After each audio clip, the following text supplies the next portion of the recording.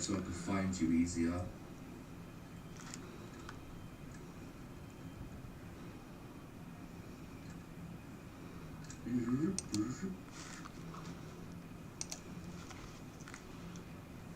It's in YouTube notification. Ah, right, thank you. That's why I can't see it in general. YouTube notifications. Gotta scroll all the way down. There you are. Okay. Oh. Okay, so if I subscribe, now I should be able to redirect.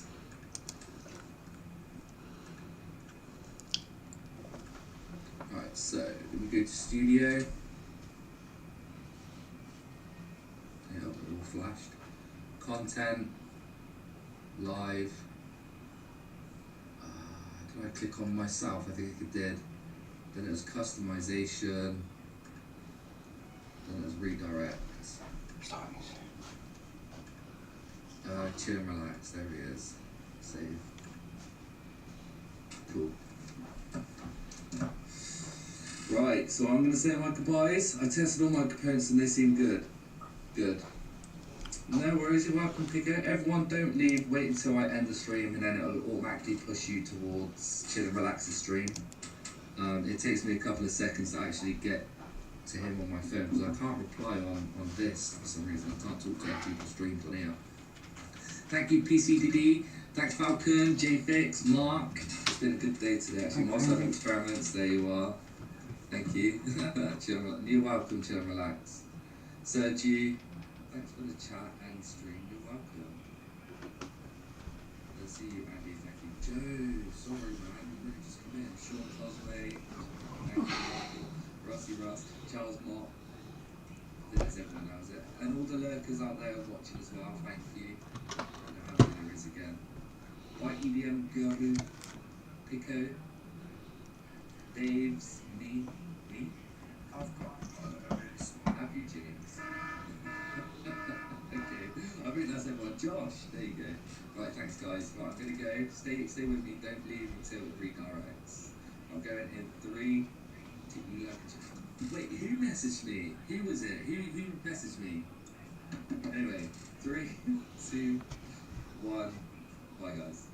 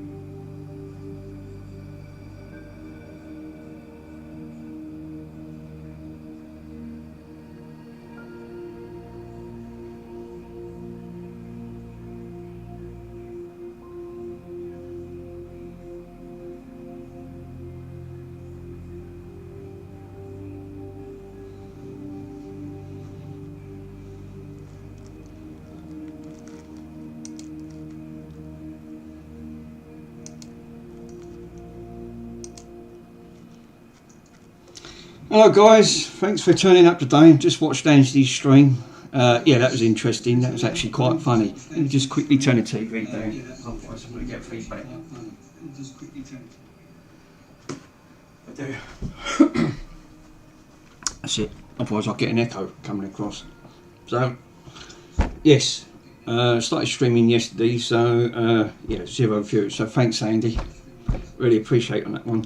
Right, so it's not going to be a long stream today. It's not as long as Andy's, but I have got a mod to do today, so it's going to be hopefully a simple mod to do. So let me get rid of that. I'm going to need a few things for this.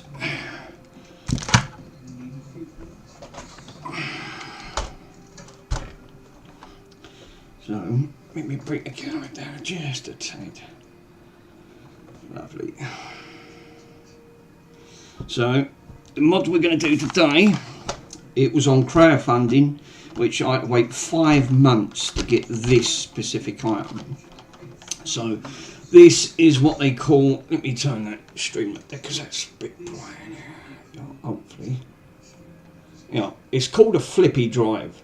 So basically, this little item should bypass all of the protection that the GameCube has when it goes through the connections for your drive. It bypasses it. There's no soldering to this whatsoever. So hopefully you should be able to just put this in between your drive and your the motherboard, and what this will do, this will bypass this little tiny board, and you should be able to then put custom games with ISOs on the little micro SD card, which I've got, which is here.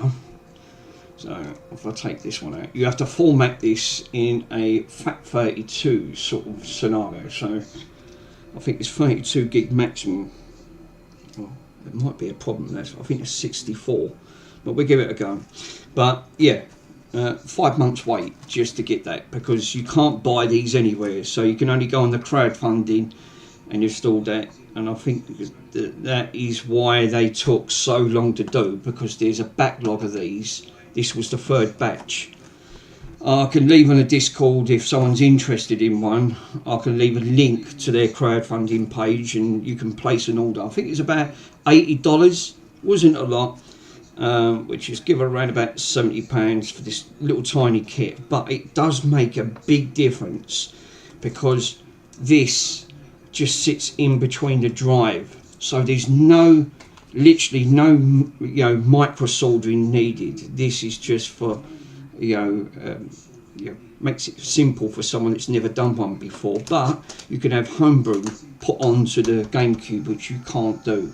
So this is going to be really interesting, because I've never done one, and there's a few videos, but not in the UK. I've not seen one people do these in the UK, because I tried looking on YouTube. They're mainly all from America, and there's not many on there. So this board is absolutely minuscule. It's tiny. It's getting focus. So this is the reasons why I think you've got to be so careful putting these ribbons in, because you rip the ribbon, and then it's probably going to be game over. So let me zoom back at it. It's going to be good. So the first things first, what I'm going to do, I'm going to bung it all back in a box. We need to take the GameCube apart. So let me turn the brightness back up. There you go. And I've ordered I've got a right crummy camera on this one, so it's not the greatest, and I've got cable ties holding it up. It's one of those,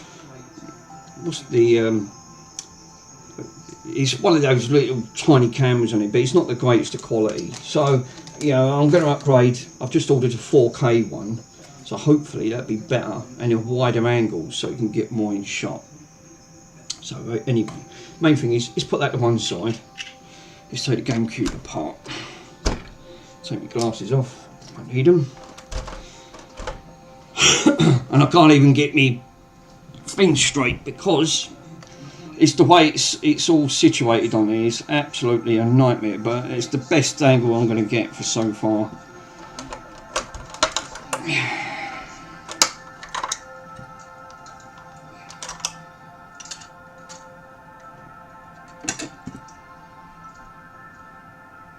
Me just turn that volume down just a tad. It's, there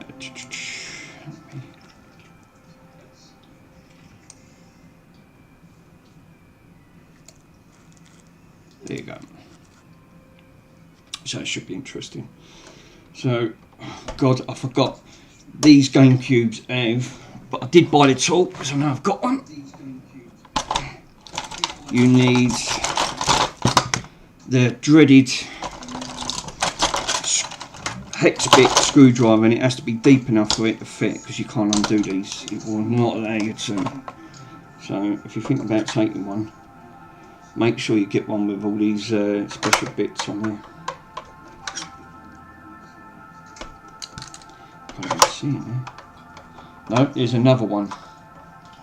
Because that's not fitting. Oh great, this is going well. First cock up of the day. Oh. Here he is. Oh, I knew I bought two. It should be one for the big one and one for the small one. There you go. So that's the small one. This must be for the big one.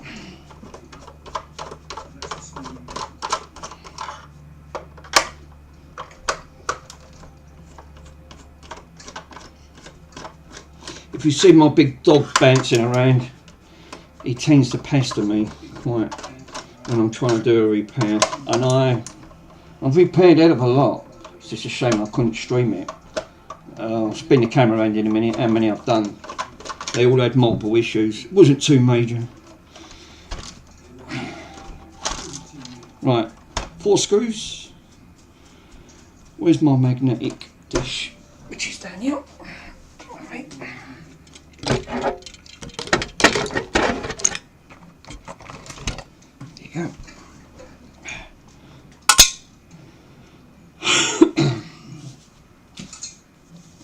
Right, let's take the glass off. Distance. Right, this is going to be fun. Boxy. Oh no, he's off. The monster's behind me. Right, so what we need to do is I can.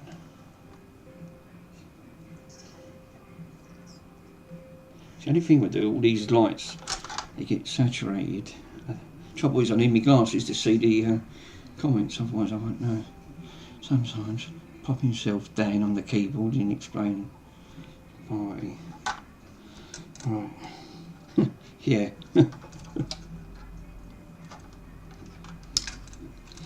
There it is. I forgot. Right in here, you've got. Let's have a look. Just turn it down just a tad. There's a. Yes, there is. There's a pull tab, and you've got to be really ultra careful not to rip this pad out.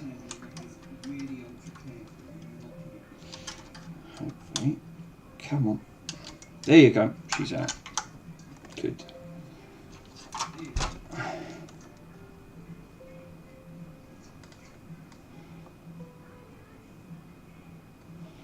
Right. You can turn the brightness back up now.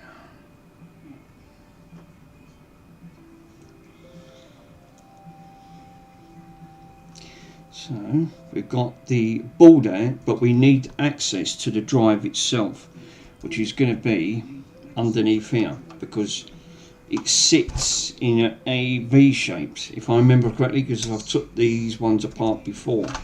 But you've got to virtually near enough strip it because the cable has to run up along one of the pillars, because otherwise you'll tear it trying to get it in. So it looks like the screws, all these screws will have to come out, so hopefully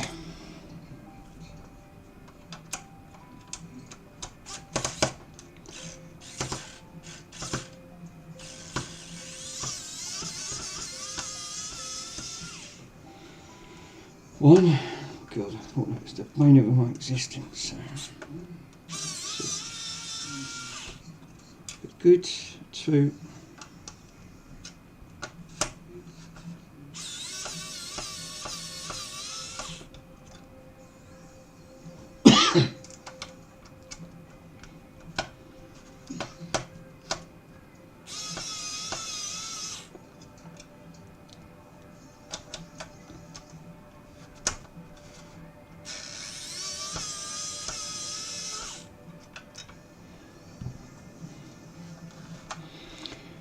We've got to take these two.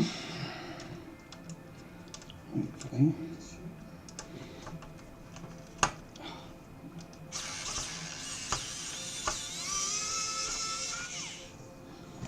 Take this out.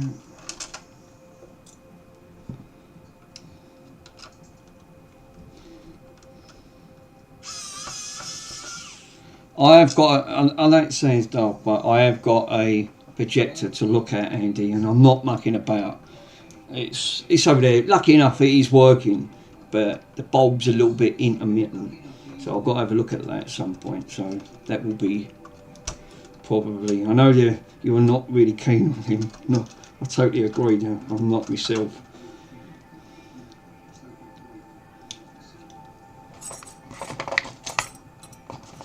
Just get that quick clean. She's dusty. I do. Right. God, bloody hell, look, another 3 screws. See, those hiding it up, but you can't get away from the screws.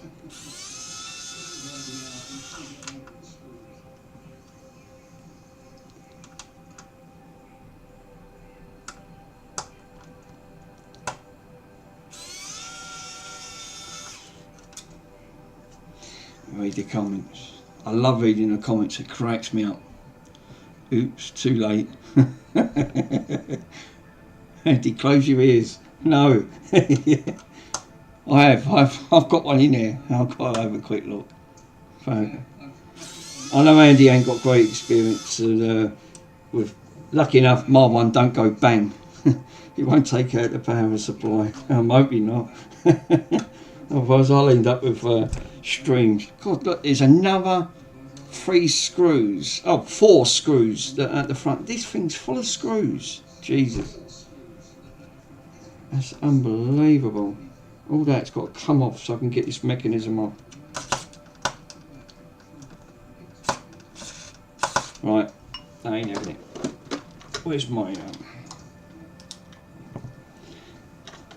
multimeter? Here she is. Sorry.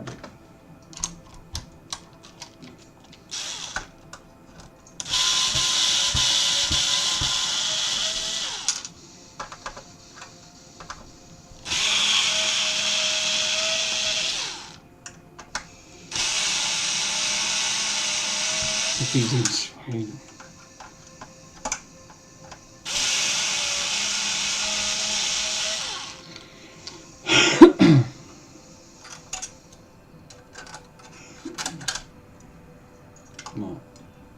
Take all these screws out. Jesus, I've never seen that amount of screws in there. Right, hopefully now she can come out. There ain't no more hiding underneath. None on the top. These just sit, if I remember correctly.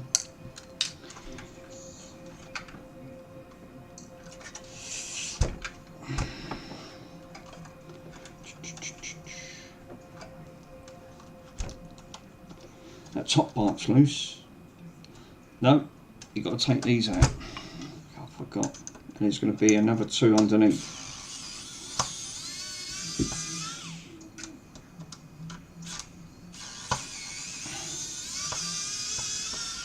This is my own personal one, so hopefully, yeah, see? So you've got nice big long screws in that, so it probably was holding that in.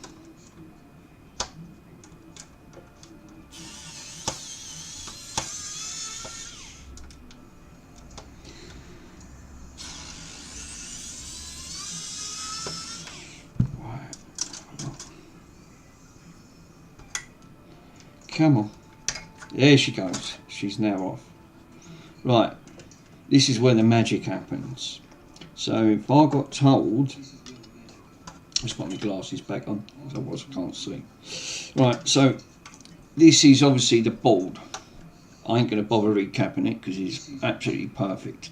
So this is where the drive sits, which comes off from your optical, which is probably going to sit in amongst them pins. Now theoretically, you take the ribbon for this mod to do, and you have to create a W. So basically, it can only go one way, because that's your back, and this is your front where it's showing your pins.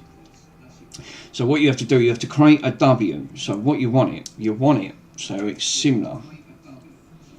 So you want it so it's looking like that. So that's how you really want it. So it's pointing up, and your general idea is that you put this inside.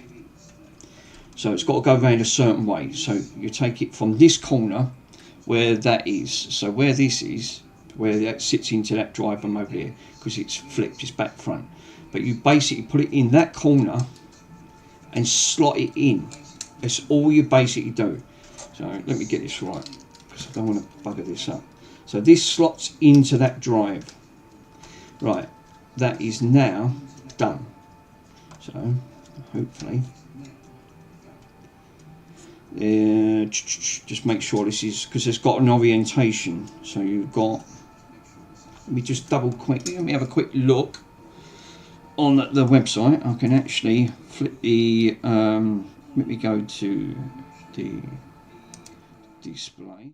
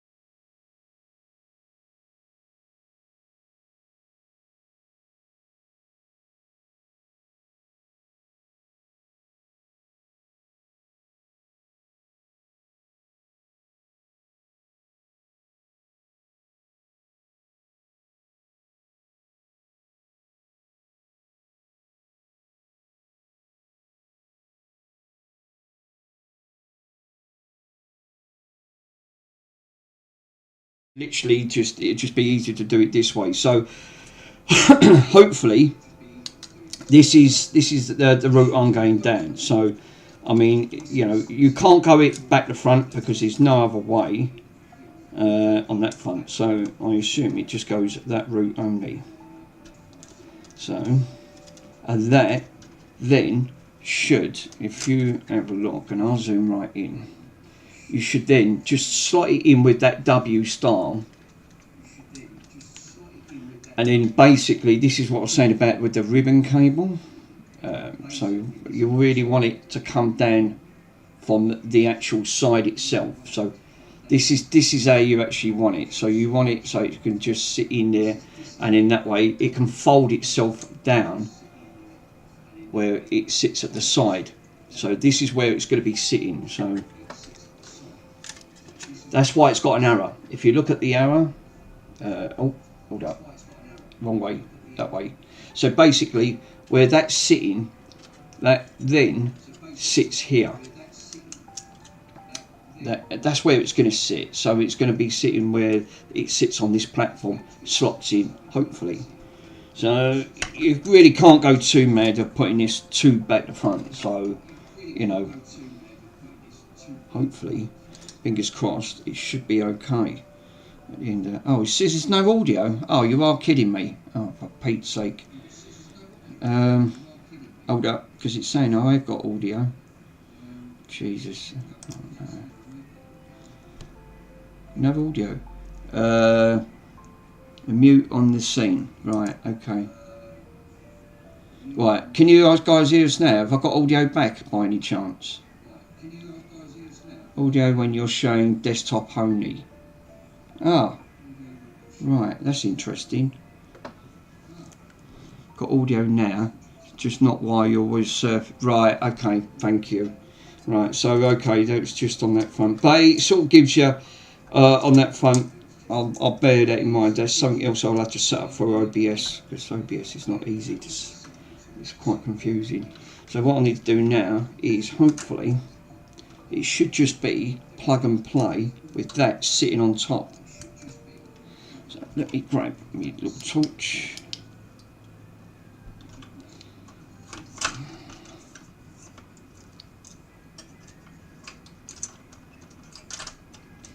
That's it. Hold up, that's got to go.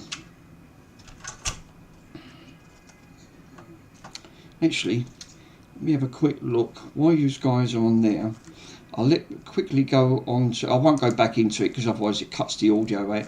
Let me just have a quick look on,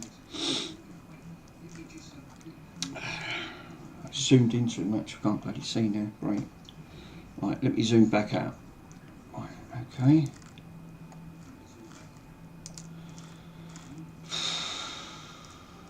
Check for the instructions. No, it's not for that one.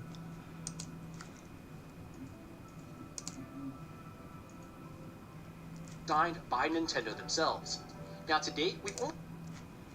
Right, let me see, because it gives you instructions of how to actually put it in. I just want to make sure 100% that this ain't going to go pear-shaped and then take out a microchip or something, because again it won't read from it. Adverts. This is another thing I've got to upgrade to block these bloody adverts. They're a nightmare. Right, so that's in there.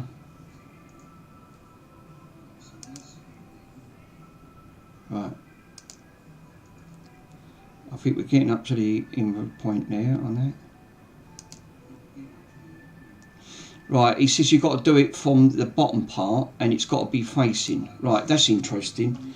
Right, so that's not right then. So let me go back into that.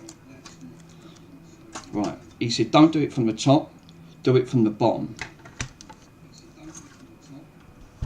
So basically, he said that you've got to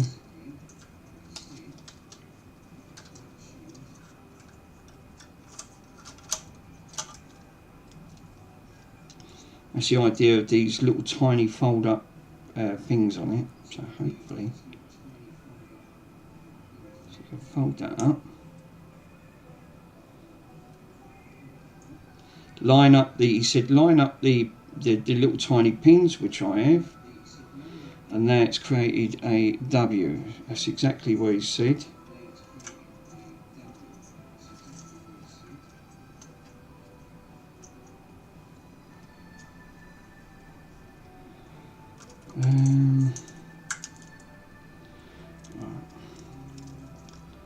Yeah, because there's gold connectors on both sides of this. So this is going to be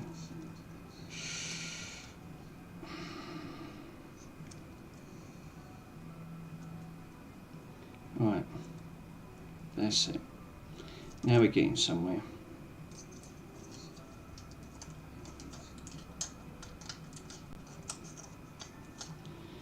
I can't see how. Literally, he said fold it, and then it folds itself in. Double check it. Let me just double check. It looks like it has to go in that way. When you have, what's that? When you switch scenes. Oh right, okay, yeah. So let's go back into. Just have a quick look at that video. He said it's got to go inwards.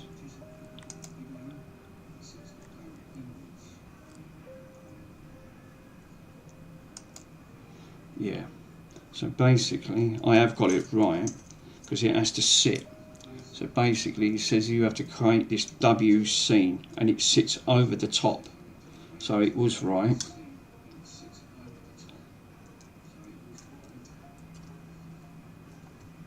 So he says create that over that.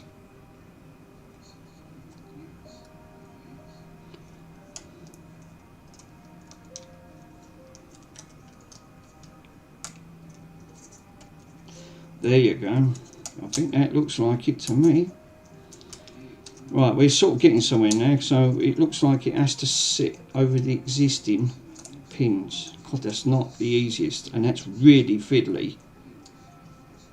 Without not breaking a pin.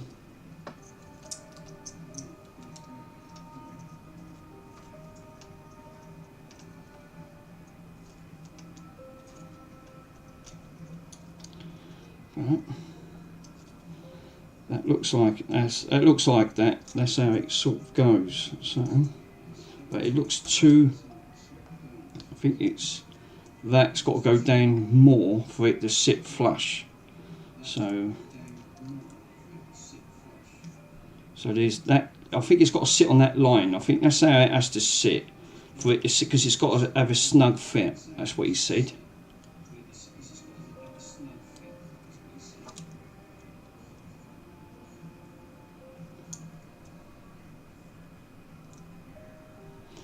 Right. That looks more shorter. That looks more better. Right, okay. That's better. Look, that's gone right down now. So yeah, if you're going to attempt one of these, for what I've just learned on there, which you don't go into depth, there's two little lines at where that is. Hello, Mr. Chill and Relax. Everyone's from Andy's stream. Hello, bud. Thank you for watching. Yeah, what I was saying is, on this thing is, it has to have that arrow pointing this way. What it's not going into depth with details is, these ribbon cables are extremely valuable. They don't take much bending without near enough like ripping the cable itself. So what I've learned on here, which he didn't go into depth, there's two little lines and you need to match them up. So basically they are folded together, so it creates this W. That then sits snug. So when this gets put back,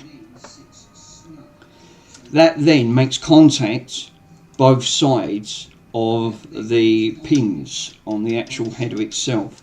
That's installed correctly now, so that's now all done. So, and that won't go down anymore because I can actually feel the tip of it. So right, so we're good to go on that front. So now this is where the interesting part comes. We now have to make sure that this scrolls through that side gap there, which it does, and you've got to be careful how you line this up, because again it doesn't tell you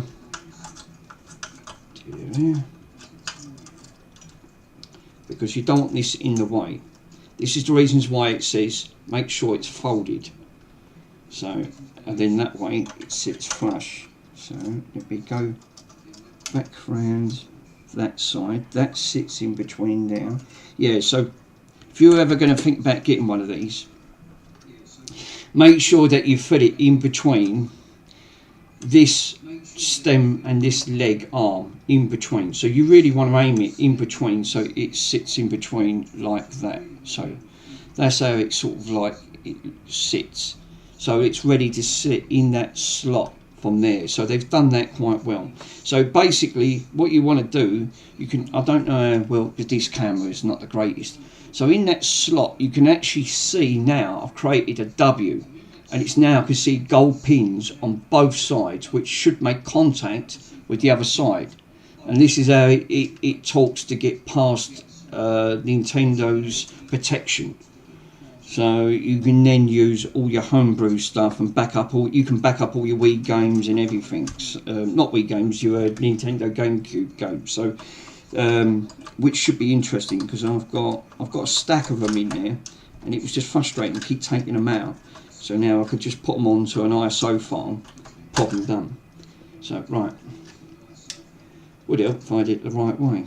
So no, point it the right way. So I've got it the right way now, that's it.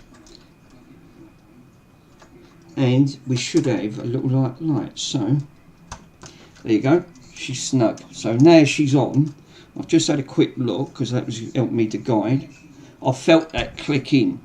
And that's what you want. You want that to click in. But I'm going to put the screws back temporary. I'm not going to screw it all the way back down, just in case we've got a problem and I've got to take it all back out. Now I haven't got a capture card, which I've ordered a 4K Elgato one from Argos, but I've got to wait. It's coming from the manufacturer. It takes 5 days.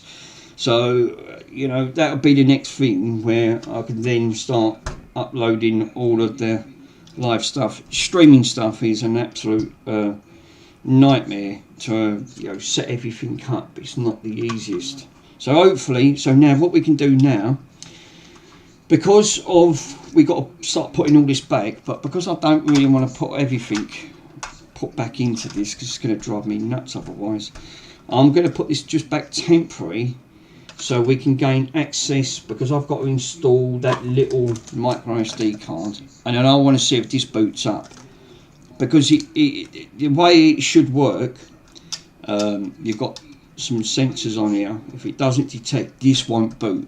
It'll come up with an error, because I've not done these ones before, but I've said if it's not connected, you will get an error message saying it's not connected or there's a problem. It'll probably just say error problem. So it'll tell you to check. So I know that this is working correctly by putting in a game and literally see if it because that should be able to bypass through that chip itself. So that's what I'm hoping. So hopefully now we've got to go that way, because that's the power switch. I also want to do another mod to this, which I haven't ordered yet, which I do want to get. Retro 6 does clean comps for the GameCube. I've also want to do a clean comp for my Atari. Not my Atari, my Sega Saturn, because I was going to get one for they haven't done one yet for the Atari 2600, and I've got 2 of them to look at. They was working, they just decided to stop. The chances are it's going to be a capacitor fails. I'm just going to swap the entire capacities on them, because they just break down over time. So hopefully this goes round this way. There you go. So let me just put that back on the board.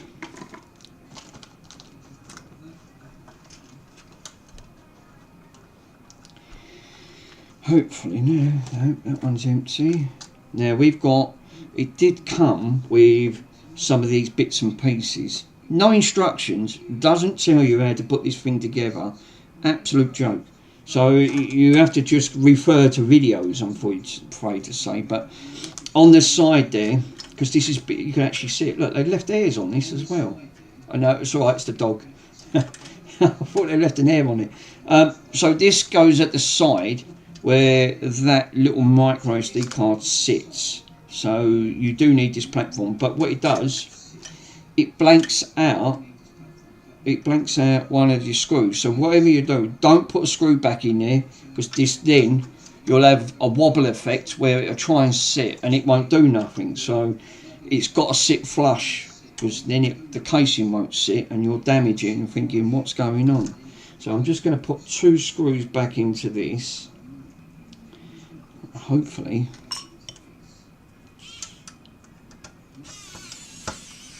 God, it's got no power in it, so it's alright for small boards, but that's alright, hopefully. You need long screwdrivers, and that's another thing that they don't tell you. First thing you're going to do is going to set you back about £7. Is you can get them for about £5-6 if you get them from AliExpress. For a little bit more from eBay, I'd rather get them from eBay. You're protected. Make sure you order these because these deal with Nintendo Wii's and the GameCubes. So if you ever want to open up your Wii to clean it, which a lot of people don't. Otherwise, you cannot get into it with them security screws. They're an absolute nightmare. And just don't go mad with them, because if you shear one off, they won't do nothing. They'll just go around in circles. And then you'll be in a world of trouble.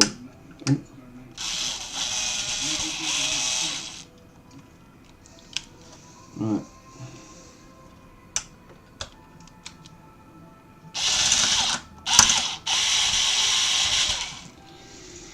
Well, that was a good bit of plastic straight away. Part of that's just pinged off. So it goes to show these 3D prints ain't that great. It's alright, it's only to hold the spare screw in anyway. It's not important, so don't panic if you break it at the end of the day, but don't do it deliberately. Don't do what I've done.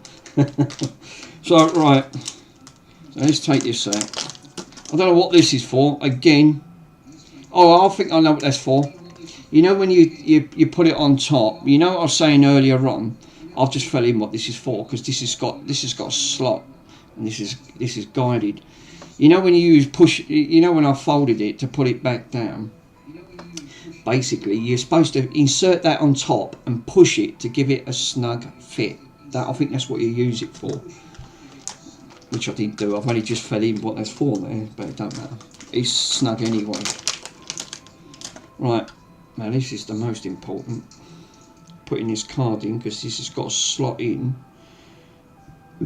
Now on this board, and it is tiny, I grant you, it's not big at all. It is really you've got a Wi-Fi chip, and also you've got a right underneath here. You've got 2 slots, so really pay attention when you're putting one of these in, because it only goes around one way. This one here, you've got for, let me grab me tweezers. So let me grab me tweezers and let me see if I can just tone that down.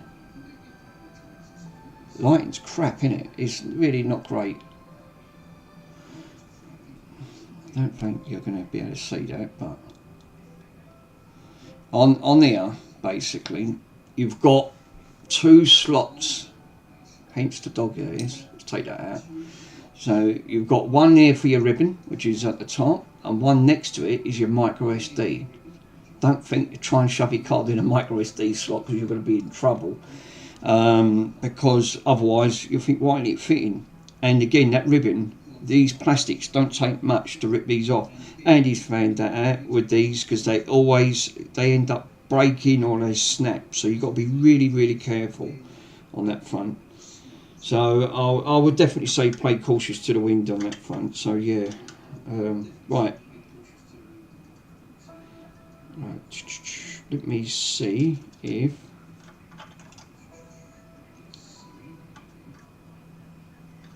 now.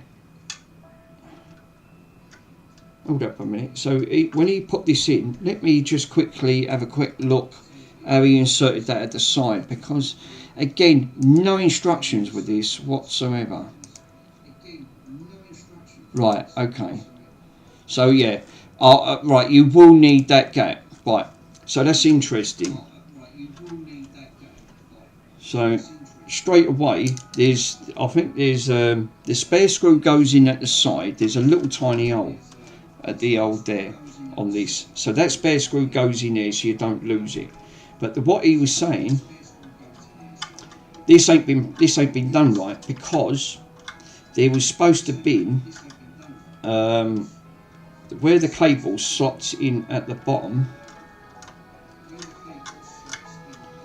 it was supposed to literally have gone like this, and then the cable wraps its round, but that cable is now not long enough for that to fit. So I don't know how he's managed that. So you know, and that is put in correctly, because like you said, because you've got the cable's at the top here, but it's back to front. So it doesn't make sense, because the video is saying otherwise. Looking at the way he's done that, the flippy drive should have the reading down. I know what I've done. Again, rookie mistake, because it's again, I've only just found out. You know what I've done? Put this back to front. It's supposed to be the other way. That is why. So again, I've just looked. That's facing the front, so it's got to be turned round. So this has to come back out. So again, there's no instructions. They don't tell you. You just got to refer off a video to have a look. Right. Let's see if that's the case. No, there ain't. There ain't no hole. So no, that's actually wrong. So what they've done, they 3D printed this wrong, because now it can't fit. So that's interesting, because the way they looked at it, it does sit there. It's supposed to sit where the drive is. So if I put that back on, there's nothing on this. There's nothing on the back there as well. So this sits flush. So that was round the right way. There was supposed to be an hole there, and the board is supposed to say flippy drive, and it's supposed to sit like that. So that's the idea of that top part, and then it sits at the bottom part there, and the ribbon. But now this ribbon cable is not long enough, because the connector is over the other side, and it can't sit there unless it can. I don't know. It seems something don't seem right with the way this is sitting, because the way he's got it, he's got the writing actually facing forward with all the buttons, because there's a reset button on this. You've got a tiny little reset button. So straight away, the issue that I'm running in, that cable, if that did sit there, there's no way that would stretch. Even if you manage to get it through to the other side there, it's not enough to stretch it, and that's what I was worried about. Let's see.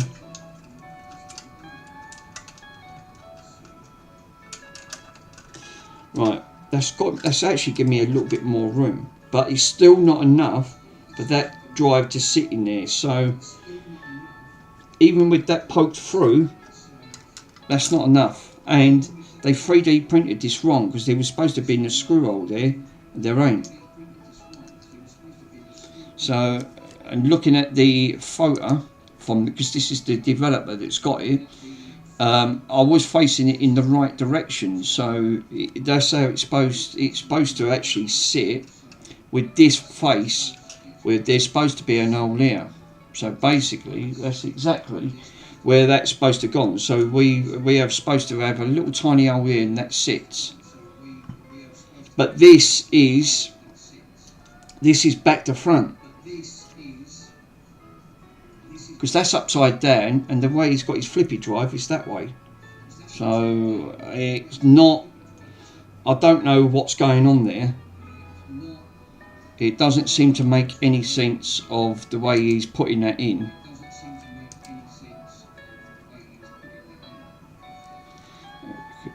Right.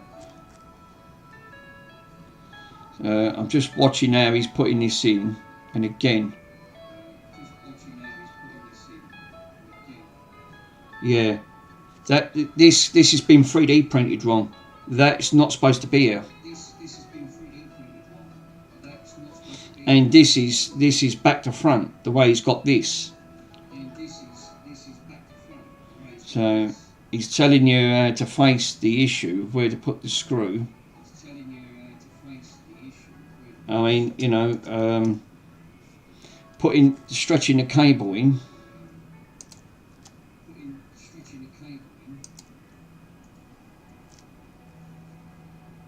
Yeah. Yeah, that's interesting because this is definitely not sitting the way that is from there. So yeah, because the arrow's got to go in. So I was right. The arrow is the right way, the way it's got. So basically, looking at this on this front here, the cable where that arrow is, it has to be facing that way. So it is literally. Let me move this over so you can see it. This crummy camera is not great.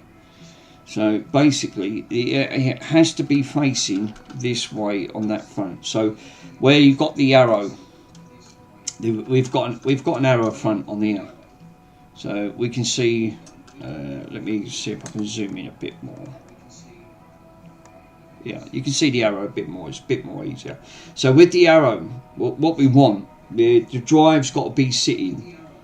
It's got to be sitting facing where you can see the EEPROM, the little EEPROM is sitting right above it, so it's facing. That's how it has to sit, basically. And the flippy drive, you can see the word flippy drive, so it's all facing. So that's how it's supposed to sit. So when it does go back, the trouble is that then pushes this. It should then be right.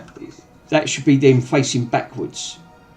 So if that sort of makes sense. So I'm going to go for that. But there is an issue with this, because there was supposed to be a tiny screw hole there for that to sit flush. So when this goes back, it should sit back. But this is, like I said, this has been done wrong. But for some reason, I don't know why. See that on there.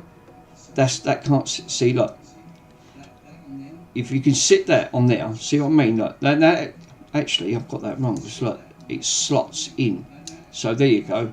That yeah, I slotted in now. So we've actually got that sitting in perfectly. But the trouble is, you still got the same issue. That then won't reach from that point. So even though if I put that in, which I'm going to do right now. Let me install and you see where this goes. Jesus, you just got no room on there whatsoever. So I'm going to take this back out. Right, that's back out. So let me put this flippy drive in.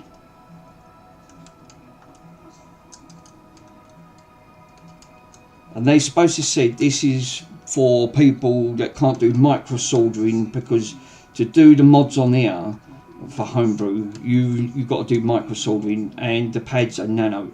Even you really have to be quite advanced with your soldering skills, which I'm not. That's why I don't do HDMI ports, because if you don't do it right, you screw them up. And when they're over nearly 75 pence and sometimes over £1, you can damage. It's not so much buggering the port up, but you'll end up damaging the pads actually on the board itself. And if you start doing that, then you've got to do trace repair, and it's not easy. JFix started. I mean, good on him for trying, but when he tried to do the games, handheld games thing, he had the exact same issue. Traces all started to come off. If you get the temperature wrong, you don't use enough flux, it's an absolute headache. And Andy, lucky enough, pulled his magic and repaired it. And I think it was a Steam Deck. I think it was a Steam, because I watched the episode, which wasn't the easiest. This is not going in, and I don't want to force it. But yeah, it was. I think it was his friend's Steam Deck, and he said he'll have a look. Jesus, I don't want to force this, and this is not going in, because that's a locking mechanism, and this is not the easiest. And they said you can have this installed in 5 minutes. Really? Like I said, one, they don't give you instructions, and two, they say it's plug and play. Well, I'm struggling, and I've done some mods, but this was not going to be for the faint started on here. So you've got, if we've got connectors at the top, we have got connectors at the top. So yeah, we've got connectors at the top, none at the bottom. Jesus, this, even with all that light, it is not going in. And I do not want to force this and bend these pins up, because then you bugger this pulled up. It's got to fit in snugly, and that's not fitting in snug. Something's not right for that not to sit in. So I'm going to go the other way and see if that fits in snugly. This is not having it. This is definitely not going in, and it should sit in.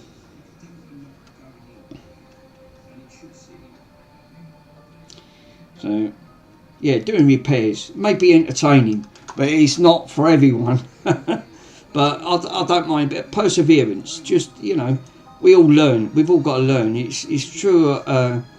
It's true what Andy said. I mean, at the end of the day, it's not, once you've mastered the skill, it's second nature. But you're still learning. I mean, I look at Retro 6 with his website, and he said when he was on the stream the other day, it takes years to master a technique and whatever fits you. He said you're not going to do it overnight. He said you just got to keep persevering. And he said even he went on advanced courses, paid thousands of pounds, and he said even that, he said he still struggled. He said but he kept on at the end of the day, and he got there in the end. And he said my skills gradually then started to slot into place. This is not going in. That's amazing. That's not even clipping in. Let me see if I can fit that. I'm really shocked with that. I'm you know, I honestly thought that was going to slot in.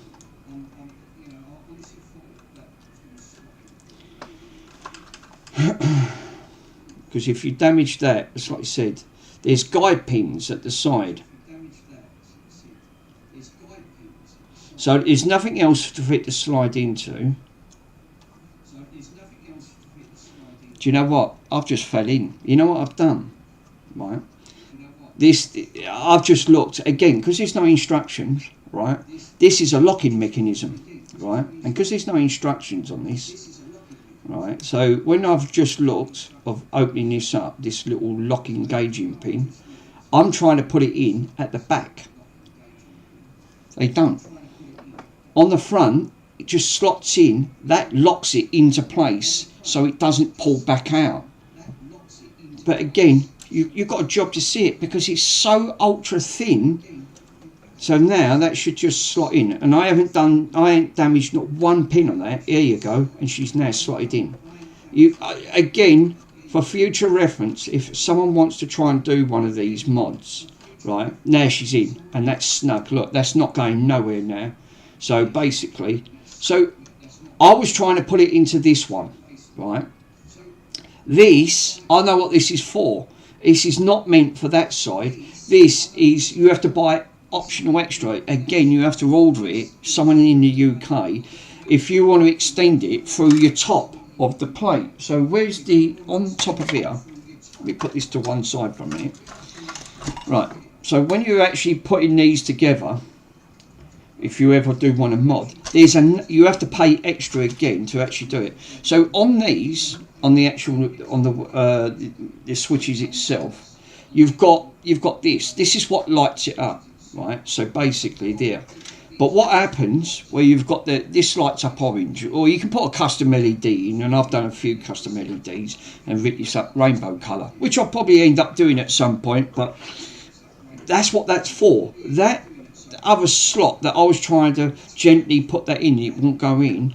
This is for an expansion for that, so then you could, instead of taking your micro SD card, instead of taking it all apart, you can just slot it from the top, but it's still got a little bit of a light both sides, and that's what that mod's for, because it bypasses all of this and that ribbon cable, but it's a bit more tricky to put in.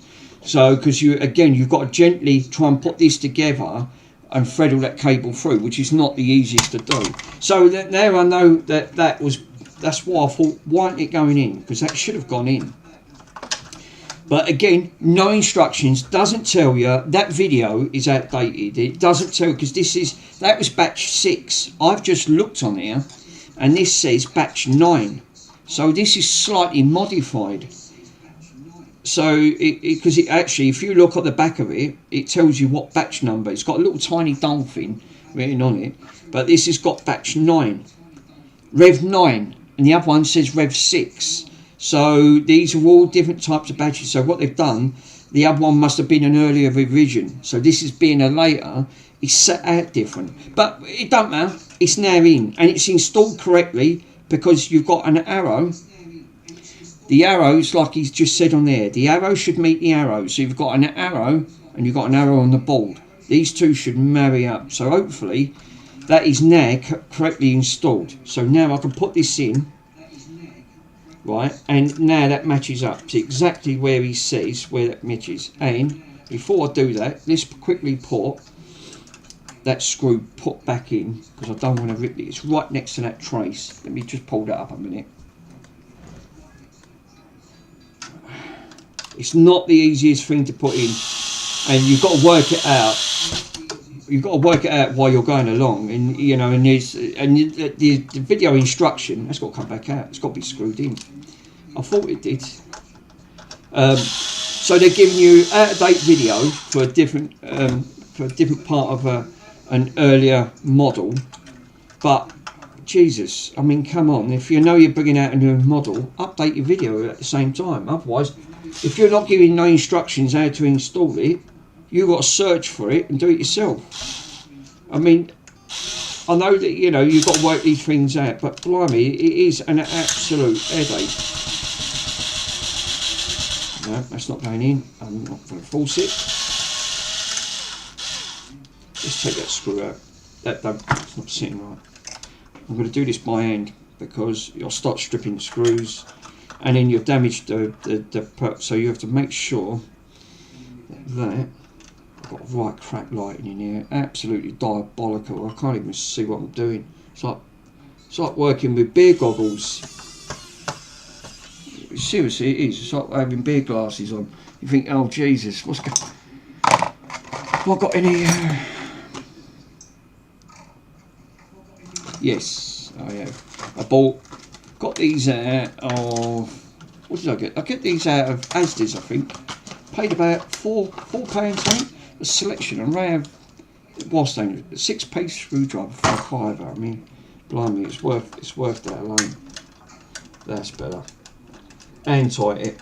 I should have. I don't like using them because it tends to strip the screws anyway if you go too mad. Right, now we're in. So now I can put that in, and that fits now perfectly. So right, okay, that video is completely misleading straight away.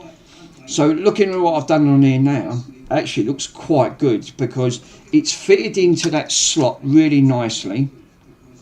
Right, so we've got the slot in, and we've now got the we've now put that into it because the other one had a screw in, so this one just slots in and screws at the top.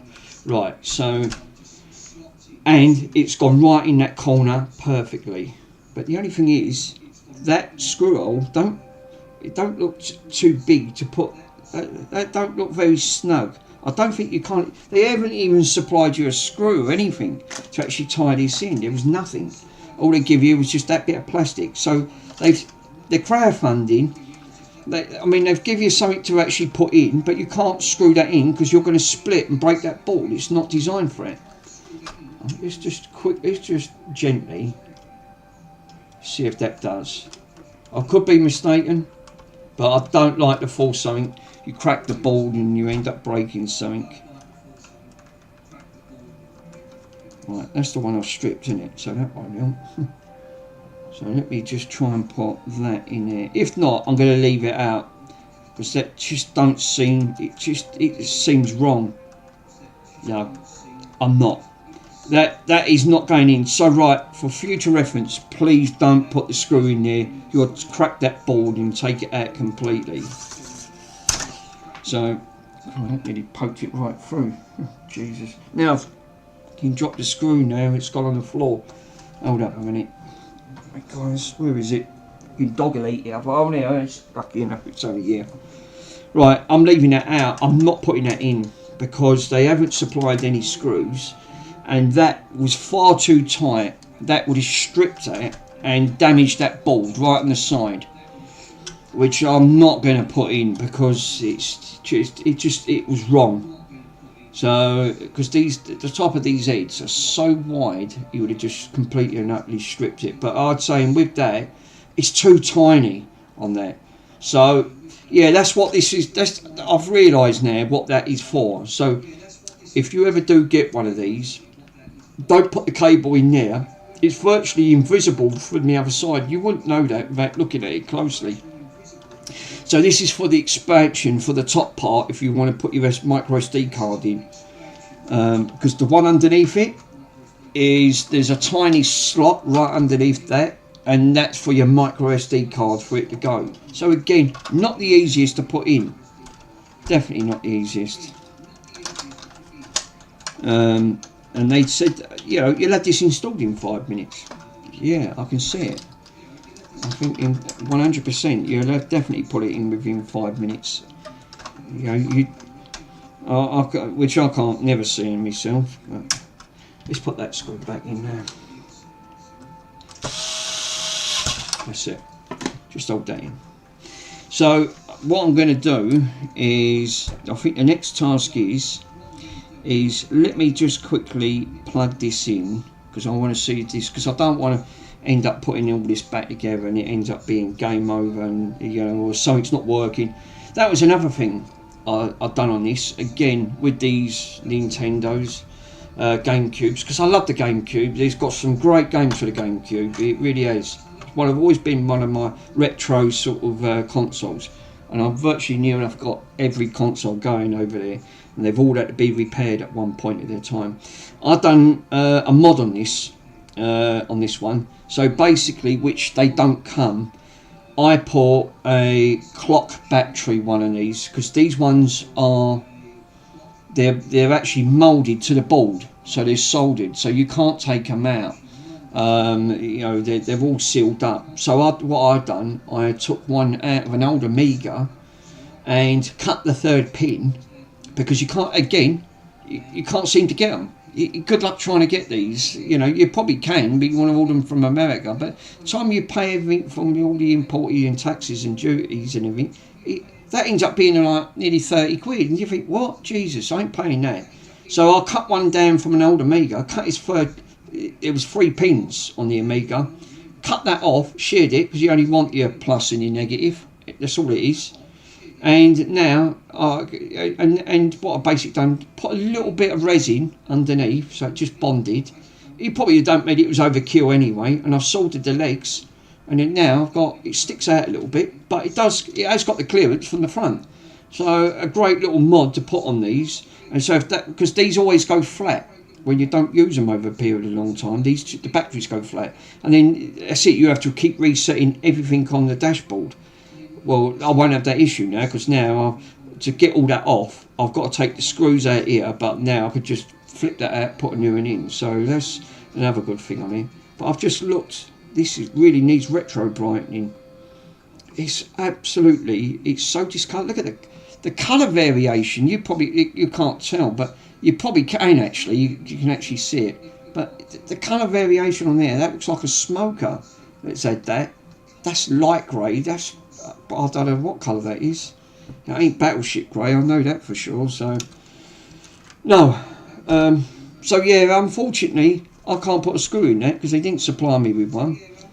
And but it's snug. Look, it's not coming out, so I can't see it. I mean, you're not going to throw these about anyway, so give or take. So I have now got to put this ribbon back in, and they are an absolute headache, because you, again, light is the key to actually put these in.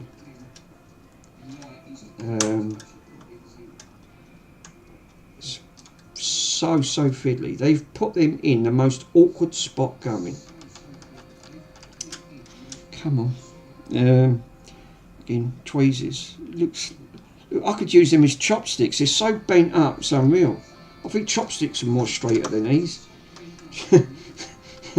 Seriously, there she goes. She's in. There's no way you can get your hand in there. You just can't. So forget it. Okay.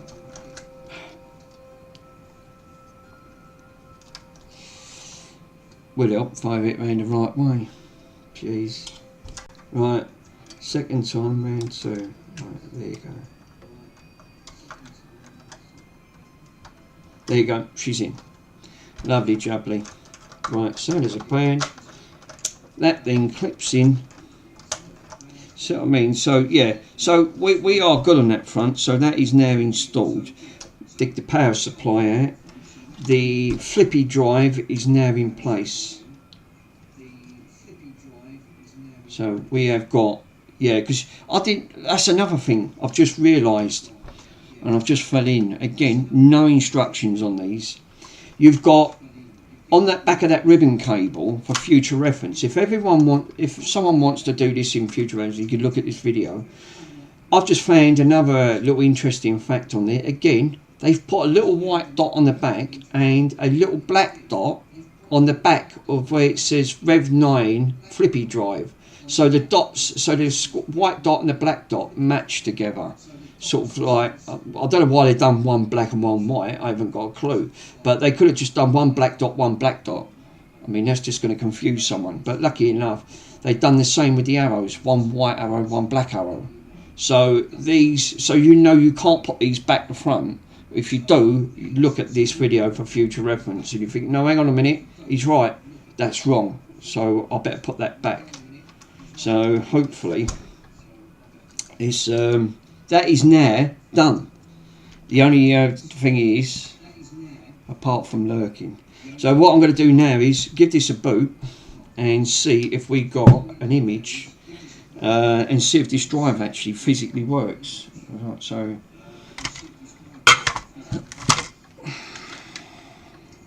I need cutters. That's really annoyed me, thinking that the crowdfund on there. They've raised nearly 100, you know, they've nearly raised £1 million in funds, and I'm not being funny, they haven't told no one how to put these together. Because the video they're giving you is too old, it's not updated. So they've not, it's complete, which is completely wrong, because you just spent it and you're thinking, well, it looks easy, but yeah, that's for the older model, not for the new model. Right, first things first, have we got power?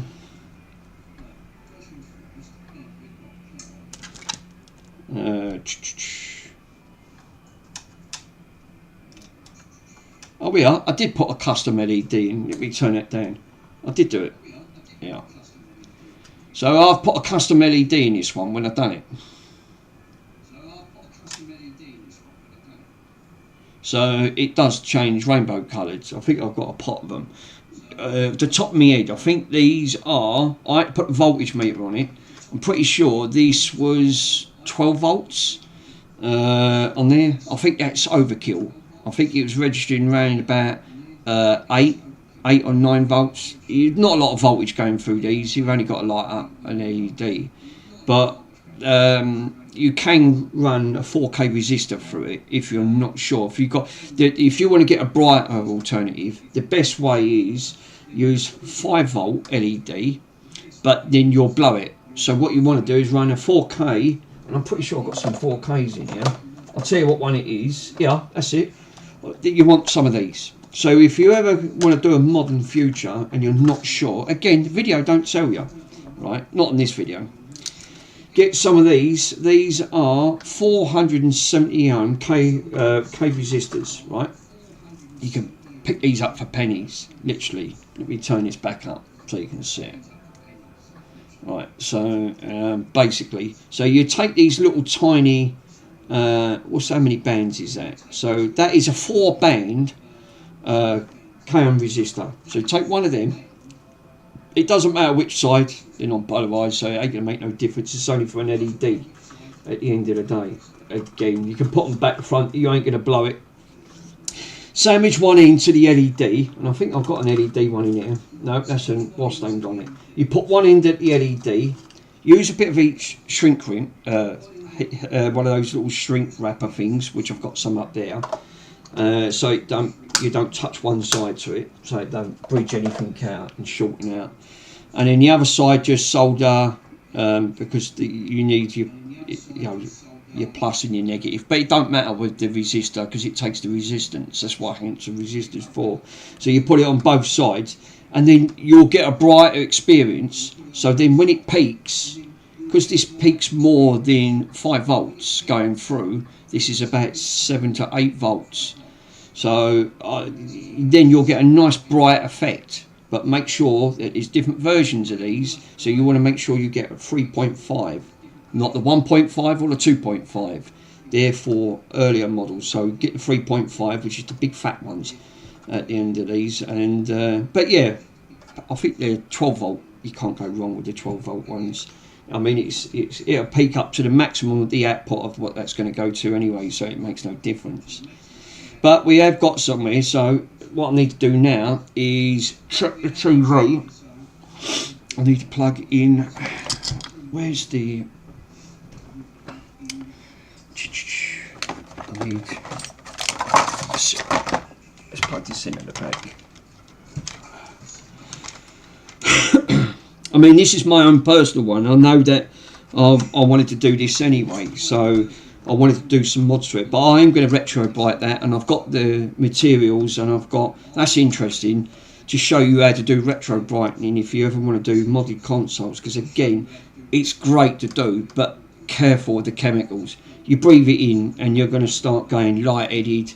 You know, I did.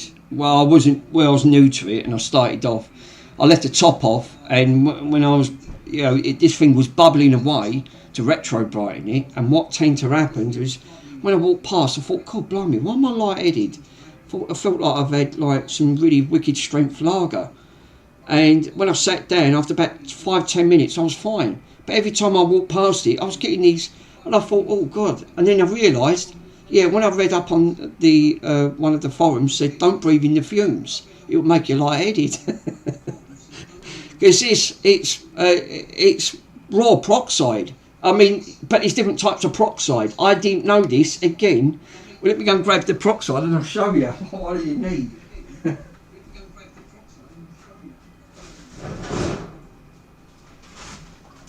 Yeah, I would say if you're ever going to do retro brightening, really guys, don't breathe this stuff in. It is not nice, and it is seriously got some strong fumes, and you will come over really dizzy.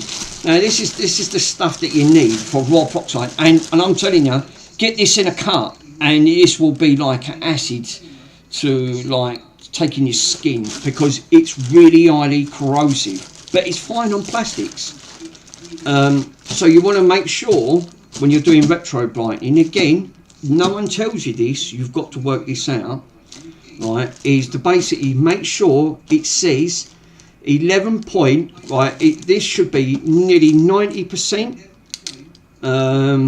This contains hydrogen peroxide, 12% water, right, preferred water on this, right, so you need, this causes serious eye damage, right, and breathing problems, so don't get too artful with this stuff, because this really gives off some nasty gases. And now I have to put a lid on it and vent it at the same time, because if this is completely sealed off, this is like a bomb waiting to go off.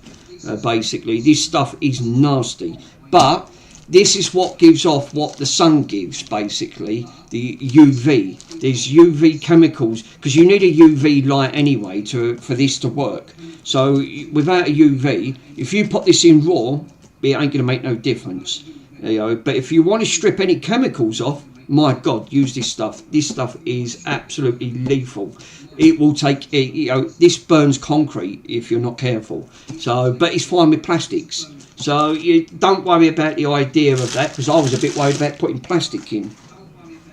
But you know, but you need that. You need that and UV. And I'm not joking. All you need to leave that on for is 5 to 7 hours, and that will take that back. So, well, actually, I'll show you what it looked like, because I've done my BBC Micro, right, It's rocket fuel, definitely. You won't want to breathe that in, bud. Trust me. If you breathe that, that's why I kept feeling really funny and light-headed. It even tells you on here, don't breathe in the fumes. But again, retro brighting could be fun, but I would say please don't do it indoors and do what I've done. I mean, if I'd have known then, right? Jesus. So right, yeah, I'll just see it. You're right. OBS reconnection successful. Well, we're back. So let me grab.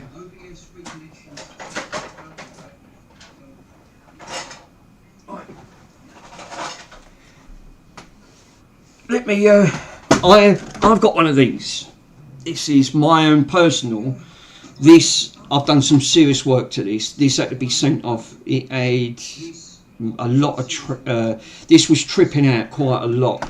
I had problems with when I first bought this. This was smoke problems. It'd been caught in part of a fire. Lucky enough, it didn't damage it.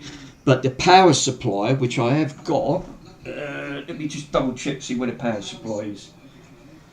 Oh, it's probably buried somewhere, and I can't find it amongst all that crap everywhere. It's a lot. This here is my lovely BBC Micro.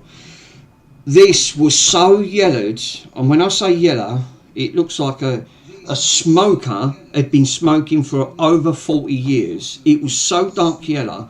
This is why I had to get into retro brighting, and nothing would touch it.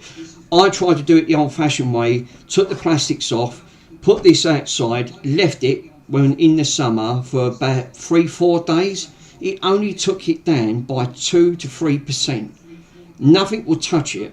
Now, this is the exact colour if this would have come out from the factory.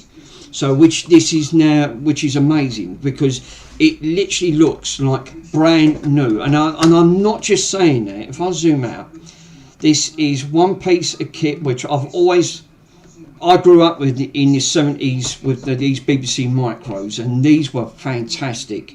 I've done so much coding on these, learned how to program, learned how to type code, program some games. It was really great fun. So this really was quite dear to me on that front. So I wanted to get this one 100% put back. And you can buy these, they're reasonably priced. You can pick them up for about £150. You can get them working, but you won't get all the chips in. Now these suffer from one major problem. If you ever think you're going to get one of these BBC Micros, right, they have a massive power supply, and I can't find the power supply to show you because it's buried in amongst all these consoles that I've got. You've got a power supply, and it takes the whole length from about here all the way up, and it's about that wide.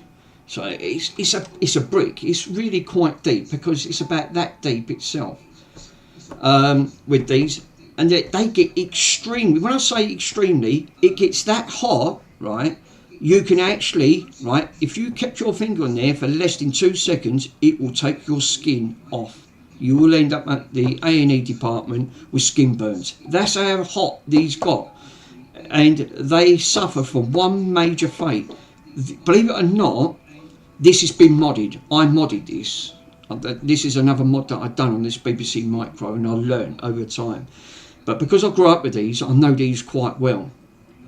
So on the power supply, all it's going, it takes 240 volts in, and all it gives it out is 12 volts. That's all it gives. You can run this thing on a battery, and I kid you not. But the way I've done it is now this can run. This can actually run on one of these. And I kid you not, I have now Retro 6. He's a wizard. He re-engineered this BBC Micro, and it's actually on his website. He does a thing called he's done a thing called a clean comp, which he's done quite a lot of clean comps. So he reversed engineered the BBC Micro because again it was quite dear to him, and he took the power supply to rip it out and replace it with this. So now this don't run on a normal power supply, and I'll tell you what, and I'm going to prove to you, right, I'm not lying. Now don't need 240 volts anymore, right? Because you've got all your ports underneath, so you've got all your connectors. So let me go and grab, and I'll show you exactly what I mean. And I kid you not, it's the most simplest thing you can ever do.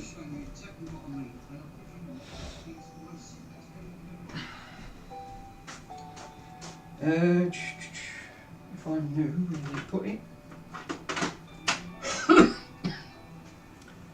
I bet I'll put it up there, in I've got a micro USB-C port.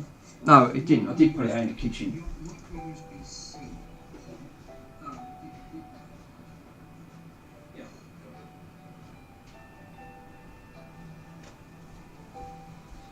So right, this is our good Retro 6 is.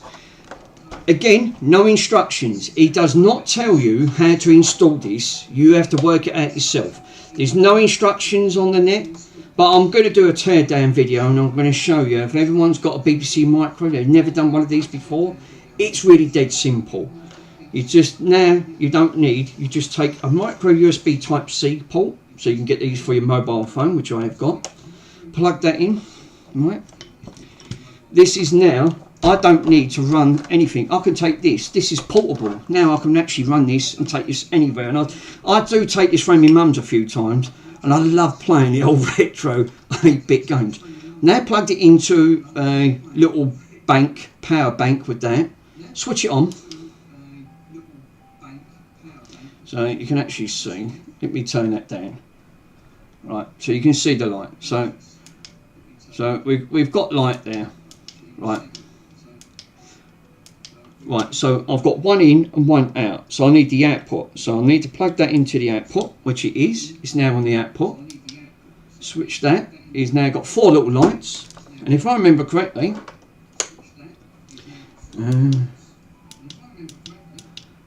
is it round that port? Hold up. This, I did switch it on for me.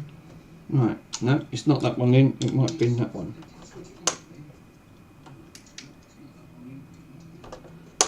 Well, I did put it on there, and it does go through, and I actually put it in. Oh, you know why? Because that's not micro USB-C. That one is. So, I don't think it is. No, so I can't run it through that. I thought I'd run it through that. Actually, I can run it through the top. Here you go, runs it through. So you just heard that beep. Basically, so because I forgot, I've got a little micro USB port up there. This don't have a micro USB port. I've just realised I tried to put it into a USB port and it don't work. So, but yeah, basically you can now see the light. If I turn it off, you got the famous beep. You know, so again, and it took a lot out because I'm now running it in the back at the end of the day, so you can run that on literally anything, and it's a great tool to have. It really is. So I'm grateful for Retro 6 actually putting this beast was on it. But I was saying, getting back to doing the retro binding, because this plastic is extremely thick, and it took forever. It literally took 7 hours with this stuff. 7. That's all it took, 7 hours, and it brought it up so clean you can't tell. I'm not joking, it was so dark yellowed, literally on there, and now it looks like brand new. It looks like it's come off the factory. And without that chemical ends up being nearly £30 for 5 litres. And that'll live forever. You can have that'll go on. That'll do so many retro consoles. But you still need you still need a blue light, which again you're looking at about £24 for a blue light. It's worth it. It is worth it. But please don't do it inside. I found out the hard way. It doesn't work on that front. Because that's the last thing I want to do. I wonder. I kept feeling dizzy, and I thought, oh God, Jesus, what's up with my head? Why does my head feel fuzzy? So don't do it for all plastics. You only need to do it for white plastics. So hence getting back to this. This is the reasons why I was going to do it for this, and that won't take 7 hours. That'll just take an hour. and that will strip that right back to the perfect grey. You can actually see the difference. Actually, if I keep it exactly where it is, you can actually see the difference. That's the colour it should be, and this is off. It's like a really nasty colour at the end of the day. But with that chemical, I would do that, leave that for about an hour with that light on, that blue light, that ultraviolet light, run that, and I'll tell you what, you won't notice a difference. It will just take it straight back. It only works with white plastics or creams. Perfect, absolutely perfect. But you won't get it any other way. You can't do it any other way. If you tried the sun, it doesn't seem to work. And I don't know why, it just don't seem to work properly. I mean, perhaps there's not enough UV light in the sun for actually taking it and stripping it back. But a lovely machine, because like I said, that's quite dear to me. I love the BBC micros. I've done a couple of mods on that, so that's the second mod I've done, and the other one is to put an MCC, which is, yeah, it's one of these, I think. Is that it? Yeah, it's called MMFS. Yeah, it's one of these. It's a chip. So basically, you need to install this chip, and then there's a little board that it connects to with a ribbon cable. This then comes out of an expansion. You put the ribbon in, and there you can play all homebrew games on the BBC Micro. If I get time after this one, I'll show you. And I've got every single game that the BBC Micro done and stuff. And the good thing is, you can still learn to program stuff on it at the end of the day. I mean, I've got the floppy drive. I bought the floppy drive for it, but you don't need it. Not with that little, gadget. I mean, it's fantastic. So now what I'm going to try and do. Let me just have a quick look now. So I need to dig a game out.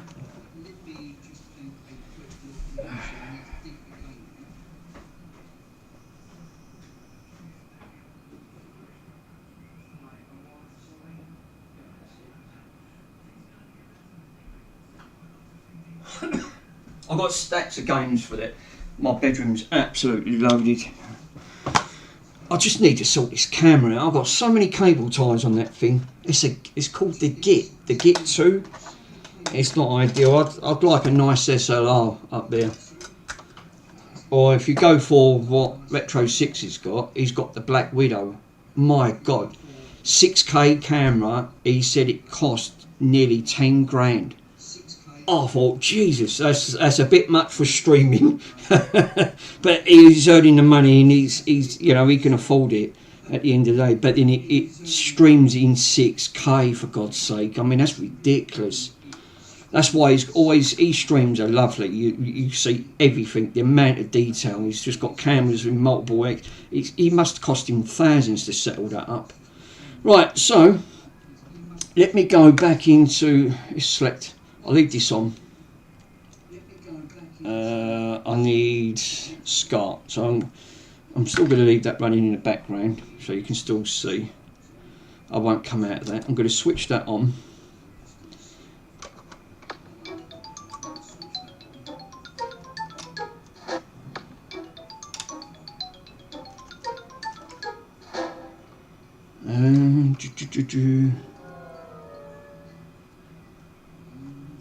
Right.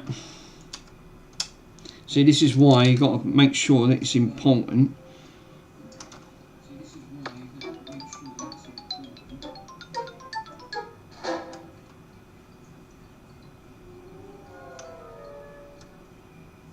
I've got no drive on that front.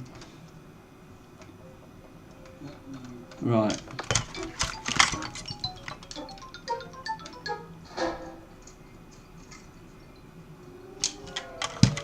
Right, I can hear it whirling up, but what I'm saying is this is not spinning. So this is what I'm saying about this sitting into that port. So this is where it's got to be snug. This is why I did not want to put it back together at the end of the day. We've got nothing.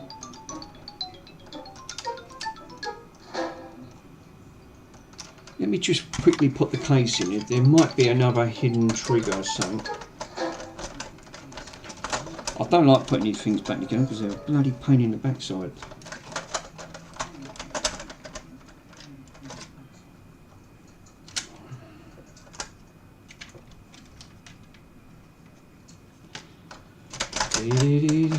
Right. What?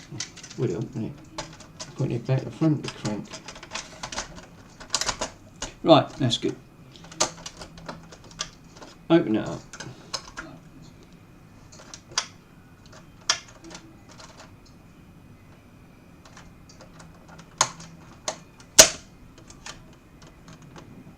It says power, but the power is not pushing down, so because something's not sitting right.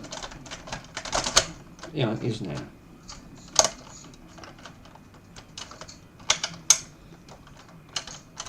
No, we've still got no issue. We're still having an issue here with the power. It's sitting. So this is what I'm saying about with these mods. So they're not the easiest thing to fiddle.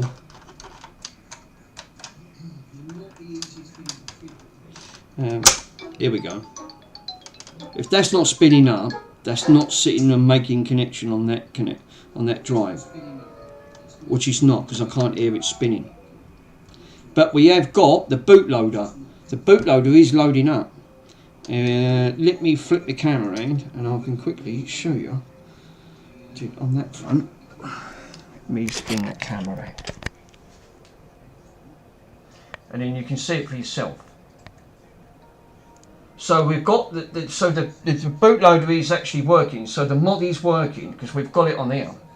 So that is doing its job, but we've got no boot spin. So that's a good thing. So I know that is now cube boot loader. So that is definitely doing its job. So I've just got to figure out why this disc's spinning. So it is making connections. So that is one good aspect.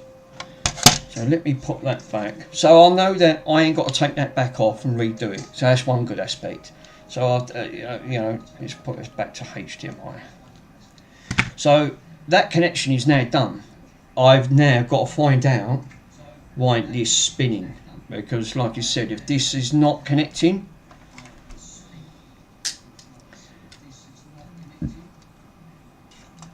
normally you put the disc in. And I've got to find out everything else is connected. I've got power to the power.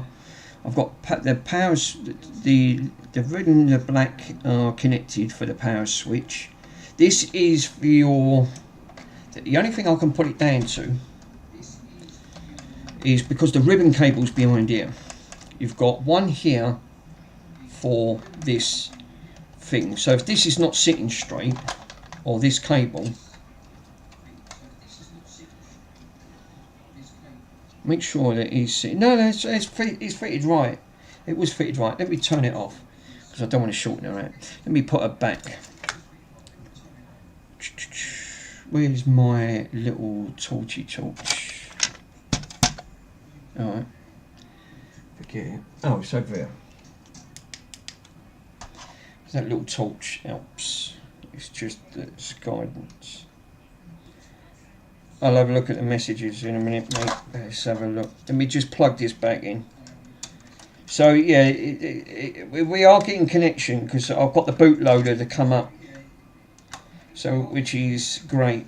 But what it is, them connections, it still might need sitting down. It's probably what I'm going to do. I'm going to take this. Actually, before I do it, no, I'm going to do that right now. I'm going to let's put Zelda back in. I'm going to just snap that down with that tool. Make sure that it is connecting. Let's take this off. Turn that off. We have got the bootloader to come up, man. That's one good aspect. I mean, in theory, you don't need this because all this does, you can copy the discs straight on and dump the ROM file.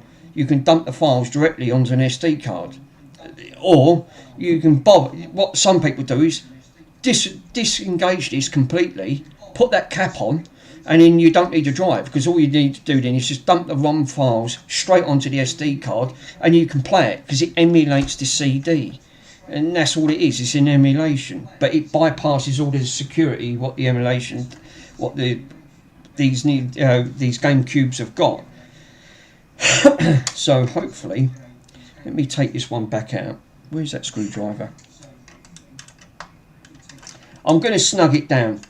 I think I should have just done that. I didn't know what that tool was for, and it was purely for that reason. But it is connected right. I haven't damaged nothing, and I was really ultra careful. You don't want to rip these cables, because then I've then got to contact the crowdfunding, and then that could be another couple of weeks. It could be another month or two before they send me another one out. I don't really want the headache, so just take your time and don't rush on these. It's true what Retro 6 says. Right, that's off. See, that's come out now. It's completely flopped out, but it don't matter. It was gonna come out at some point because it's not glued in. You don't glue it in. I was going to say we don't do an Andy with the headset and put 3 tons of glue in everything. But no, I'm not saying that, and I know I know you're having issues with your things at the moment, but glue ain't always your best friend. That's what that tool is. Now I've realised what that tool is, because look, it slots into that perfect, and that then snugs that in, right in. Here you go. Yeah, look, see, look. So really, what I could do, I could actually disengage that, leave that cap in, and then that's it. You leave that cap in exactly where that is now, and that's really pushed in, which I can really feel that. It's right snug. The trouble is, I'm not going to get it out. Yeah, you can. And I think that what that does, that creates that perfect connection, which it has, because I can actually physically see that now. It's now created this perfect shape of this W shape with the connector. So let me double check, make sure. Yeah, we've got connections that side. It's a little bit down on one side, but it's got made that connection. So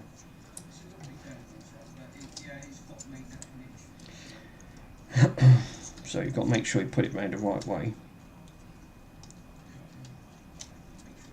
So that's what they give you that tool for. But again, no instructions. Absolutely no instructions on that whatsoever.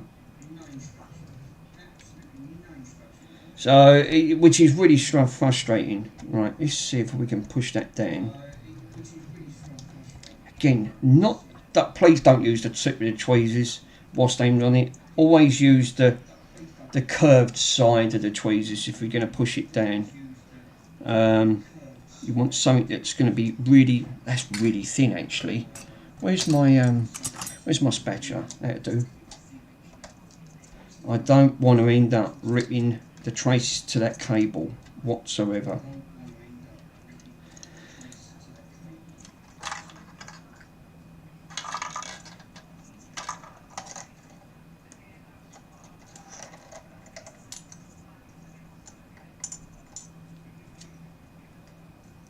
I think that's why they do it, because with the way these are, right, you have to make sure that them sides are not touching. Literally are not touching at all. This is probably why the drive is not working. It's not reading. It's reading the card, so it is connecting, but it's not reading the card, because if them PIDs are bridging anything, then you're probably going to end up with issues, or the drive won't read. Oh, yeah. Hot glue fixes everything. Yeah, well, Falcon probably does, mate. I mean, to a certain degree, glue does fix everything to a certain degree. You're probably right. I mean, but depending how much you actually use. I mean, I know I've got my glue gun there. I mean, I've got that big beast.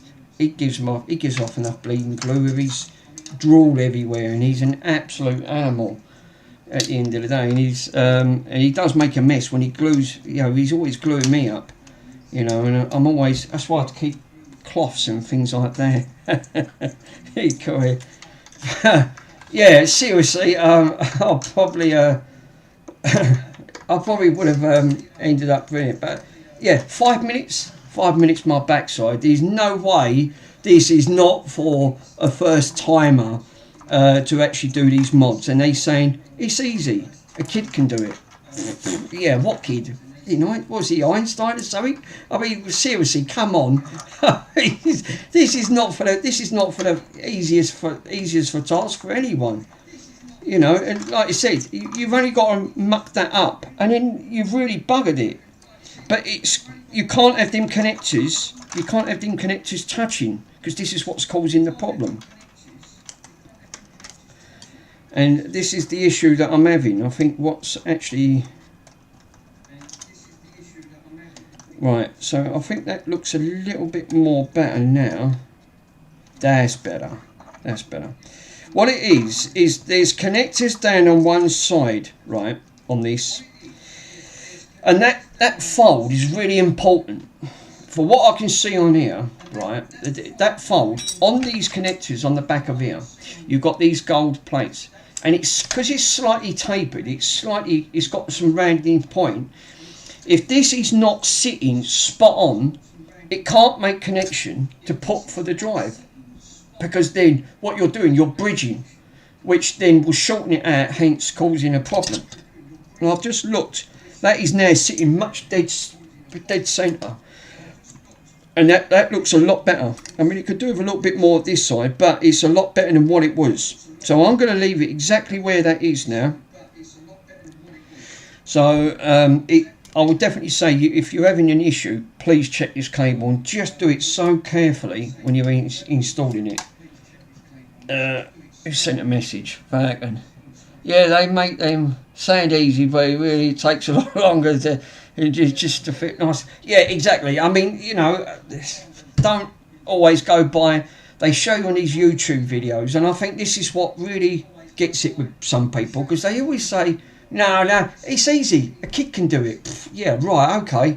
But you go to do it, and you'll end up doing damage repair to your motherboard, or you end up damaging some form of trace. I mean, look how small some of these tiny resistors are. Even if you've got a microscope, right, and I've got a microscope, I've got the same one as Andy, it's very similar, but I've nicked the boom arm off it.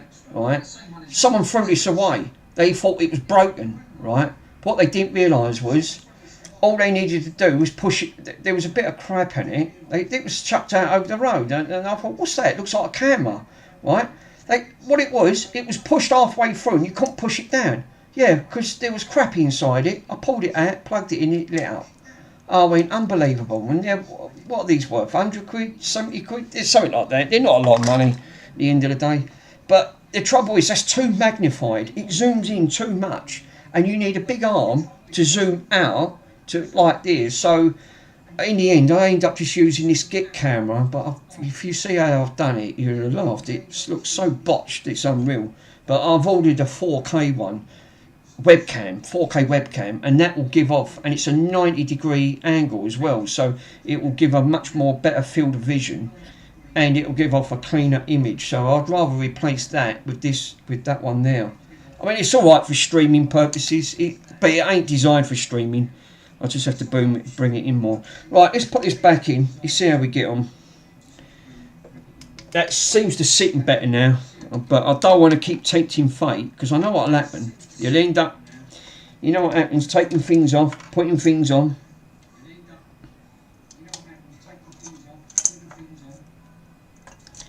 You'll end up damaging it.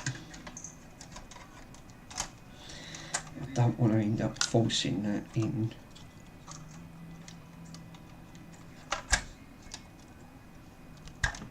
That's it. I heard that clip in. That clipped in. That physically clipped in. I did hear that clipping. Right. I'm just not even going to not going to screw that back in. Right. I'm going to leave that hanging out, even though it should be all right. I ain't going too mad.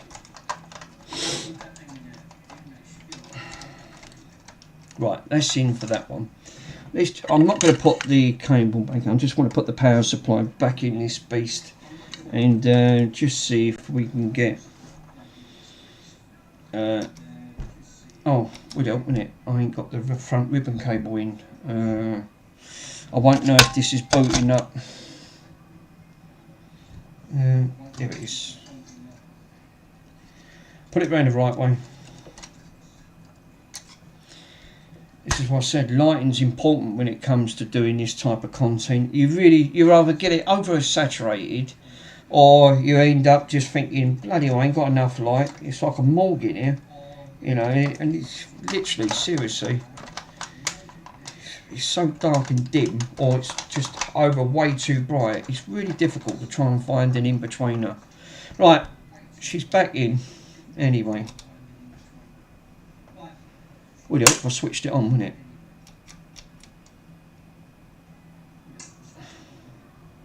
I can hear the fan spin up, but I've got no light. Oh.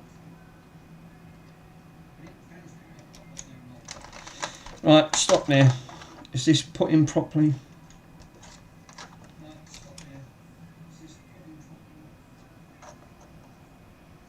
No. I've got fan spin up. This is what I'm saying about with these. It's why I don't like these ribbon cables.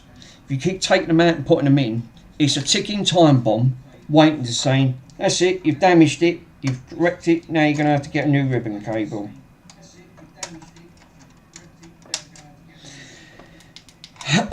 So, no, not the easiest things to keep putting in. I mean, that is sitting nice and snug. That is, and I'm really careful on that front. So, right. These bloody plastics, it's just...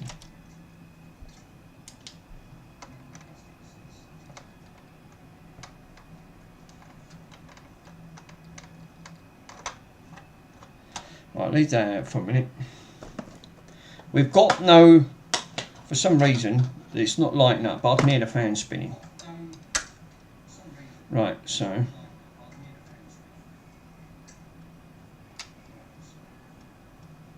Nothing.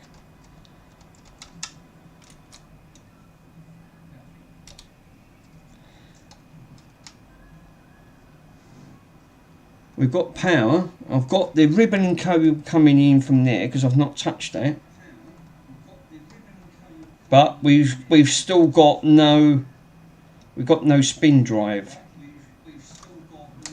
Right, okay.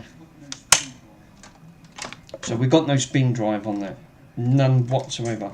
So let me just quickly whip this one back off. This is waiting to go. Pop, I just know it is. Right, take that out. I'm going to inspect that. I think we should be alright. Let me just quickly boot this one back up.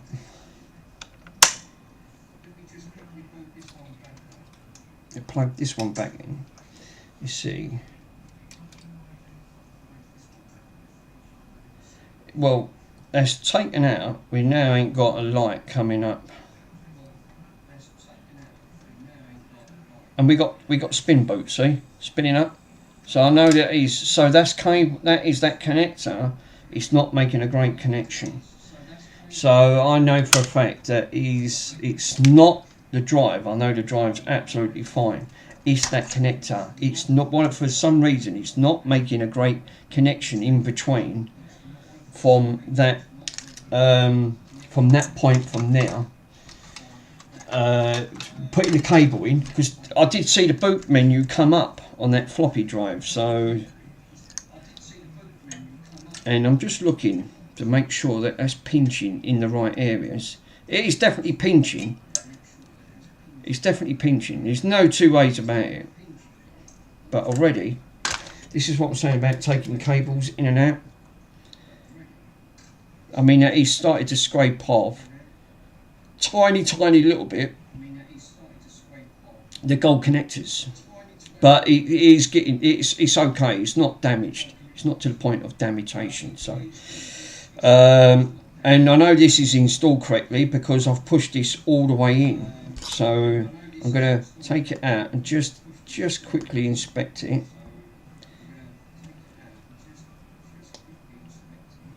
And she's fine, absolutely no damages on that whatsoever. So I'm going to push that back. So it really boils down to then with this that this is not making connection on both sides of that at all.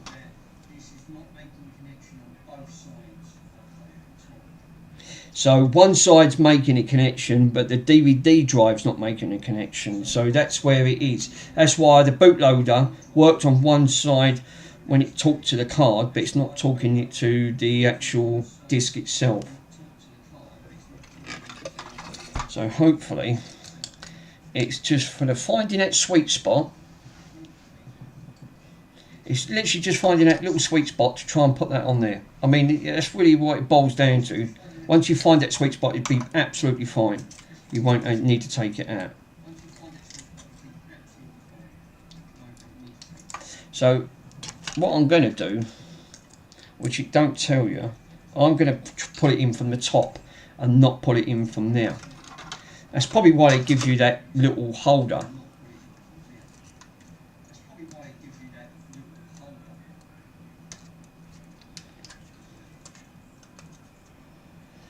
And then I'm going to try then because the other way, see, it was sitting, but it might not have been sitting properly. This is what makes me think that this is what's causing the issue. It's not sitting right down and not making a proper connector.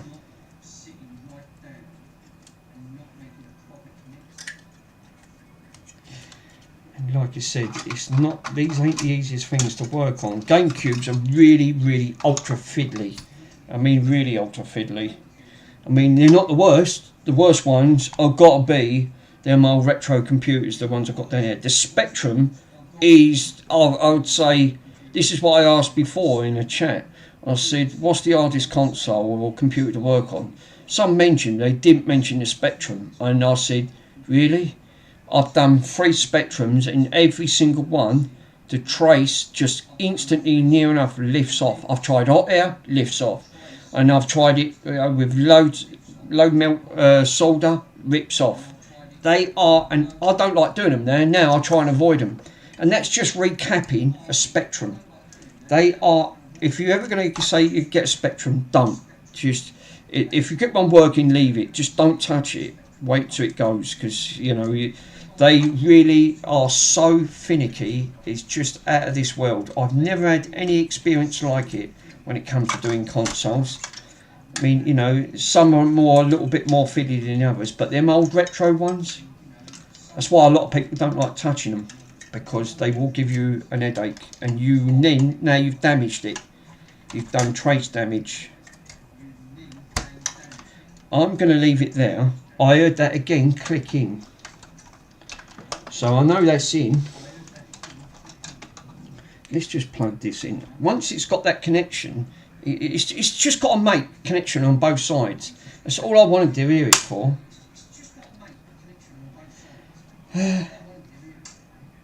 Is that on? Yeah, that is.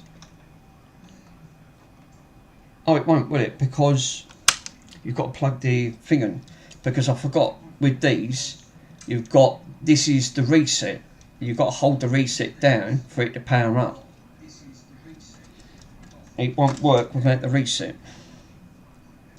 Again, Nintendo, the way they've done it, you know, why? Just want to make things more difficult, I suppose. Right, that's off.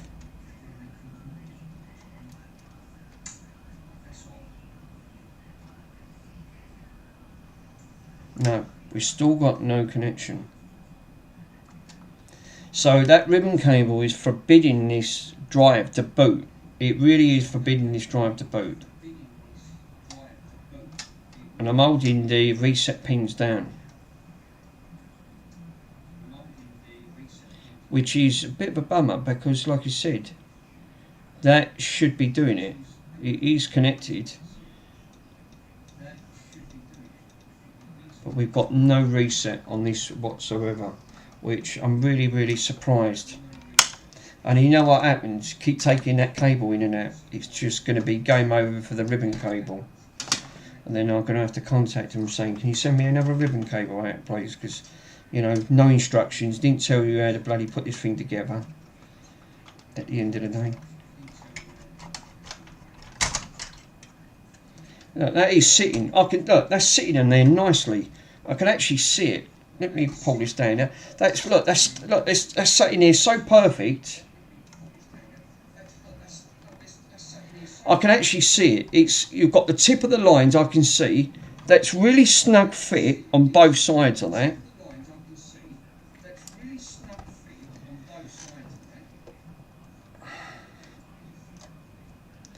I'm going to leave that plugged in there, and that's a shame because, like I said, I know that it's not ripped. The cables ain't ripped. It's it's a perfect snug fit both sides of the pins.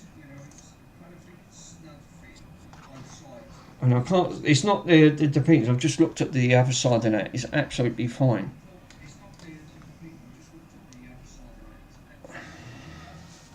So let me take that back out.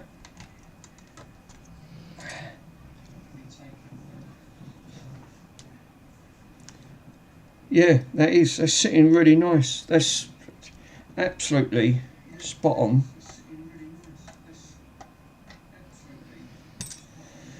I can't see the problem, but if for some reason it won't read from the drive. But and it's facing the black dot, facing the white dot. The white arrow's facing the black arrow.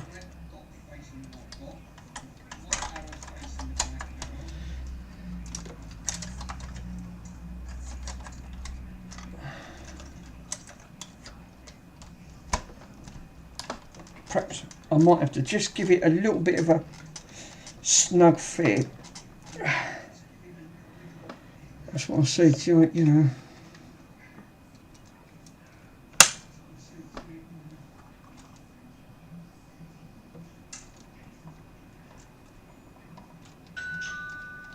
Ding dong, what's the time? Fuck's sake, Jesus. This camera's gone wonky. If you see how botched up it is, you'd laugh how bad that is. I've never botched so much. Hate bodging things up, and that's a right bodge job because it's not designed for that. Don't know why the LEDs decided to stop, because like you said, I just took that drive out, plugged it straight in without that zippy drive thing plugged in, and the drive booted. So I know that there's nothing wrong with the drive. It's the connection that's causing the problem.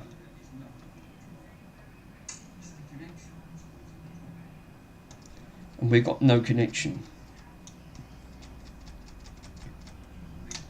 Let me see if I got back onto...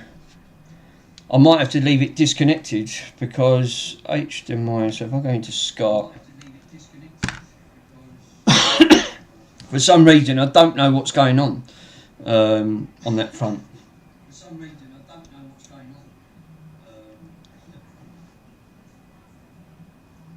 We got, oh well, the reasons why you got no display because you ain't got it plugged in. Well, that'd help. SCART.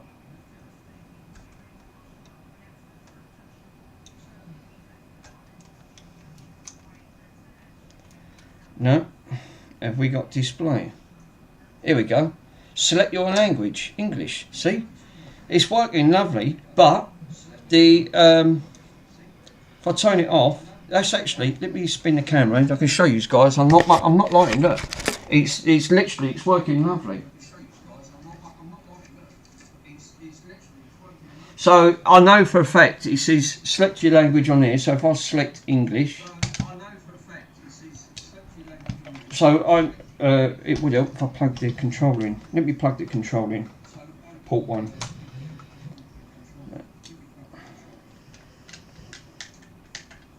Let me reset it.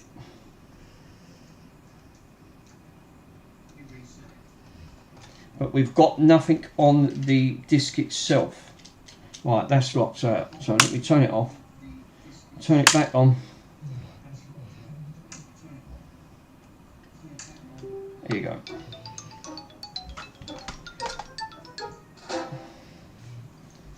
So, right, an error has occurred. See, this is what I was saying to you about before, about errors. So it's actually saying if it's not connected properly, you will get this error pop up.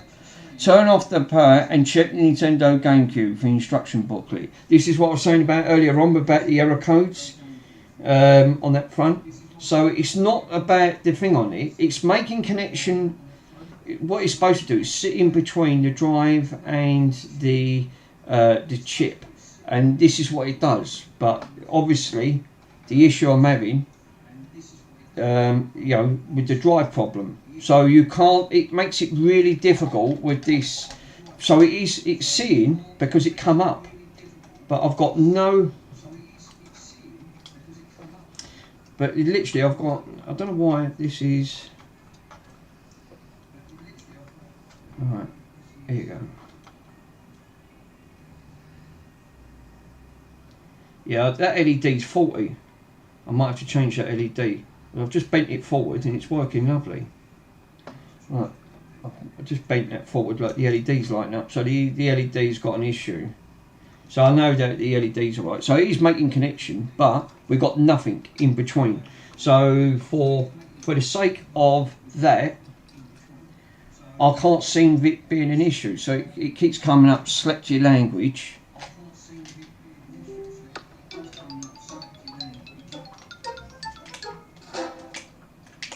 No. So we've got we spin the camera back round. There you go.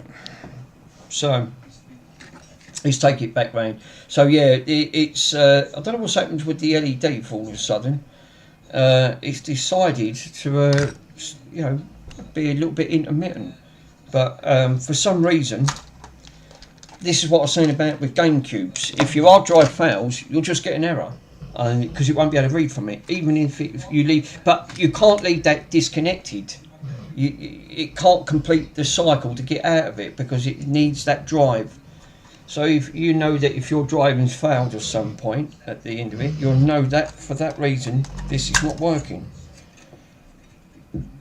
But there's no other way. That is installed around the exact way of it is intended to be. So for some reason, I'll tell you what, they don't have to get bloody toasty. Jesus, these you can't put. I'll notice with these because I was going to put thermal paste on. These don't have thermal paste. Don't run away with the idea of putting thermal paste on these. These use thermal pads. You have to use this stuff at the end of the day. Because some of it, you have to use these. These are what they call thermal pads at the end of the day. You can put new stuff on it, probably just wants renewing at the end of the day. It's another way of dispersing the heat out. But, Jesus, I mean, alright, I can keep my hand on that. I'm not going to burn my hand. But they're still quite toasty. It's surprising. I mean, all you've got is a silly little bloody fan at one side to try and disperse that heat because it sits next to the radiator. But it's not going to cool it down. But unbelievable. But yeah, I'm really gutted because that was supposed to be. I've still got the 48K Spectrum from when I was a kid. It still works. Yeah, I mean, I've got two. One of them was working, but when I tried to do a capacitor kit, it ripped the trace from me, and there's no engineering. There's no reverse engineering on these boards, so you can't see where the trace goes. Because it's all you got. Some boards are multi-layered, so you might have 3 or 4 layers through the boards. The Xbox uses 6 layers. 6 layers for the Xbox series models. 6 layers internally sandwiched together, ultra thin. That's why if they ever have a massive burnout or the capacitor goes bang or one of those voltage regulators, it burns right through the board. It's game over. I've seen Joey do it, and he's a top professional. He knows what he's doing, Joey. And even he said, once it goes through the board, it's a really hard thing to do. You keep grinding away till you get it, but if you go too far, it's too far gone. You can't repair that board, and that's the trouble. Yeah, Spectrum. Yeah, I know what you mean. I've got, like I said, I've got a couple of Spectrums, and I bought this for my Spectrum. Because I had 2 of them. I bought a job lot with all the other consoles, and this is another one that you can't get because they don't sell them on eBay. I can put you in touch with a link to buy these. These are about £70. this is a tape emulator basically, and again it just uses the TAP or the ICU files, only recognises 2 formats. And I found a company up north that actually 3D printed these. You can put them underneath in it, and basically what it does, they give you all the leads, but it now comes with a little micro SD card, right? And so basically you can run all your tape files onto that. Now it thinks that it's now running a cassette running through it to load it in, and you can and it takes the exact same time. But the trouble is with cassettes, because I've got a lot of cassettes from most of these consoles, even with my C64 down there. Some of them just fail. I mean, I've got some really ultra rare cassette tapes for the Spectrum Plus, and I'm afraid to say they're too far gone. They've been oxidised so much they just wear away on the top part of the head. It strips the gaming code down. So this emulates that tape deck. So when you plug the wires in, again, it looks and feels just like the tape deck. But you have to wait like it. It might wait 5 minutes before it loads a game up. So you can go for a coffee, come back, it's still loading. But it's got a countdown timer, so it tells you how long it's going to take. So it'll say 60 minutes, or some might say 30, 1 minute something. Whatever it says, it comes up. So actually, it's quite cool. But there's 2 models you can buy these, and he's always selling these out. And I was lucky that I got one.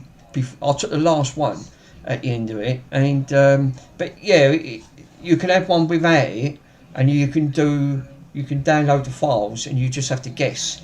It just tells you. But I wanted one with the LED screen, so because otherwise, how are you going to know what file you're loading? You have to go by commands and tell it. So it's just easier to see what you're actually doing. So I got that, and it looks like part of the Spectrum. I mean, the except for the Spectrum Next, but they're just too expensive when they're £400 and £500. That's a bit out of my price range. I can't go through that. But yeah, I love the Spectrum on that front. I think that's a great thing. I think they're one of them things I'll always love. I'm pretty gutted because this mod's working, but it's not actually making connections from the gold connection. I'll tell you what about if I rub a little bit of IPA? See if I can try and clean it. Because I've not damaged the pins, it's actually really... Let's see if I can try and clean the pins both sides. Because whatever it's doing, it's making connection on one side, it's not making connection on the other. So I know it's not the pins on there, and it's not the pins on that. So the only thing it's using this is acting like a filter. And if this is not pinched tight enough, it's not making that connection to give it, saying that it's the drive's being connected. And this is the trouble. It's fitting snug, which that should be enough, but apparently it's not. So let me just squirt a little bit of IPA. This is another thing. Don't bring in IPA. If you read it, it actually even tells you it's hazardous and it's not great for breathing. At the end of the day, something else you don't want to. You think, bloody hell, all these chemicals. I'm just going to quickly lightly rub that, see if there's any oxidisation comes off them pins. I'm going to clean. I'll just quickly give them pins a clean anyway. Well, I've cleaned the inside one. Let's clean the outside. But I still think that it ain't the pins are just not pinching it enough to actually for it to work. And that's a shame, because this has got potential. This is why I love modern consoles. Without going... I mean, the easiest one by far, if you want to mod a console, at the end of the day, is... It's got to be that BBC Micro. That took me 3 minutes to mod that. Literally, that's the quickest and easiest mod I've ever done on that BBC Micro. Yeah, the only thing is, just be careful with them chips. Don't take the chips out. They're too fragile. They're like the Atari ST, the Amigas, and they're like the Spectrums. You take them out. If it's working, don't touch them. Leave them alone, because you're going to have an issue on your hands. Because once you take them out, they don't sit properly. Again, it's all down to pin connection. And then you'll think, oh, Jesus, why did I just do that? You know, but now you're scratching your head. Now you need an oscilloscope. You've now got to prod every pin, find out what's causing the issue. And if you've never done them before, you won't know where to look. I've got to squash this down. So yeah, this is definitely an interesting fact that mods ain't the easiest thing to do. And I'm telling you now, he made that look so easy. I went, fuck me, I could do that. It's easy enough. Yeah, right. You know, I mean, I'm not being funny. That I struggled, and I was ultra careful with that, and I've not damaged one trace of that. It's not even damaged. So, you know, and that's still not working.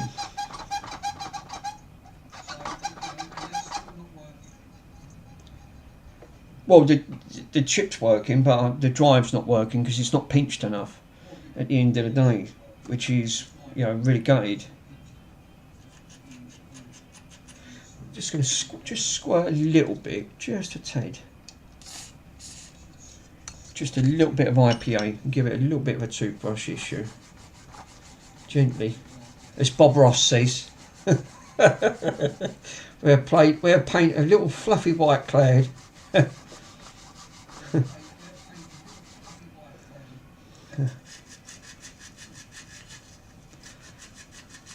Right. I'm not going to make I can damage the pins and I'll have nothing. So, oh, yeah, right, okay, yeah, good point. Right. So yeah, let's see if we let's put this thing back in again. It's not, I would say the way they've done that, they've not designed this too great. They have definitely not designed this too great. I think what they need to do is to take this back to the drawing board. For that to fit properly, what they should have done, they should have used their mark plates on there, and this W should have been done for you, so you get a perfect fit. That's what it should have done. It should have given you the perfect fit. It should give you the perfect W, because that's what you need to create. You need to create this perfect W shape. And this is what causes it for it to sit snug. You know, and it's not sitting snug. I just know that well, it's snug for that, but not enough for that drive. I think that's why they give you that tool, so you push that in and you make sure that that's pushed in at the end of the day. See, that I know that that's in well and truly. Now, I can see it. I can't go any more.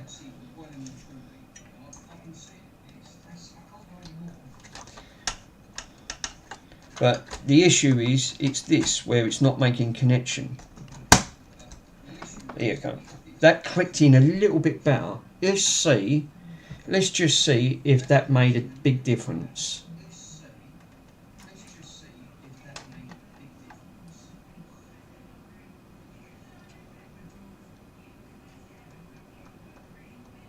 Let me go back to, I don't think it has, personally. Let me go back to SCART. Let's put the SCART back in. No. Oh, for Jesus. Well,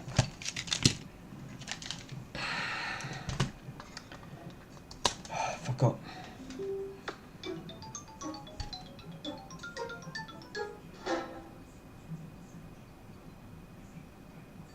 The device dashboard in front of it is upon it. I'll put it in bloody French, you know. Right, hold up. Let's go back again. English. That was in French. I can't speak French.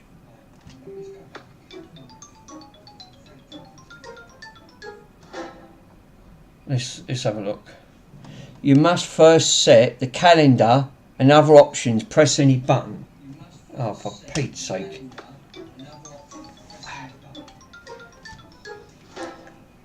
Well, the cable's plugged in. Right. It won't let me go through the... Why has that come up all of a sudden? It didn't do that before. Right. Options. Gameplay memory card.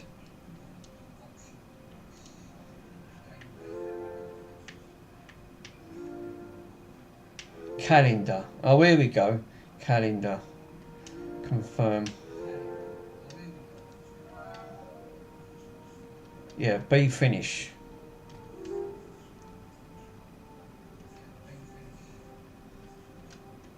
A to confirm it.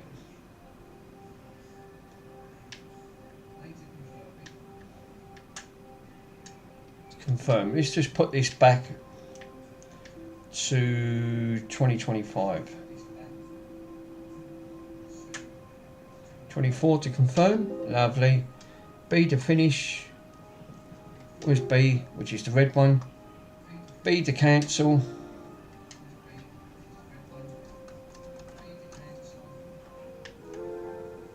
Memory card. Gameplay.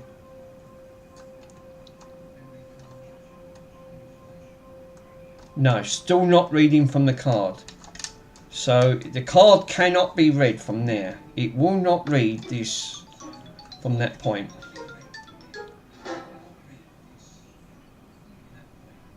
So this is a total flop and a foul.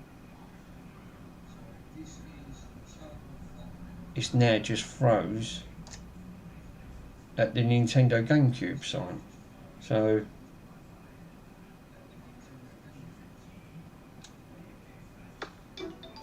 let's disconnect that one.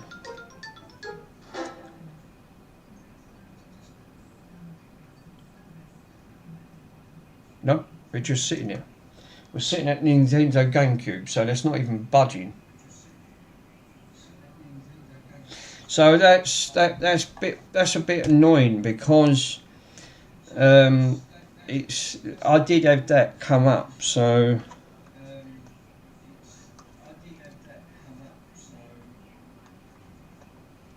yeah, that's not even booting up. Right, okay.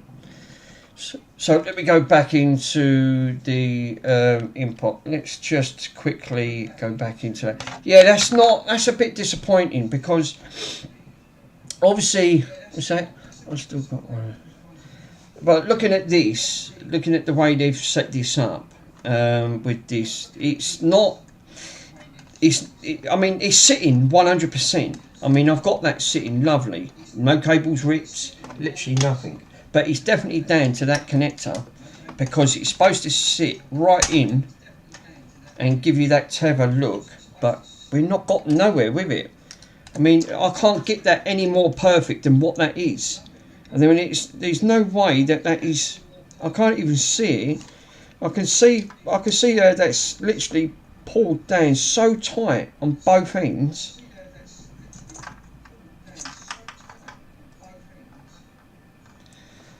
I mean, that literally is, because it even says it on there. So it's the cable's facing. Oh, you know why it ain't working? What did I say earlier on? Be careful you set your cables. Look, I've ripped the cable. Look, the cable's ripped. This is why it's not working. Now, that's where it kept taking it in and out. I'm now going to have to contact them and get another ribbon cable. That is literally sandwiched that in between. This is what I was saying about with the cables, and I can actually see that there's two rips in that, and they are so ultra thin. There's no way you can you do that with enamel wire, because they ain't even got enamel wire that thin, because these are ribbon cables. So I'm going to have to contact them, and what I'll have to do is order a couple of these just in case this happens again at the end of the day. But it's a shame because now I'm going to have to put this back, and that's why it froze. It sat there. So to me, when I knew, I said this was supposed to be an easy fit, an easy task. I installed it right, but obviously trying to squeeze it through that little tiny gap, I knew it was going to be a difficult task. It just wasn't going to be an easy task. But I'm just going to double check. I've just put it back. I'm going to.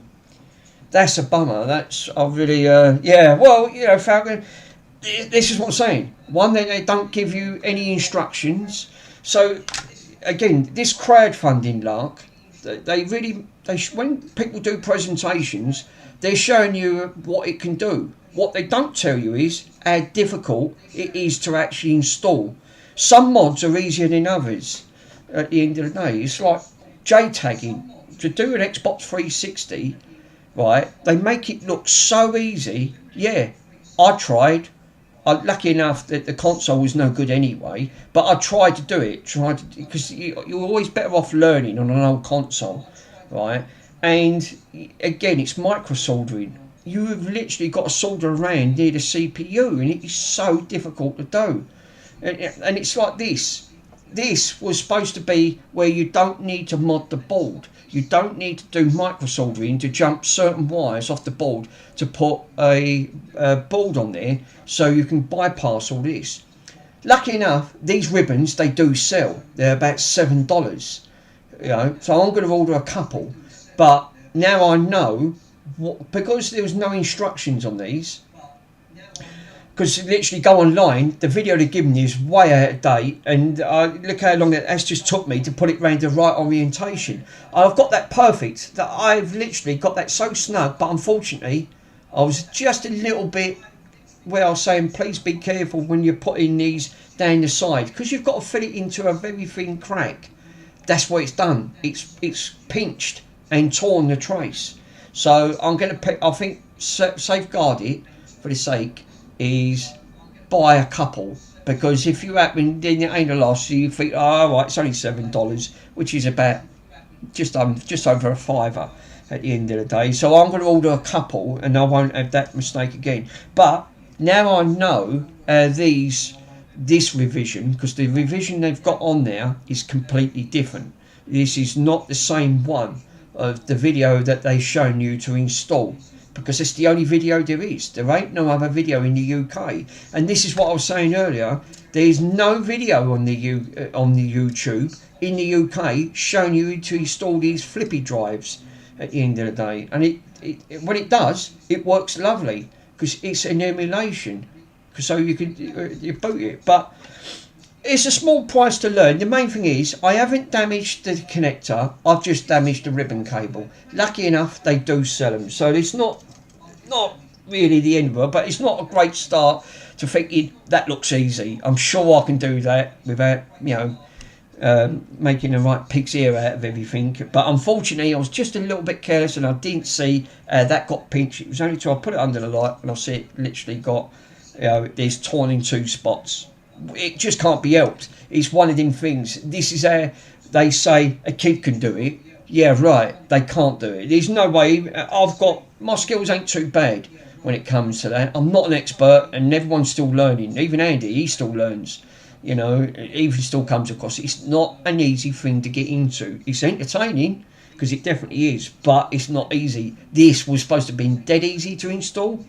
Yeah, they probably did chip. Even that was a bit of a kerfuffle, but got there in the end. But the cable, no, that is not, because it's too flexible, and you can easily, literally, like, because it's got to be bent in a certain way. It don't take much to rip these, and that's exactly what's happened at the end of the day. You're putting metal on plastic. Plastic's always going to lose against metal, because metal won't give. You know, something's got to give at some point in its life, and I'm afraid that torn it, and that was it. It was game over. But let me see if this is all put back. So I'll spin the camera around, and I'll make sure that I'll show you guys. I'm not lying that it's not, lucky enough, it's not damaged. The let's put that there for a minute. It should be all right. That's it. So let me switch her back on.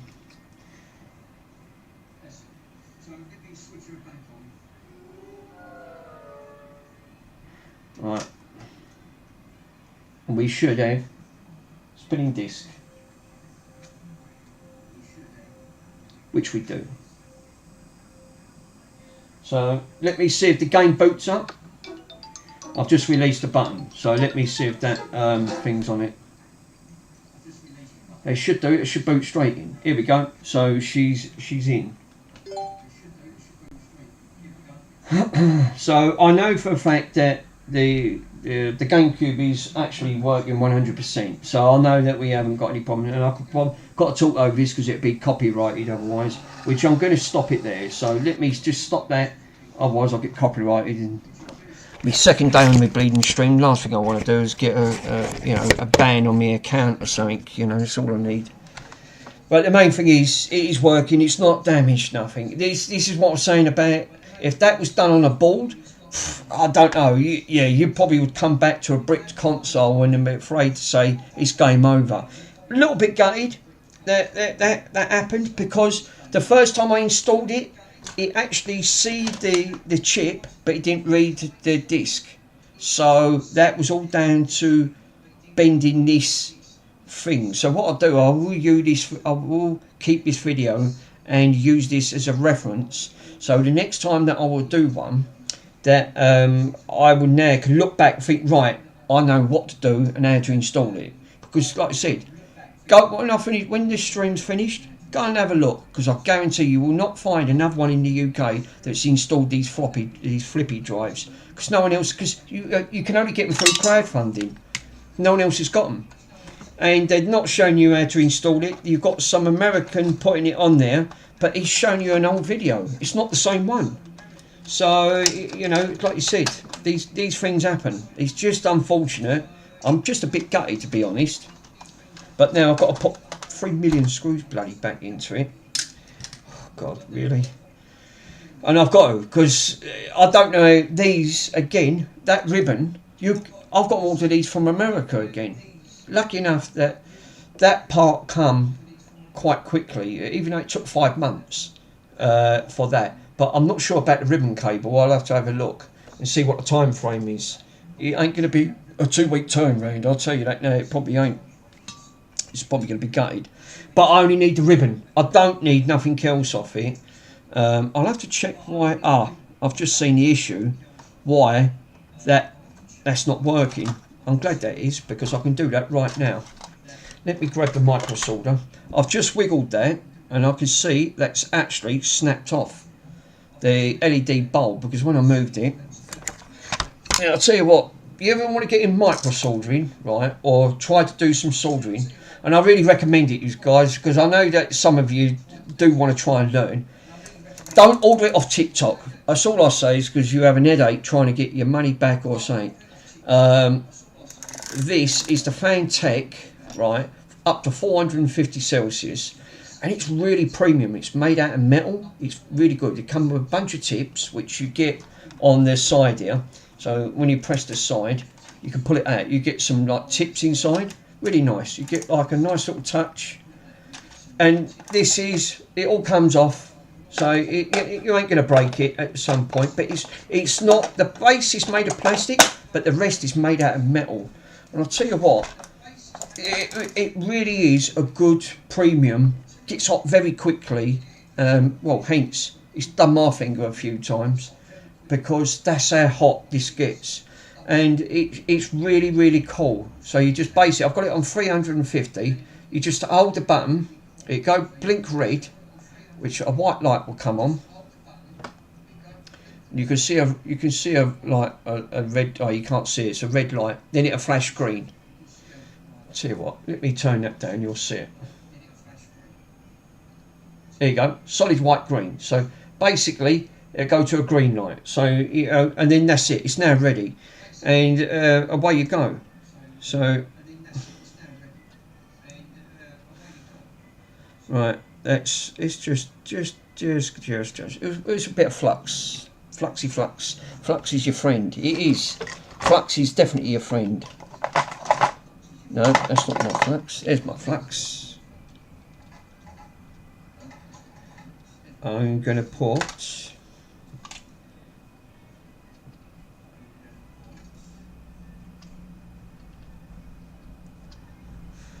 that. Looks better.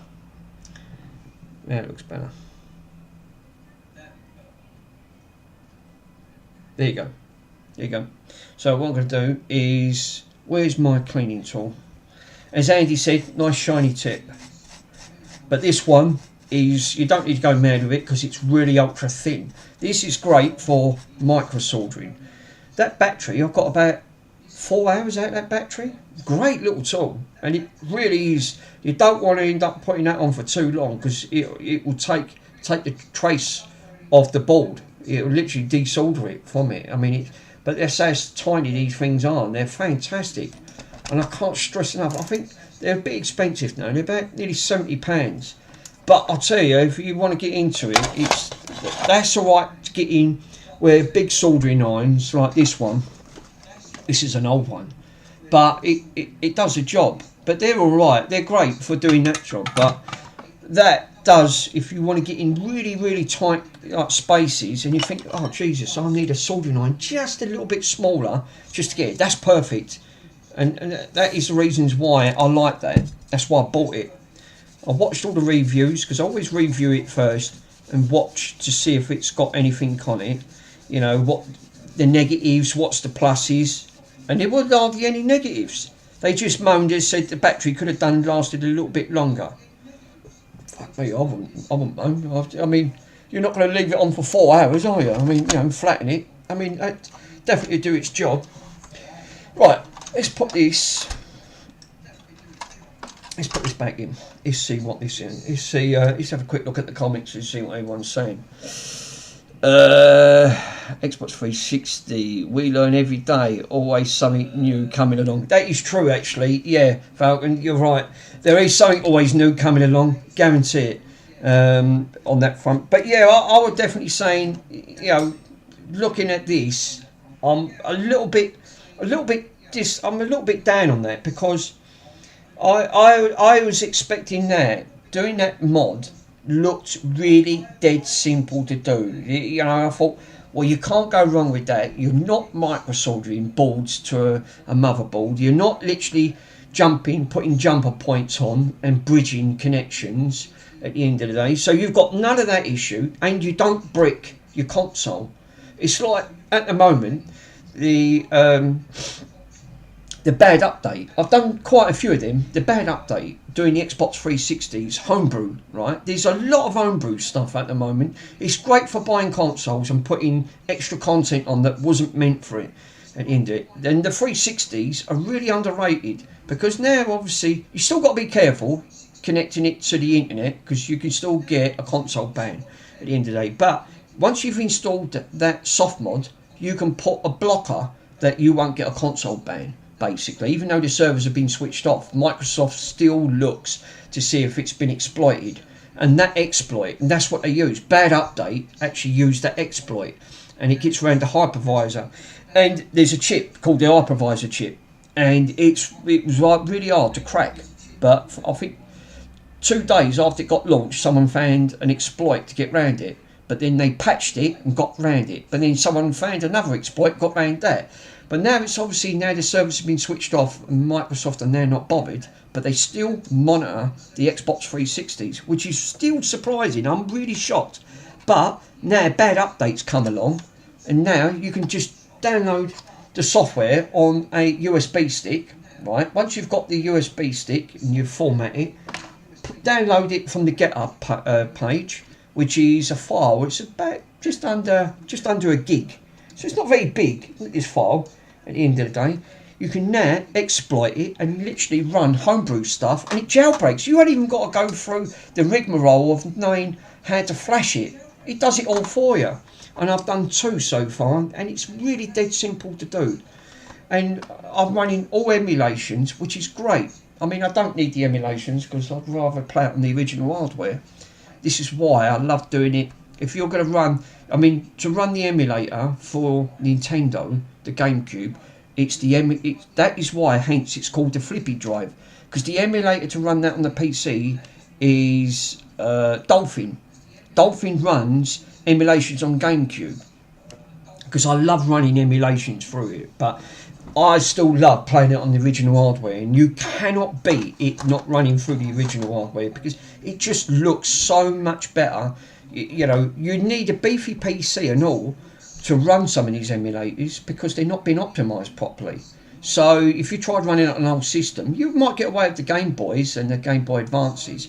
But if you want to start running stuff on, like, you know, the Sega Saturn, the PS4, Xbox 360, the Xbox 360 has actually been optimised quite good, so it's not too bad. But Dolphin, it's not been optimised very great. So you will get games like crazy. You'll try and run games like some of the Nintendo games and the Switch emulator as well, it don't run too great because you're running into that issues because they've not optimised it.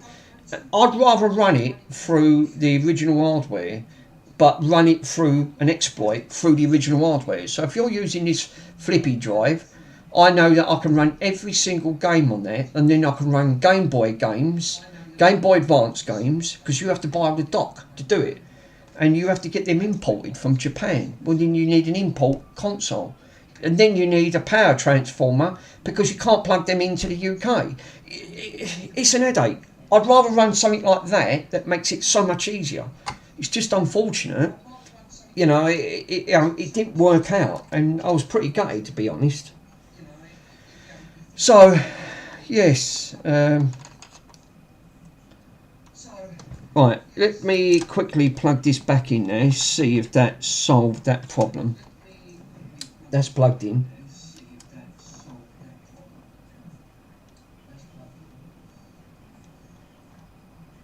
No, we've still got a connection issue there. So that's down to trace. So if I'm putting a little bit of pressure, that comes on. So that's a trace issue. I'm going to do it. It's whilst I'm there. Now I took that off. So what I'm going to do now is take it off completely and just check the trace of that, because now it's obviously not making a great connection unless that's snapped underneath, which this is where you need a really, really good torch. A really high powerful torch to have a look, because then you'll be able to see if you've broken a trace or not. No, they're still loose. I can see it. That's wiggling around. That means that's got a trace damage. Oh, that's a shame. Right, okay. So I'm going to need the big soldering iron. Take that off. Oh God, now I've got to put that back on. Oh, this camera. It's right janked up. It is so janky, it's unreal. Guys, let me go show you this camera. You're going to laugh how you've done it. I mean, I can't, if I pull this over, let me put the light on, because again, it's like living in the dark ages round here. I'm not joking, it really is looking at the dark ages.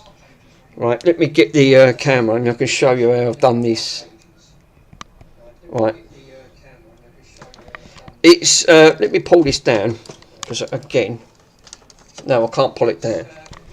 But let me show you how I've done the cable. How the fuck is, look at all this. I mean, I can't even show you, but look how many cable ties I've had to tie that. It's a fucking get up. Look, it's one of those fucking Mickey Mouse camera ones on there, but it does the job. I mean, but I've had to jank it around so much. It looks so bad. And you think, Jesus, you know, what was I thinking? I must have been eyeing a kite or something when I was doing that. I had too many tenants, because I thought, oh, that'd be alright. Literally, let's see if I could, let's see how many pack of cable ties I've got. I've got a big bag of cable ties. My mum's ringing me, she's saying, oh, your dinner's ready. Oh, I'll be around in a minute. Let me sort this out. I was there for about 10 minutes trying to cut all these cable ties everywhere. Seriously, it was an headache. Oh, I mean, Jesus, yeah. I can't have that. The quality's not bad. I mean, I've got a really good internet connection here because my hub's right in the corner. So, I mean, I'm streaming at 1080, 1060 or whatever it's streaming at. But these cameras ain't the greatest at the end of it. But yeah, they did make me laugh. Fucking looking at all them cable ties. My mate come in and he said, "What the frigging hell have you done to that?" He said, "Looks like Frankenstein." Oh, wait, don't even go there. I said, "That's my camera set up." He went, "For real?" He went, "You know, I don't know what you must have been smoking." I was laughing. But it works. It ain't come apart. You know, it ain't done anything. It does a job, I suppose. But I've got to look at it better. This is what I'm saying. When you get into streaming, it's not great. It's not the greatest of things on here. Right, this is coming off because obviously we've got a trace damage on here. Now that again, see what I mean with consoles? That's been fine since I've done it. I haven't plugged that console in because I was waiting for that to come from America. So this ain't been plugged in for close for nearly 6 months. Now I thought, that'd be alright. Leave it over there. I've got enough to be getting on with. I've got plenty of consoles to repair. fucking first time I put it on there, what happened? This fucking thing's gone it's gone wonky donkey. You know, so now it's, you know, it's on the Willy Wonka land, because now it's you know, it's developed an issue now, and it's all come loose. So I thought, oh, bloody typical, innit? You know. Oh. 0752. Who the bloody hell is that? Hold up, guys. 7290. I ain't got a clue who that is. Don't tell me it's these Indians again. Hello? Hello, Pete. Yeah, hello, bud. How you doing? Good. Oh, sorry to hear that, bud. Yeah. Good. Yes, got 2 laptops here. I've done upgrading on one of them. So you've got an Acer and an Asus that I've got for sale. So you know, and they're both running. They've all been updated. They've all got the latest Windows update. They've both got Windows 11 on. At the end of the day, I've picked you the better out of the 2. I've picked you out the is it the Asus or the Acer? Hold up. I've got so much stuff here. It's the Acer. That's the one I've picked out. So it's the nicest one out of the lot. At the end of the day, so yeah, got all the charger with it. So it's all up and running. So it's basically just plug in. All you have to do is connect it to your internet. So that's all you have to do. I can, bud. That's not a problem. You're looking at about 110 for that. Yeah, that's fine. I am, bud. Yes. So Sunday's is a good day for me. So. Thanks, Pete. Much appreciated, bud. Lovely. Thanks, bud. Much appreciated. And you, bud. Take it easy. Bye bye.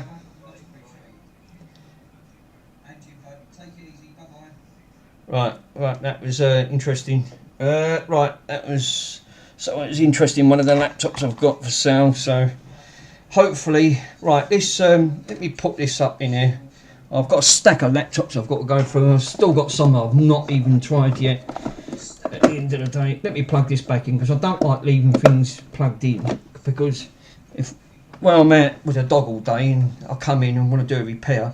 I've done it a few times. I've left it plugged in and think, oh Jesus, I've left that switched on. How did that not blow up? So, you know, I won't do that again. So now I unplug it. Not as loud as Andy with his PS4 donor boards and stuff. He's holding up his camera. No, yeah, mine's just held up the cable ties. Unfortunately,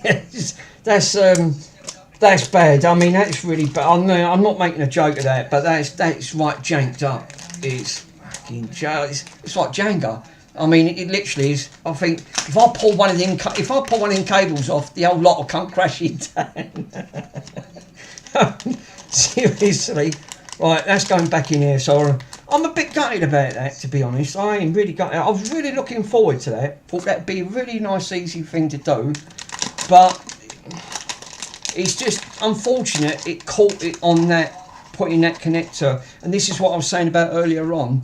And this is what I was saying about with consoles like the Spectrum. You take them out, them pins are so ultra fragile, you're going to end up ripping the traces, or you damage the keyboard membrane. And they are notorious for ripping constantly, because they're just like that. They're really thin. So yeah, I'm actually pretty gutted about that, because I was really looking forward, because I just showed you guys the actual mod did boot up. So I got into the menu, so the menu did come up, even though there was nothing on it, because you don't get them menus. The GameCube don't have anything like that. So it was all built in the chip, because that's the idea of that built-in, that chip on there. It's got the software built in. All you need to do is dump the ROM file straight on. If that drive was working, what I could have just done was dump that entire disc straight onto that SD card. You've got to make sure it's formatted in FAT32. But you're up and running. I mean, this is what I love about with the consoles. Right, let's put the fuming extractor. I'm going to get choked out. You know, I breathed enough fumes in my lifetime.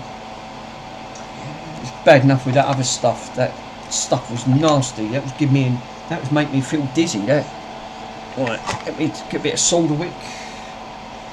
Let me get a bit of solder. He's coming over Sunday, he wants to pick up. He gave me a laptop to drop off this old boy. He's 83, bless him.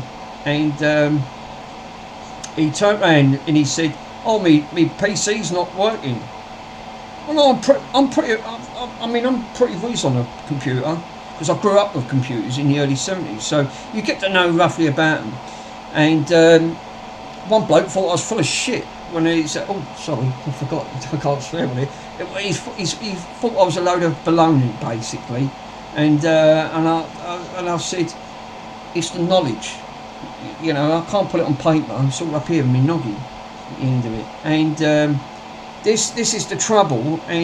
But the bloke wouldn't have none of it. He just thought I was just full of it, basically. And I thought, Jesus, I didn't deserve that. I thought, like, you know, well, I know what I'm good at. Everyone knows their limitations. Clint Eastwood says, everyone knows their, you know, you got to know your limitations. I know my limitations. It's actually quite, you know, I've only started getting into doing repairs for the last 3 years. So I'm really a noob. I'm not really advanced, but I ain't done bad comparing. All I've done is just watch YouTube videos and watched people like Andy, you know, Joey, Retro 6. I've learned a lot from them, and they've really showed it around, because they actually go into depth and they say, no, look for this, and it literally, you can know that if you ever pick a console up, you can know what to look for of checking voltages and looking around. You may not know what the components do, but I'll guarantee you'll learn from it. You know, you might not pick it up all of the time, but you'll pick up some of the bits on there, and you think, bloody hell, he's right. You know, is it really that bad? Because it's like you said, just by watching you're learning, because there was nothing in the early 70s. I'm a Gen X, literally, you know, I'm classed as a Gen X. When you're 50 plus, you know, people class you as a Gen X. They didn't have anything like that in the days. They just didn't. So we didn't have courses like this, learning about electrics, you know. Mine, when I grew up, when I went to early college in the early 80s, was that's how I learnt about computers. Now, we had computers, but guess what computer it was, which I've got right there, was the BBC Micro. We learnt. We didn't have the Windows. Windows didn't come out to the early... You had DOS, which was about mid-80s. But really, the early computers were the Acorns, the Spectrums, and the Commodores didn't come out till late. You know, it didn't come out till a little bit later, about 83, 84. But the early stuff, all the Acorns and things like that, and then they brought the BBC Micro out. But yeah, I was actually quite surprised with that, because I thought, bloody hell, you know. But when someone comes along and just says, "Oh, you're full of it, you don't know what you're talking about," well, over the years you have picked quite a lot up, and if you don't pay attention to, you know, thing on it, because some people they're clueless, they might not know nothing. But I've always said, someone knows something. You know, you may not be good at one thing, but you'll be good at something else in life, and that's right. You know, because you've always known about it. And I've always knew, I grew up with computers, so that's how I knew about computers. And I've built so many, not so much in repair, but I've built them from the ground up. Because I used to work in Dixon's when did I was still at school at the time. I think it was about 85. Started there as an apprentice at Dixon's. It was, and I thought, bloody hell. And Dixon's had all the latest computers, including the Spectrum, and that's how I got into it, because I was amazed by the graphics. And I went, that's brilliant, I've got to have one of them. And then when that came out, I couldn't stop playing it. My mum, in the end, because I wouldn't go out to play, I was just so glued on my Spectrum. I was trying to learn the code and everything.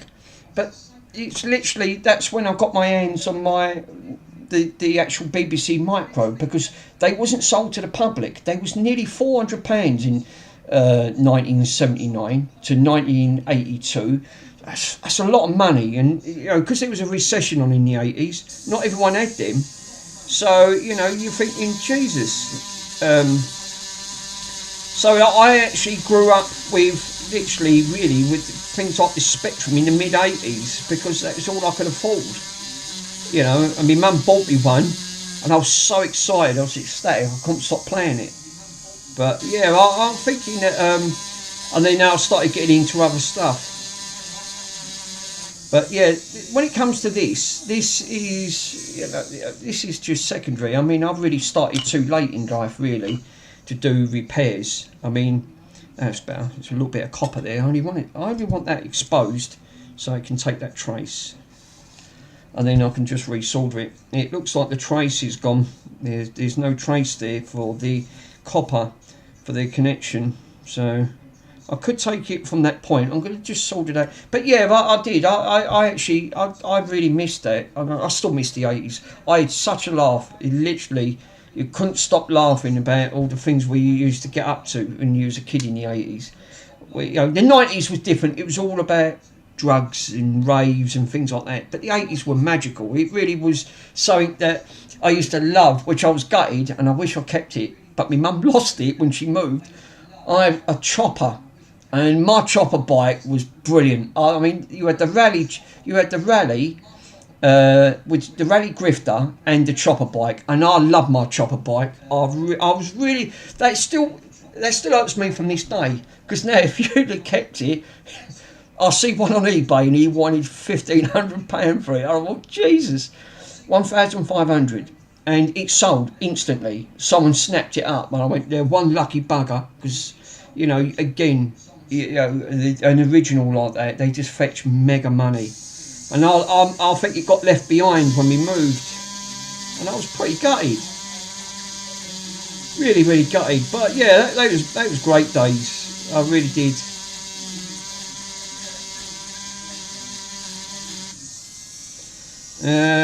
Is that bit? Where is that fucking torch? Yeah, there's traces missing of this. Yeah, this is why this is not. This is why it's not. This is why it's a bit intermittent. Have we got? Can we take it from? Where can I trace it? I can take it there from there. I might be able to. Let's see if I can just try.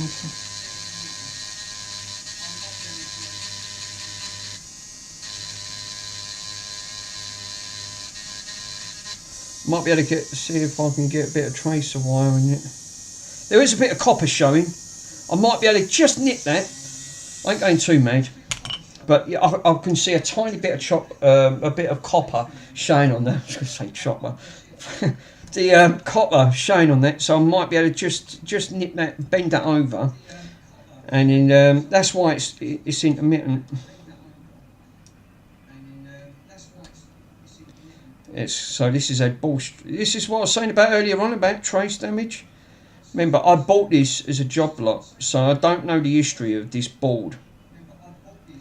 I had to go all the way down to not Swindon. That's where Randy is. Norwich.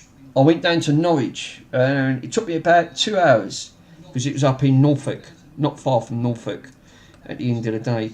And yeah, bought the whole lot, and I kid you not, I'm surprised the bloke said, "His mate, it's too much here to get it all delivered." He said, "I'll sell the whole lot for £100. There was games consoles there. Well, I've got a stack of them. I've still not gone through them all, but there was a couple of Spectrums. There was a GameCube. There was a PS4. There was Xbox 360s. There was games, and the whole lot for £100. But knowing that's the reasons what put people off. It was too far to travel. It was worth a 2-hour drive to pick all that lot up. I know. I think what did it cost me in the end? It's in my car. It was it took about £50. So for the sake of 50, 25 there and 25 back, it was worth every penny of picking all of them consoles up at the end of the day. And I'm glad I did, because no one else would have bidding on it, and no one did, because it was too far to go. Which is pretty gutted, really, because I think he could have quadrupled his money quite easily. You know, personally, I would have broke it up in sections, boxed it and sold it, but you know. But lucky enough, because I only had one Spectrum, and there was a Spectrum Plus in there, and that one he couldn't try it because he never had a power supply for it. Lucky enough, I had a power supply. So I literally plugged my power supply and it worked straight away. So I didn't have no issues there. So we should probably see. Let's see you guys show you. Where's my solder? Fuck me! I'll build a bigger table, and this table is still not big enough. And I've made this. This table's got to be nearly 6 foot long. It's so junked up, it's unreal. I could have used Andy's door for his shed.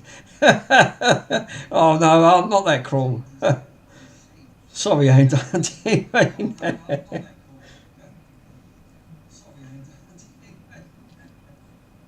Right, have we that looks like that's bit that. Yep, that's bit it. So that taking that bit of copper has helped. Not taking too much. This is what I was saying about doing trace repairs. It's not easy. Some people would have used a bit of enamel wire and jumped at it. I'm not. I've watched Joey do this, and he said as long as you can use, because again I've got this off TikTok, so it's actually a great little soldering thing, and I think that was about £7, but it was worth it because again it's great. It comes with a pack of tools, like with all grinding heads. Actually, where is it? Yeah, come with all of these. So basically, you get all of these shiny new heads, and they're all attachable for that, which is fantastic. And yeah, basically, if you want to grind something, but don't go mad because you'll take it all the enamel off the board, off that. Then you're buggered because that's what you end up doing. Remember, when these are printed from PCB way and manufactured in China, right? All they're doing, they take the copper. They dip it in a solution, and because I've watched videos on it, I've watched them how they do it. It's actually quite clever. I'm really impressed. They take the it's a copper board, right? So it's a conductor. So basically, copper is conductive at the end of the day. And then basically, what they do, then they use a form of coating, and then it's then lasered with etched with precision. With with one of these laser machines, and then it puts all the traces where it needs to go. But then you use another machine that comes along and it punches all the holes in. And I went, bloody hell, that is so clever. You watch it on YouTube, you'd be amazed how quick. I love watching things like that. At the end of the day, no, that's come off again. That's just re-gone. That was all right a minute ago. I've just seen it. That's not. It's moving again. So that's not. Just wants a little bit more. Pretty gutted. Come on.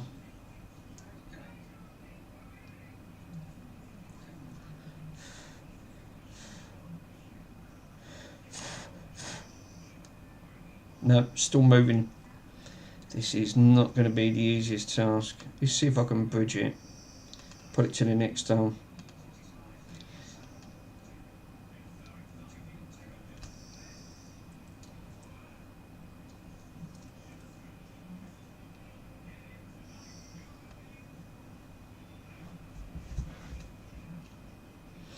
No.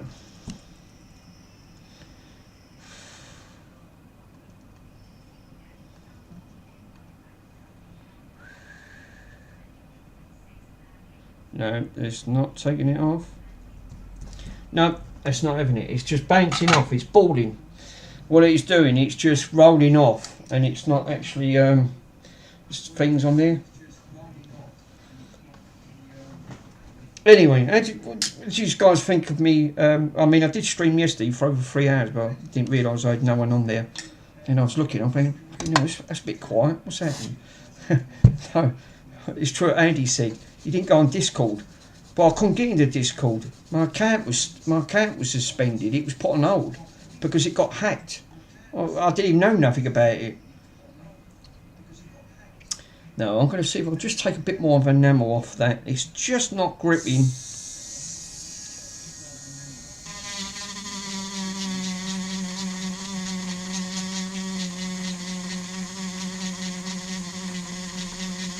There you go. There you go. I can see copper coming through. Don't want to go too mad. That'll do. Lovely job. That'll do. Right, bit of flux. Bit of solder. Tiny bit of that. You know, even just soldering a epoxy LED, you think, oh Jesus, does it really take that long? Yeah, because again, it's all got to be soldered gently.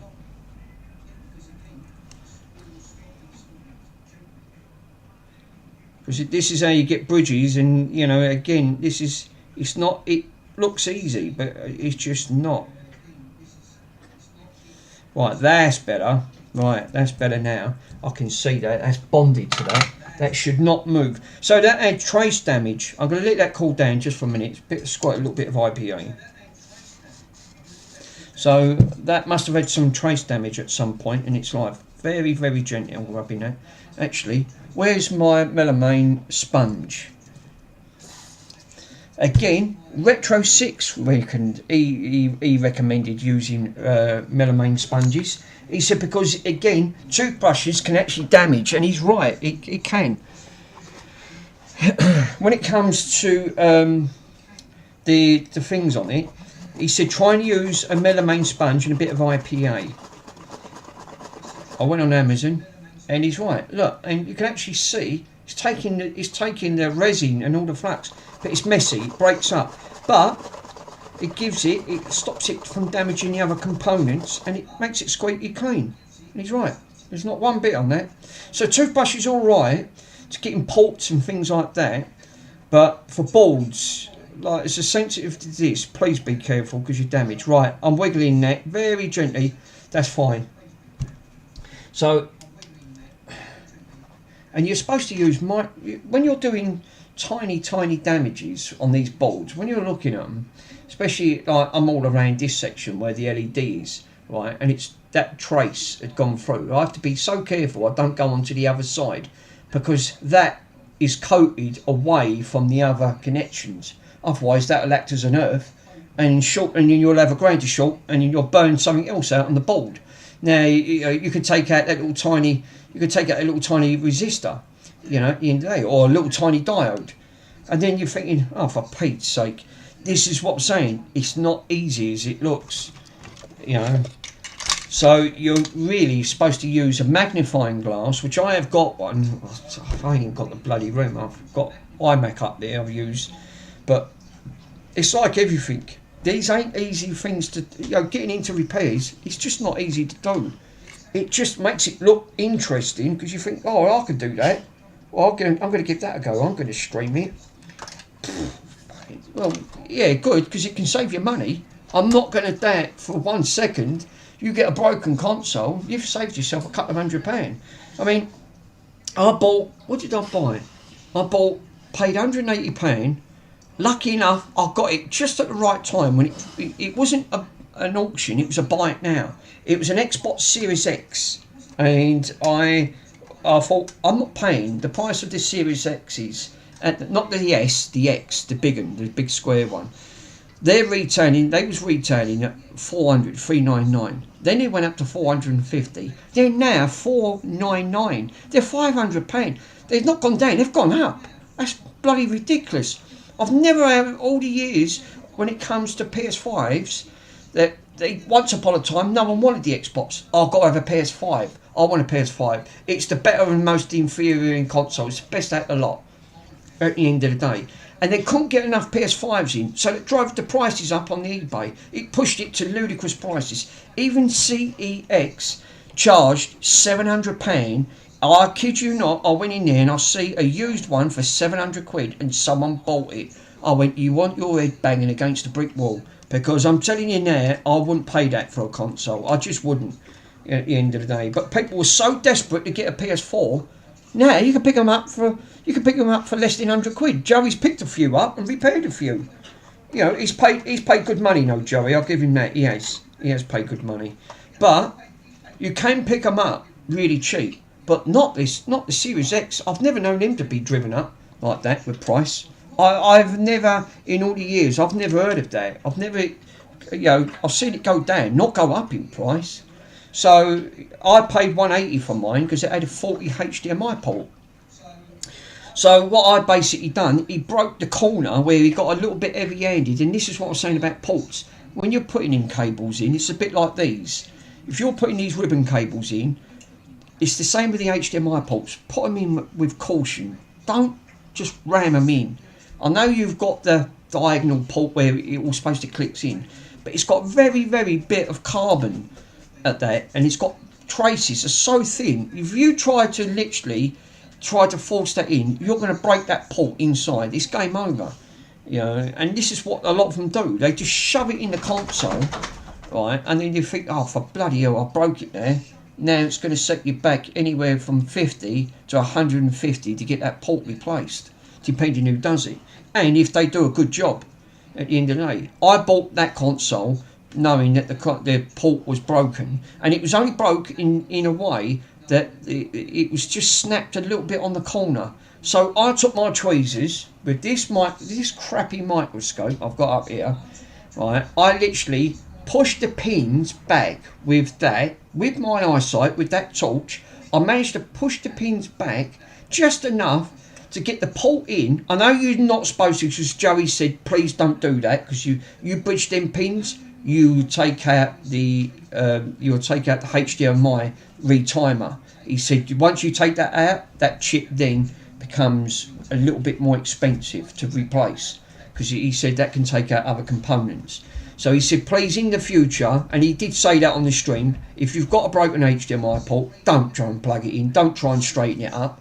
I felt in a way he was right, you know, you exactly don't do it, but I thought I paid 180 quid at the end of the day. This kid that had this, you know, this Xbox, he didn't want to plug it in, so he just sold it as is, no controller, Xbox, £180. I took it, I managed to push the pins back because he slightly snapped the corner, and I managed just to ease it so it was just enough to get it back, pushed the HDMI cable in, and it was perfect. But I got full 4K, no issues, it didn't bridge, I was really careful. I know it's a silly thing to do, but it was working. But when Joey looked, he said, please John, don't do that again. He said, because you're going to have, you would have blew that chip. He said that would have been a lot more work, and it would have cost a bit more money to actually get repaired. Lucky enough, he done it free of charge. He didn't charge me, but you know, I did send a little thank you in for his thing of it, because he always does that. Joey's good like that, but he's so busy. This is reasons why, you know, he don't always do free repairs, because he's got other things to do as well. So I was really grateful for that. And I've still got the Xbox, and now I'm using it. But now I leave the cable plugged in. I don't unplug it. It's for that reason, because you can end it. Them ports are so fragile. But that was really good of him. I like Joey. He's really good on that front. I can't praise him enough. You know, there's not many people out there that offer his service. Hey, and let me turn her off. And we have a green LED. So she's up and running. So... and we got a spinning disc, so we have our light again. So that was just a bad port, where on that was a bad trace for the HDMI, not HDMI, the LED, because that was literally where that, whoever's had that, they must have broke the trace on it. And because obviously, let's just get that flux off. I hate flux. Flux is that's another thing. It's true what Joey said on that front. If you're ever doing these ports, don't put with the ports. Don't flood it with flux. He said, because flux acts as, it gets so clogged up, so sticky. He said nothing. He said when you put your HDMI port in or USB ports, he said everything don't make connections, and he's right. It don't. Do you know what? That's bonded, lovely. That is not going nowhere. So I'm quite happy with that. So that anyway, that's taken care of. That didn't take long. Where's the cover? Oh God, I took the bloody cover off. Oh, there we are. See, it's under the melamine. But yeah, I'm gonna have to retro brighten that, ladies and gents. I mean, you can actually see it's not that colour is. that stuff is, you can actually see it. I can't believe my BBC Micro was so yellowed. You would have laughed how yellowed it was. It was beyond a joke. I thought, Jesus. And I love that Micro. I mean, that's running beautiful, that Micro. I won't never have the issue now with that the rifter cap's ever going bad, because I'm not using the power supply out of it no more. I haven't got rid of it, but I'm gonna keep the power supply that come with it anyway. But I've got it where it's now been modded where it uses clean comp. I like Luke at Retro 6 because he's pretty expensive with his stuff, which he is, but then you're paying a premium ship for quality. I mean, he knows what he's doing. He's been doing it long enough now. Why ain't this going back in? Right, hold up a minute. That's it. There she goes. She's back in. So, 2 screws. This one. Screwdriver. Oh, fucks. This is about as much good as a chocolate fireguard, I'm telling you. It's got no power in it. It's alright for things. Can't use that one. That one's got for the Xbox on it. I don't like using these electronic screwdrivers because you can you strip the thread to over tightening. So I'll just leave the weight of the thing on it and that's fine. Right, first thing, let's put these back. God. Right, so now I'm really gutted about that flippy drive. I was really looking forward to that. Because the good thing is that was all up and running. Oh God, Jesus! Fireworks.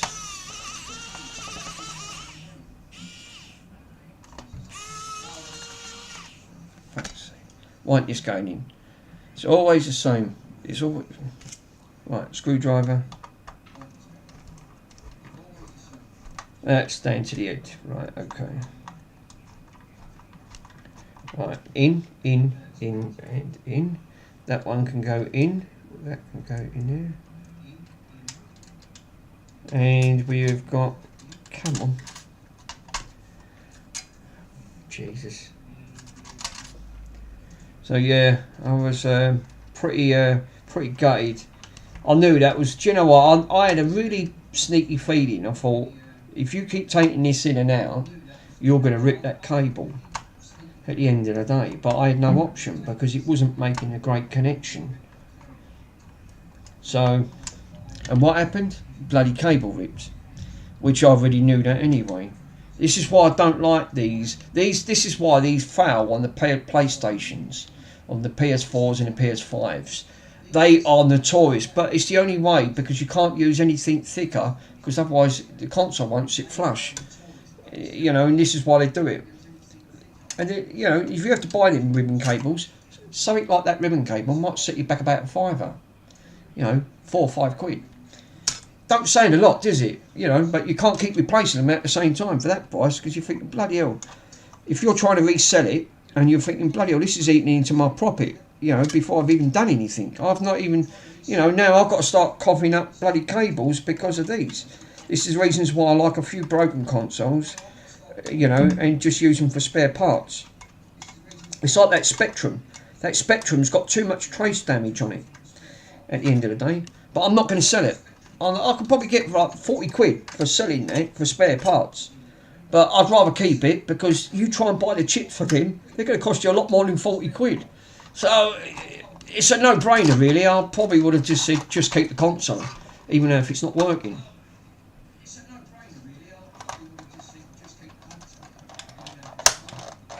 Come on. There you go. She's clipped in. Right. Let's put the 400 screws back in. Jesus. You know, how many there? It's like the PlayStation 5. How many screws? 40? 40 screws. I'm literally having so many like screws to screw it down. Fuck yeah, I mean, that's absolutely madness. I'm pretty gutted about that because that was you know, now that ribbon cable snaps, I've now got to get. I'm going to order a couple. Yeah, at the end of the day, and I'm going to attempt it again, and it will work because it's not making connection. And I will send them. The company, they're based in Texas. At the end of the day, I will put a link in the Discord on Andy's stream if anyone's interested. If they want to do one for their GameCube, because like you said, there's not. You don't have to solder anything to the board. You just sort that ribbon cable out at the end of the day. And I'll tell you what, it's worth doing because these GameCubes are not easy to do because you have to micro solder certain bits to the board with another board. And I tried and I buggered one up and then I had to sell it for spare parts. I won't do that again. I'm not doing that with mine. So I'd rather go down that route, which is a much safer route. So I would definitely say that makes perfect sense to do it this way because you don't brick nothing. You just see it. I ripped the cable. It didn't brick the drive and it didn't brick the console. So I'm thinking that makes perfect sense to go down this route when that's a bit like a soft mod at the end of the day. So hopefully they'll give me I'll get another couple of ribbon cables and I'll attempt this again and I will succeed. Because it's once that makes that connection, it's fine. And I do want it working. I want this working like I did with my BBC Micro. I want everything working on it 100%. But again, it's learning. This is what I'm saying about learning when you're doing this stuff. It makes it look easy. I can assure you it's not at the end of it. But then it's all like entertainment purposes. And as like all entertainment purposes say, please don't copy me. I'm not a profession.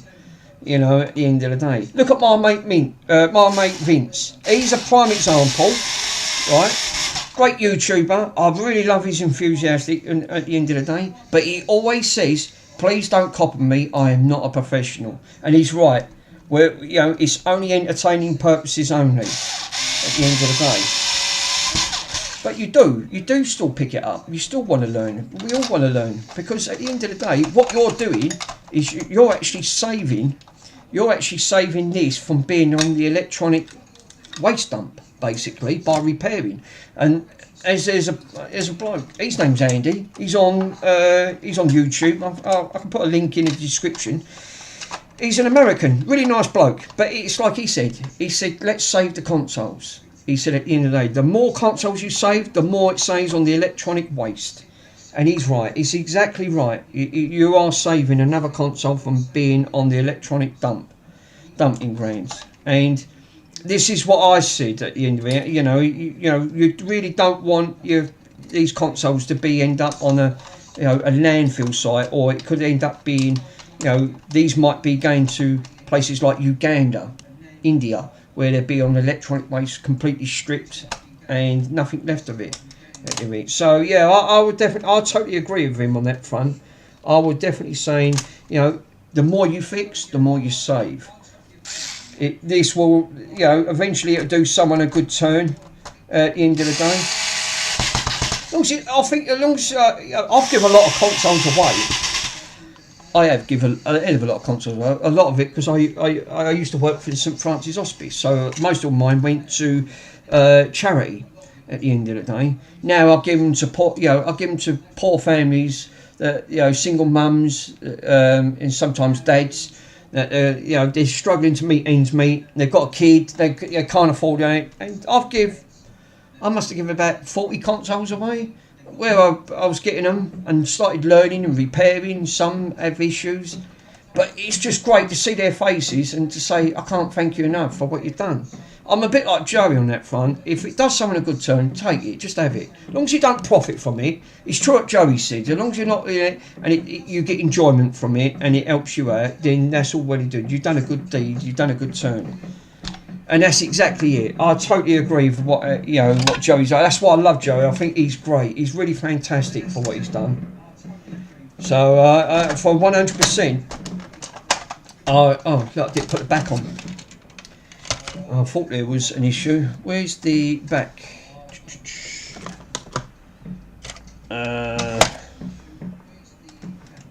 Right, well that's interesting. I've lost the bloody back there. Oh, frig it. Oh no. Oh no, yeah, I see it. It's black, isn't it? Can't see it. Right, hold up. Lucky enough, it only clips in. So we ain't got to undo 4 million screws to take it all back out again. Okay. Right. Yeah, I'm a little bit gutted that this didn't work out today on me official stream where all you guys have been watching, and I'm really grateful that you know, what's named on it. But it's entertaining. I mean, I did say in for a penny, in for a pound. You never know anything in there. You know, it might work, it might not work. I was hoping it was going to work, which in theory, I did get it working. I didn't say I completely cocked up and I made a right boo-boo out of that lot, and I've made a mess. My console is not bricked. I've not damaged anything.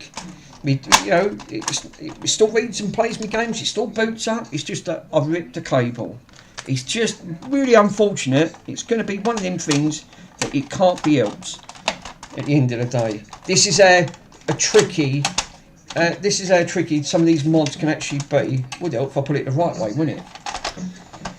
What as Del Boy says, what a plonker. Right, okay, we've got. Why have I got 3 screws here? Oh, I'm not undoing it. I'll put them back. It's got to be taken apart again. You know, I think that went round the other tray underneath, but it don't matter. Right, now I've got to find the other screws to actually bolt this. Oh, for Jesus. Why is my table such a mess? It really is such a mess. I've got bits literally labelled everywhere around here. It ain't bonfire night yet, is it? Why are these cranks letting all the bloody fireworks off? I don't get it. I can't wrap my head around it. Lucky enough, Bronson's pretty good with fireworks, and my other 2 Rotties, they was always good. They, you know, except for Eddie, he used to jump up, see if he could try and bite the fireworks. Oh no, you crank. But no, he was alright. My Lola, she was good as gold. She really didn't matter. So I'm pretty gutted. Where the freaking hell is? Oh, we are. They was in the tray. I didn't see them. Oh, I've just dropped the screw now. For fuck's sake. Right, let's put that in. 1, 2, 3.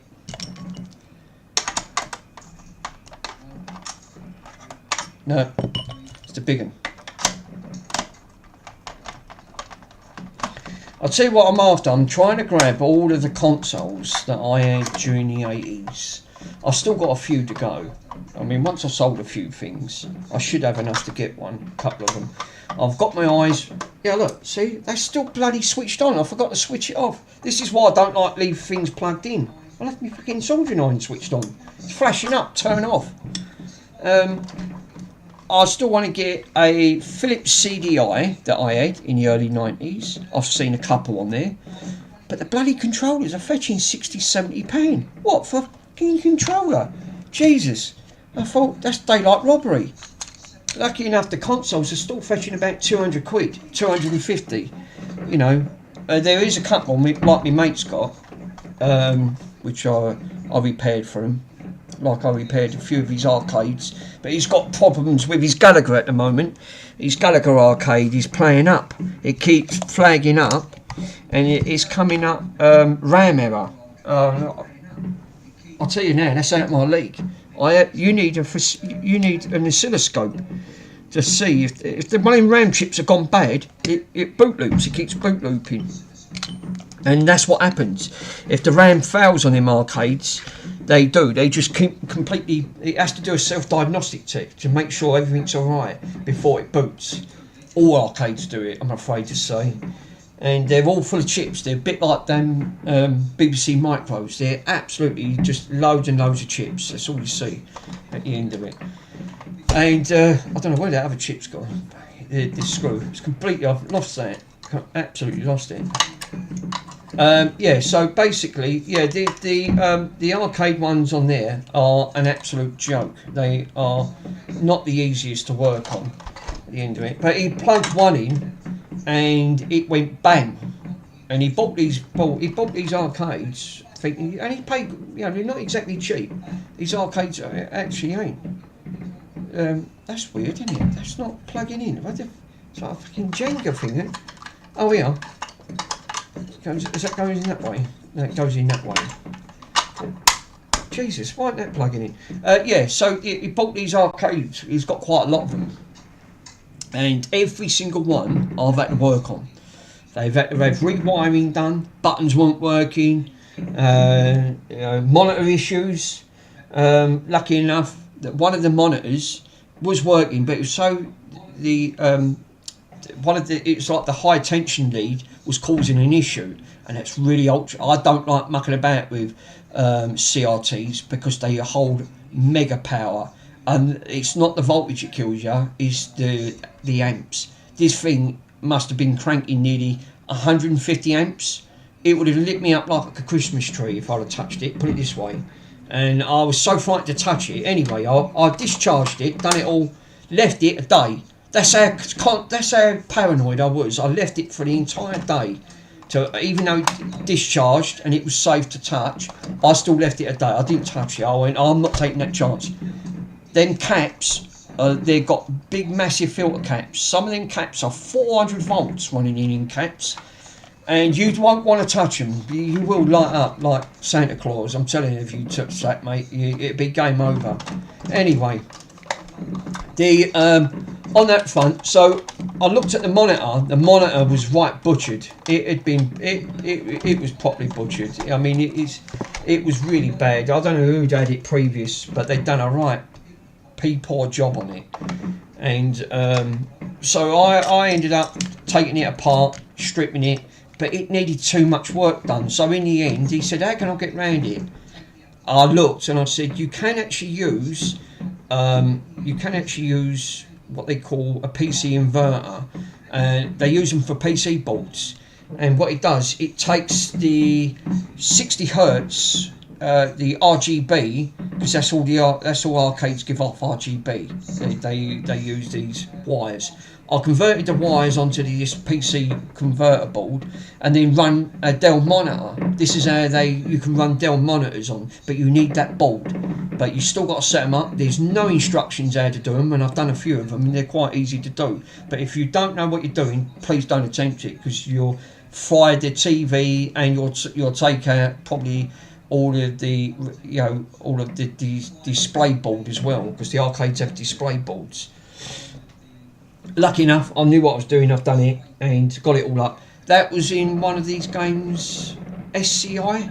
It was Chase HQ2, because that's what special industrial incrimination is. I think that is because you've got firing buttons on the steering wheel, so you can fire. So it's virtually not virtual cop, but Chase HQ2 on that front.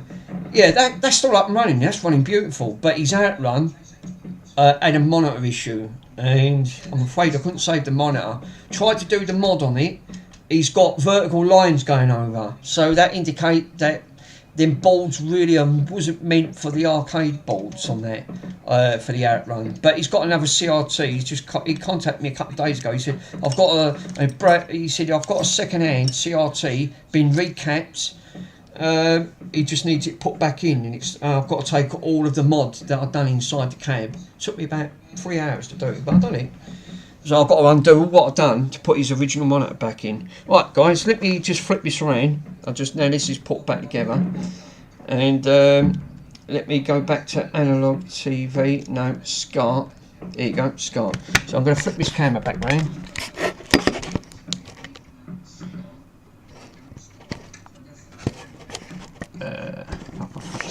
Really?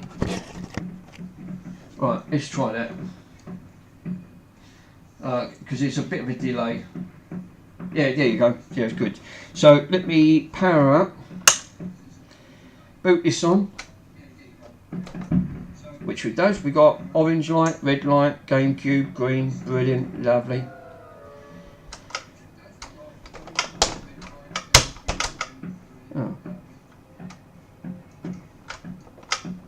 Yeah, the drawer don't want to open. Great.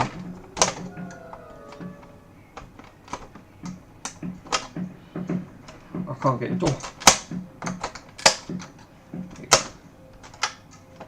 There you go. It's just stuck. It's open there. Right. Okay. Let's bung a game in. Let's see if it's.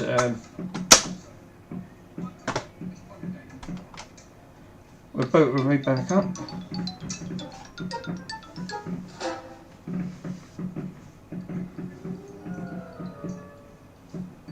Right, what have we got? Jared, this is reasons why I don't like touching things when they're perfectly fine.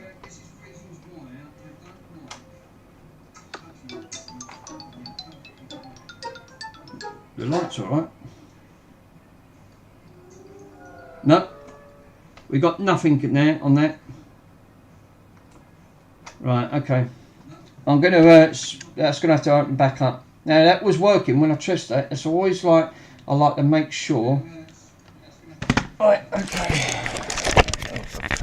Now I've got to fuck about this fucking camera here. This webcam is absolutely dire. It's a joke.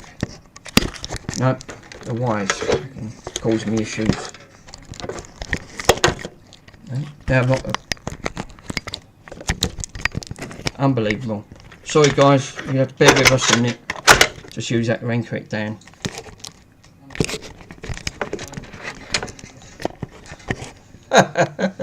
He's gone wonky. I've got a wonky camera. Right, hold up a minute. What the friggin' hell is going on there? Why is my camera? Is it? It literally looks like I've been. Do you know what? Why don't things ever work? It's literally unbelievable, isn't it? Right, there you go. Right, now we're sitting straight. It sits on its little pedestal thing, so I've now got to take all that apart again and see why that is now not working. Oh, for fuck's sake! I know, you know, this is what annoys me. You know, like you said, that's all right. I lost a screw anyway. I don't know where that bloody went. This is what I was saying about games consoles, and he's not the only one, you know. He had the same issue with that PlayStation 4. Put it all back together, tried it, took it out, and then when he tried, it didn't work. Unbelievable. Lucky enough. Oh, you know why? Right, and I've just... So, again, rookie mistake, and guess what I've done? Do you know what? It's been a long day. I broke the terminals on the back. Look, snapped them. So again, thought I took the disc out. Got so distracted. So now I need to replace that board because I can't replace them. Lucky enough, these boards ain't expensive. Oh God, yeah, they're completely butchered. Oh no. I can't even push them back, can I? Oh, don't know. Oh, do you know what? No, they're cream crackered. They're literally cream crackered. I've done them ones. They're well done, mate. They're well done.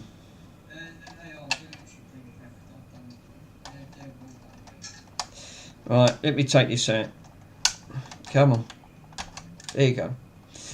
Let's take that thing. Oh, I'm pretty gutted, to be honest. Here, remind you, this is what happens when you're not a profession. This is why we say, kids, don't try this at home. I have completely butchered that connector. So I've just spotted it. So what these are a reset switch, and I've snapped the connectors clean off inside, and I can see I can't even push them back, can I? Yeah, do you know what? Yeah, look at that. Look, how bad is that?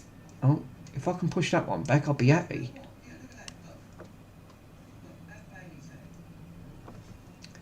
Do you know what? I might be able to just nip that in and push that back. Can I push that back? That one's all right. Look, that one's fine.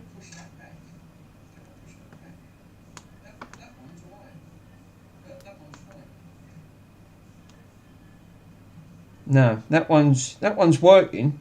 I managed to push that one back, but it needs 2. Because what it does, it completes the circuit. If we're looking in here, on this circuit board, you've got a left and a right for the diode, for it to talk.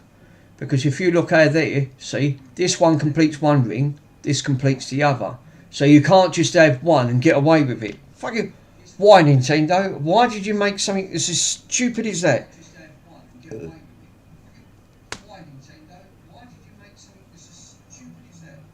I mean, he's not feeling great. It's rough as an old buzzard.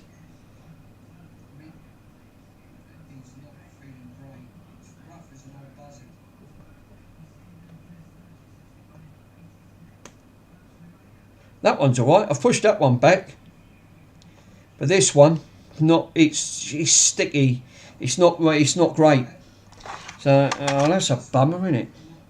And what did I do? Put the disc in so it couldn't sit straight. So this is what I'm saying. Rookie mistake. Oh well, it's a learning curve. You learn from it. That one's alright, it's fine.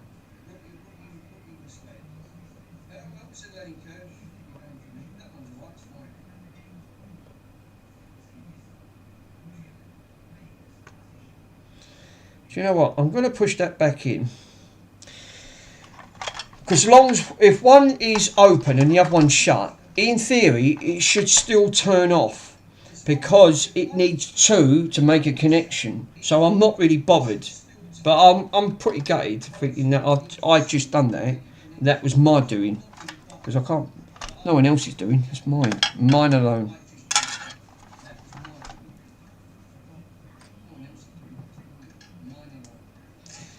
Pretty gutted. Right, no worries. Never mind, I managed to push one in. That's working freely and all, so it's not causing any issues. I thought, oh no, why isn't this bloody working? That's why I don't like taking things apart. You know, what's the old saying? If it ain't broken, don't try and fix it. That's true, you don't. Right. We're all back again. Right, let's put the back on. Yeah, that one there is supposed to move freely, but it's sort of stuck back. But it don't matter. We got there in the end. Right, nothing else this time. I'll bloody make sure of it and all. Right, that's it. There you go. She's all back in. Buttons clicking. Door opens. She does. Good. Right, okay. 1, 2, 3.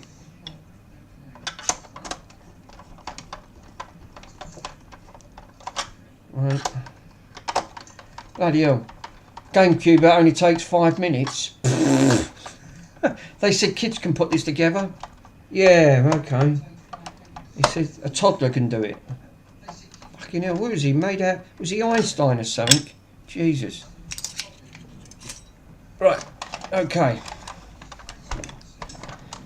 Right, okay, we'll put that back in, push that back. That's in, she's in. Controller. Come on.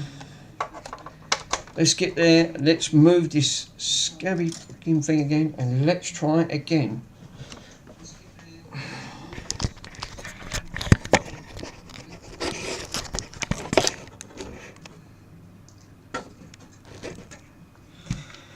Input.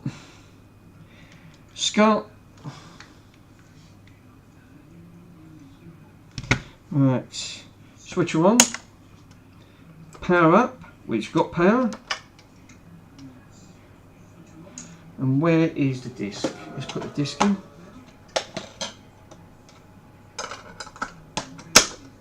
Press restart.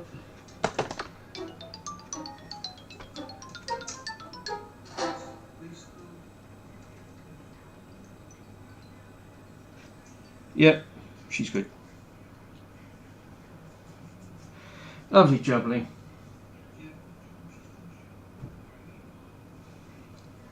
Oh, the game could not be read. Please refer to unit. Oh, for fucking. You are kidding. No. No, it can't be read. Great. Why can't that be read? Why? Why, Nintendo? Is because you're pushing me patience. Now there's got to be something in there that's not pushing down on them connectors. Oh, God. I know the disc is alright.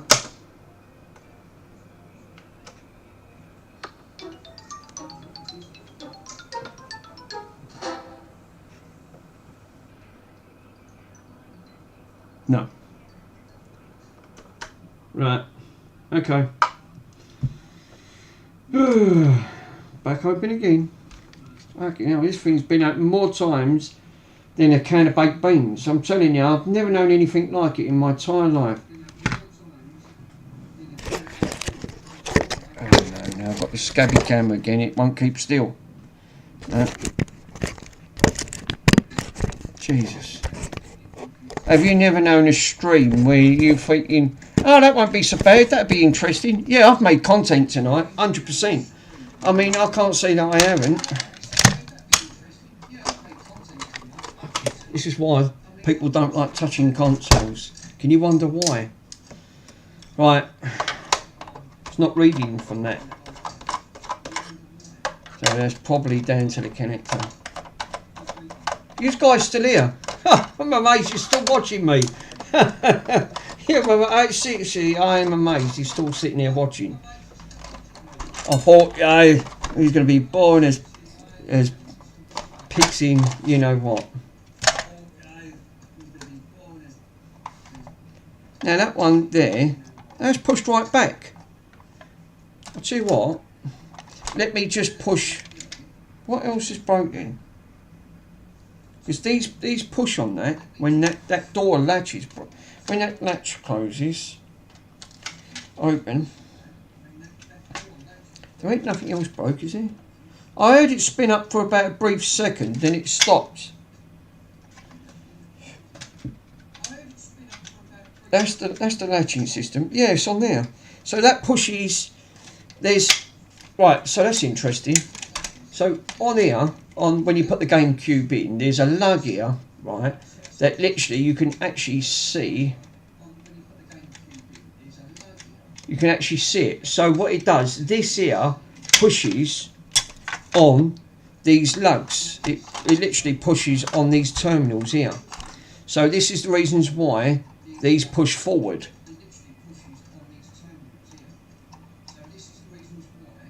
So what I need to do is put this back in, power this up. I'm not going to go through the rigmarole, but power that up, hold that, hold that.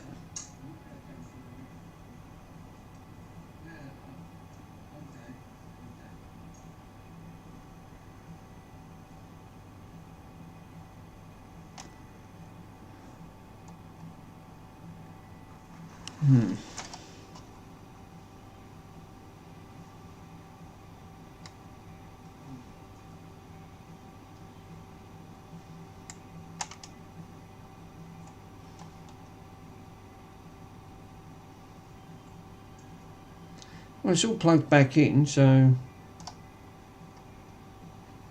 that's strange, isn't it? Well, the LED's working alright, so we ain't got any issue with the LED.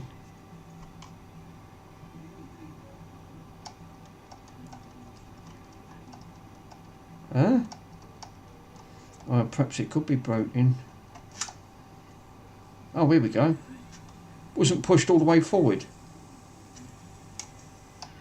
Right, interesting. It was that then. So if that one, so if I leave that one there, look, yeah. So it's spinning up. Alright. So it was that one that was broken. It wasn't pushed all the way forward. So I was right. So if I leave that one engaged and then try that again now, let's see what we get. You get there in the end. Right, okay.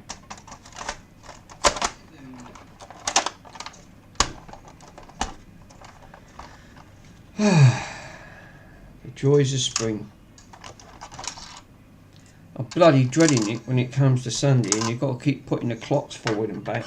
Don't know why do we have to keep bloody doing it in the UK. No other country does it. Australia don't do it.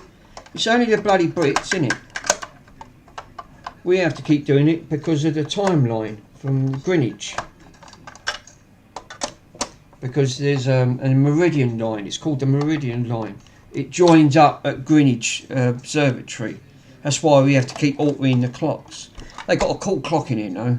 They've actually got an atomic clock that runs on atoms. I've never seen a clock like it. It's a one-off clock in the entire world. No one has got a clock like it. And yeah, I'm actually amazed. I'm really impressed with it. It's a bloody big clock, but it never needs power. It runs on atoms. How the fuck hell was they running that? That's science fiction. You actually see it if you go in the Greenwich Observatory. Go at the top. You walk in through the main entrance. It's on the left-hand side. It's the only world's clock that doesn't need power. It will just run forever, they said, until the components bust inside it. But it runs on this stuff that you can't buy. I fucking thought, wow.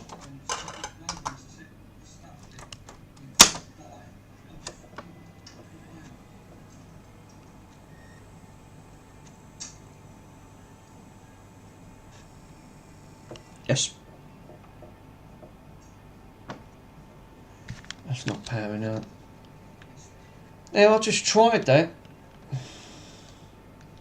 Scar. No, can't read the disc.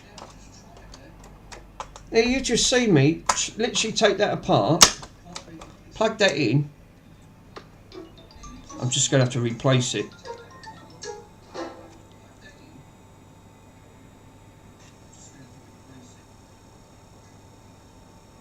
Yeah, I was working. What the fridge?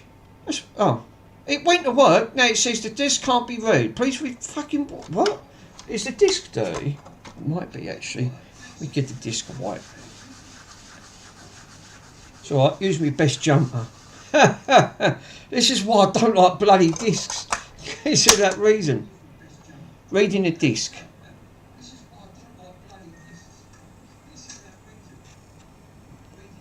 Yeah, press any button. She's working. No, she's fine. I'll spin it round, you guys can see for yourself.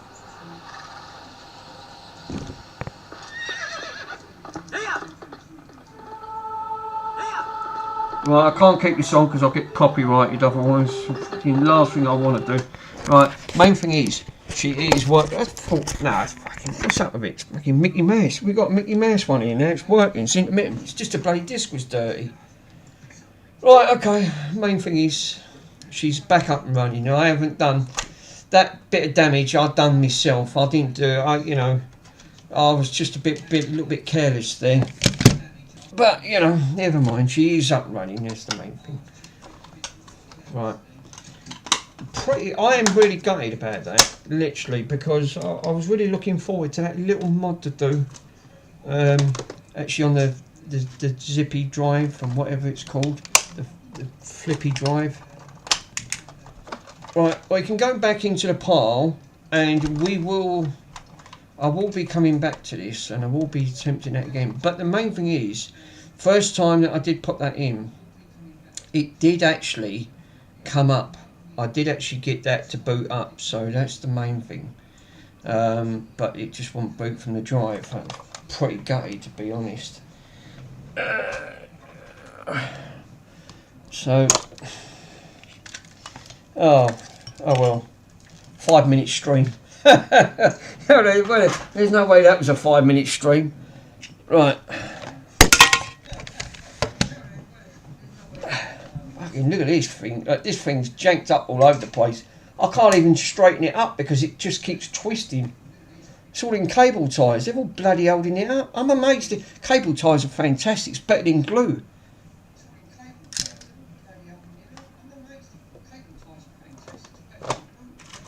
Right.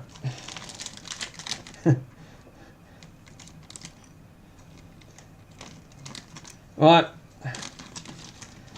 Right, guys, I think that's going to be it for today. I mean, you know, for the start of the test stream on there, I was pretty gutted because I'm really confident in that front on that, and I was really, but I am going to start once I've upgraded this bloody janky camera because it does look shifty as hell. It's more shifty than a bunch of travellers coming down the road. But I'm definitely going to say one thing. I'm gonna upgrade that because that camera it's all right, but it's not like that. I'm amazed it's actually held. So I'm going to get that sorted ASAP. But I can't wait. I can't do nothing because I've ordered it from Argos and it's going to take 5 days. It's a 4K one. It's a little webcam, but it's a 4K webcam.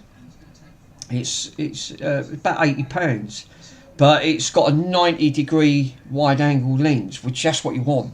So it's ultra wide. Most cameras have 4x3. That's what this is, 4x3. And even if you record it in, I don't think that's even a 1080. That's not even high definition. So this is going to be in 720. You can upscale it. It's not the same. You're better off taking the image, a high image, and then downgrading and upgrading and doing it that way. It's what graphics cards do.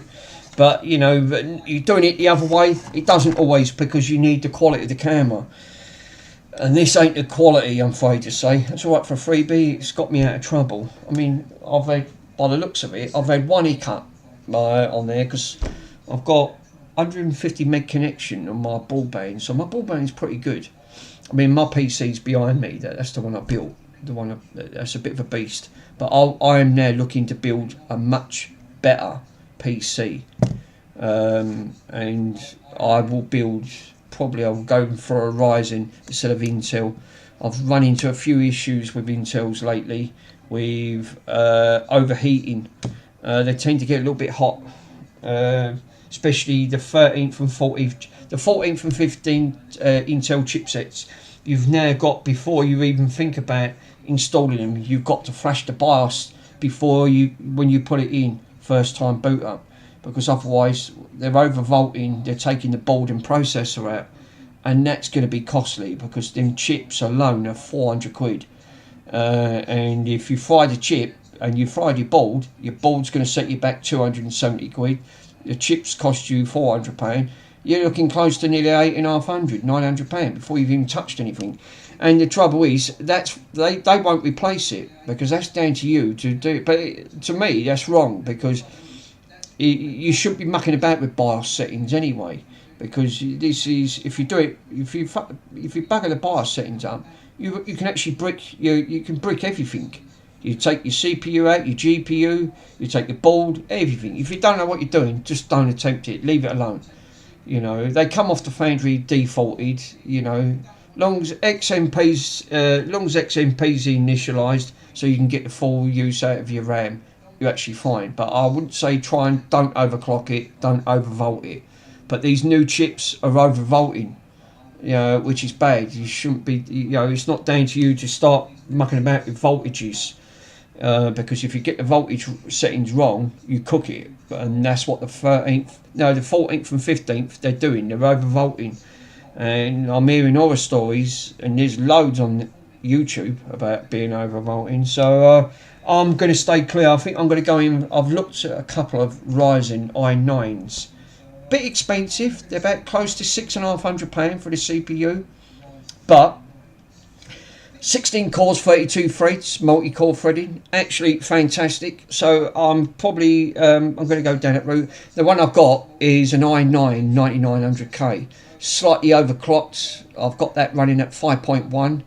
Base clock on them is about 4.9 to 5. But I'm running it at 5.1, running fine. I've got it water cooled and all. That one behind me. So that one's running fine. I'm not having no issues with that. It runs games, but it is started to bottleneck now in gaming. So that's not down to me graphics cards, because I've got a 4080 Ti GeForce Wind. So that card's fine, but it's the CPU's bottlenecking. So I'm going to be looking at upgrading. But I've just been looking. It's going to be quite costly, because that uses DDR4 because it's old technology. The new architecture is DDR5. which soon they're going to be bringing out DDR6. So on that, but consoles use like a form of DDR, so it uses its own architecture on that front. But yeah, I've just looked at the price: 64 gigs of RAM, no 32, two 16s, 32 on 2 sticks, £270 on DDR5, but it's got a really high clock speed of 8200. Hello, what was that? I just see blue flashing. You guys just see that behind me? Blue flashing lights. So yeah, on that front, yeah, a little bit expensive. Then I've got to look into. I've got an 850 watt power supply. I don't think that's going to be enough to power, because that Ryzen 9 9800X3D is a bit of a beast. I'm pretty sure it pulls about 250 watts of power. Off the top of my head, without doing some homework, I'm pretty sure the Ryzen 7 pulls 150. So, you know, on that front, on the 7800 X3D, but the 98 on the Ryzen 9 pulls double that, so it will pull another 100. So I'm probably going to end up probably going down that route. But complete your offer. Subscribe to your channel. Oh, someone subscribed to my channel. Thanks, guys. On that front. So yeah, I'm probably am going to do. I'll probably have to go for. I'm going to need to check the board, because this I can pick out about 9 boards for the Ryzen 9 9800X3D. There's not many choice. Intel's got more. You can pick out about 12. So out of the 9, I need to pick the best one that's going to get the most out of that chipset at the end of the day. So that's going to be a future build. I've got plenty of PC stuff. I grew up with PCs. I've got loads of stuff around here with PC stuff, so that's not going to be a problem. So I've got plenty of cases. The only feature that's going to give me an issue will be power supply, RAM, board and processor. Everything else I'm sure that I can source out. I've got M.2 sitting around, so that's not going to be a problem. But that's going to be that'll take me a couple of hours. I think putting it together, looking at a couple of hours putting it together, but the biggest takes the time will be it's going to be the hard drive, because installing Windows is so bloody bloated. It's unbelievable. It's just badly bloated. I've never seen anything like it in Windows has got worse over the years, and Windows 11 is not good. You know, it's the new patch 25H2 seems to give me a little bit of a performance boost. So they've done some tweaking on it, because 24H2 was the last of its patch update, but the 25H2 I've noticed is a little bit more smoother.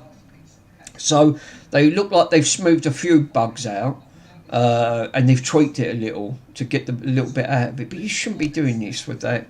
I mean, you can go down and have a Linux operating system, but not everything's compatible with Linux, I'm afraid to say, because it's open source.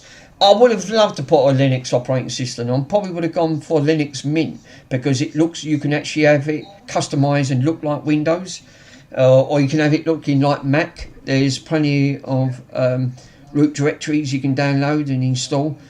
But I think I'll stick with Windows, because 90% of what I do is a Windows thing. But you can debloat it, but the trouble is with debloating with scripts and running commands, you tend to break Windows, and then Windows becomes really laggy.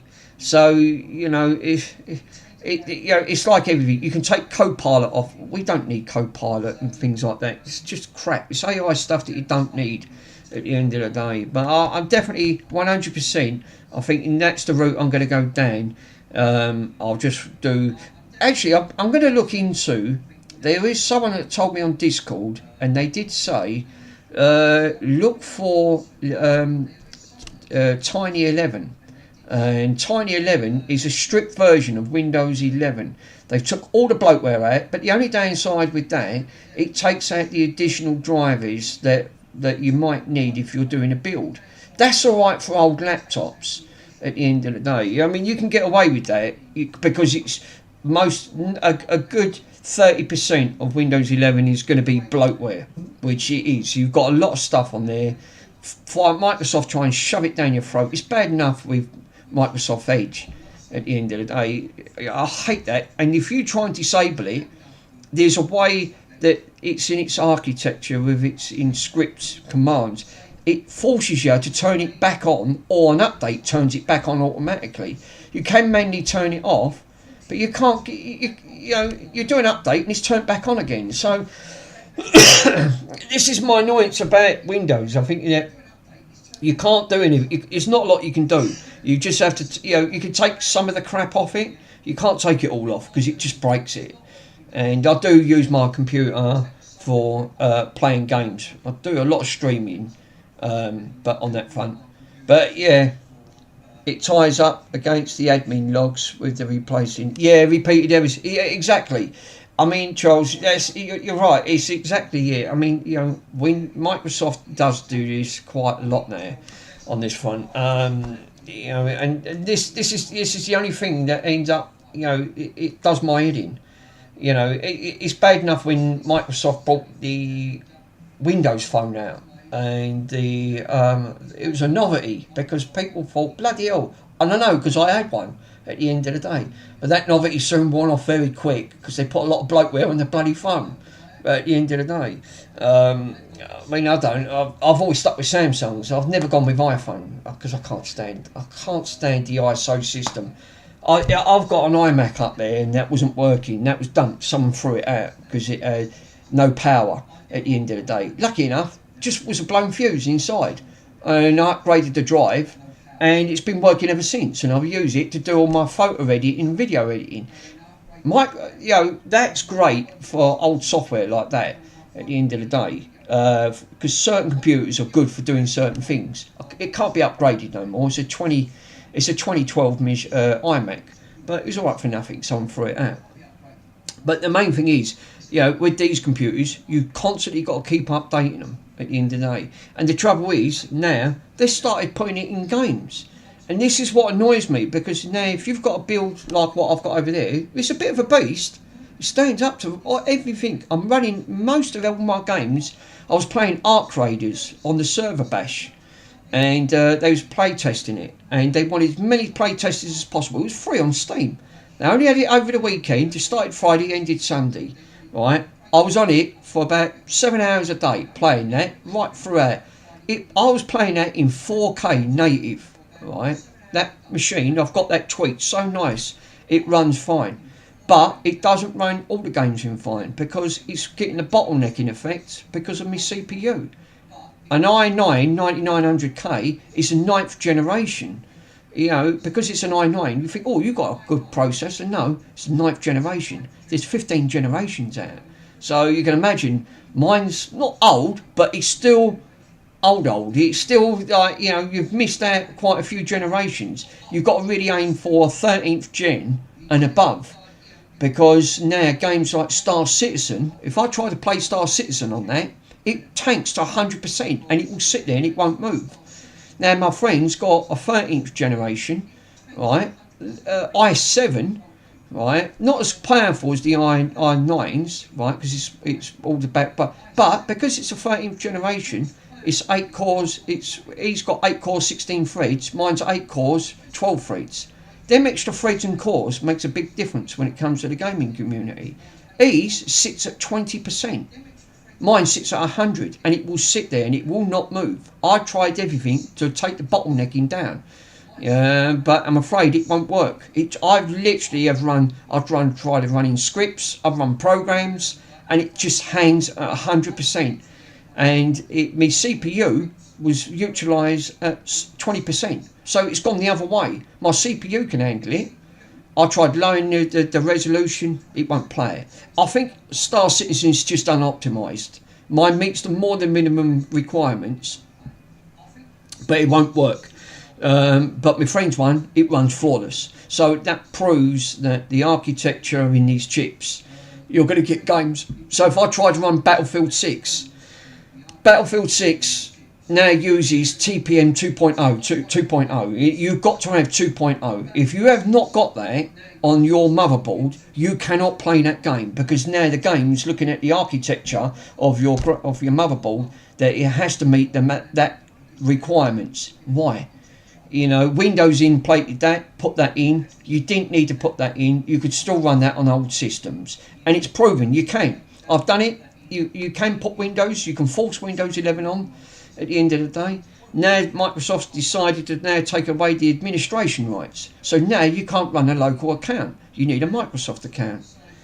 You can still get around it. Lucky enough, you can still get around it, and I've done it. So there is scripts that you can run, but you shouldn't be running scripts to turn these features to get round the system. At the end of the day, it's just them being bullied, saying you need to upgrade, you need to buy one of our computers that meets the minimum requirements now. And I'd hate to think what the next operating system is. So mine's going to get to the point behind me that's going to have to be stripped, because I won't be able to use hardly anything. All I can use out of that is the radiator, might be able to use the power supply and the case. Everything else will have to be scrapped. So, you know, which is a shame, because I've got two M.2s in there. One's 2 terabyte, the other one's a 4 terabyte, and they're both full up. So I'll have to take them out, because I can use them in the next build. But I will be building the next one, and that's covered. I've flooded that with all RGB lighting, so it lights up really nice at the end of the day. But I've got to look into it now. I think I might need, if I upgrade to the 9800 X3D, which is a beast of a chip, it ought to, because it's £650 just for the chip. You know, and the board, I'm going to be close to looking at 300 just for the board. That's just board and processor. You've got to get the other parts. But I'm pretty sure an 850 watt power supply ain't enough to power it. I think, if the top of my head, probably will have to go for a minimum of 1,000 watt. You know, a 1k watt system, which is ridiculous. You shouldn't. That's a 1 kilowatt system. It's 1,000 watts.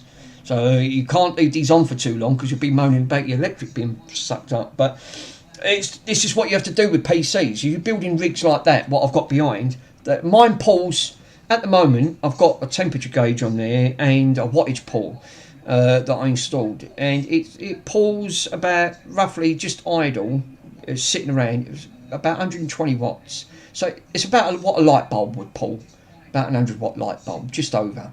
You know, just standby. As soon as I power a game on that spikes to nearly over 300 watts, about 330 watts to 340 watts of power. I've seen it peaked about 360, but then that'll peak back down to about 320. So it's roughly around about that ballpark.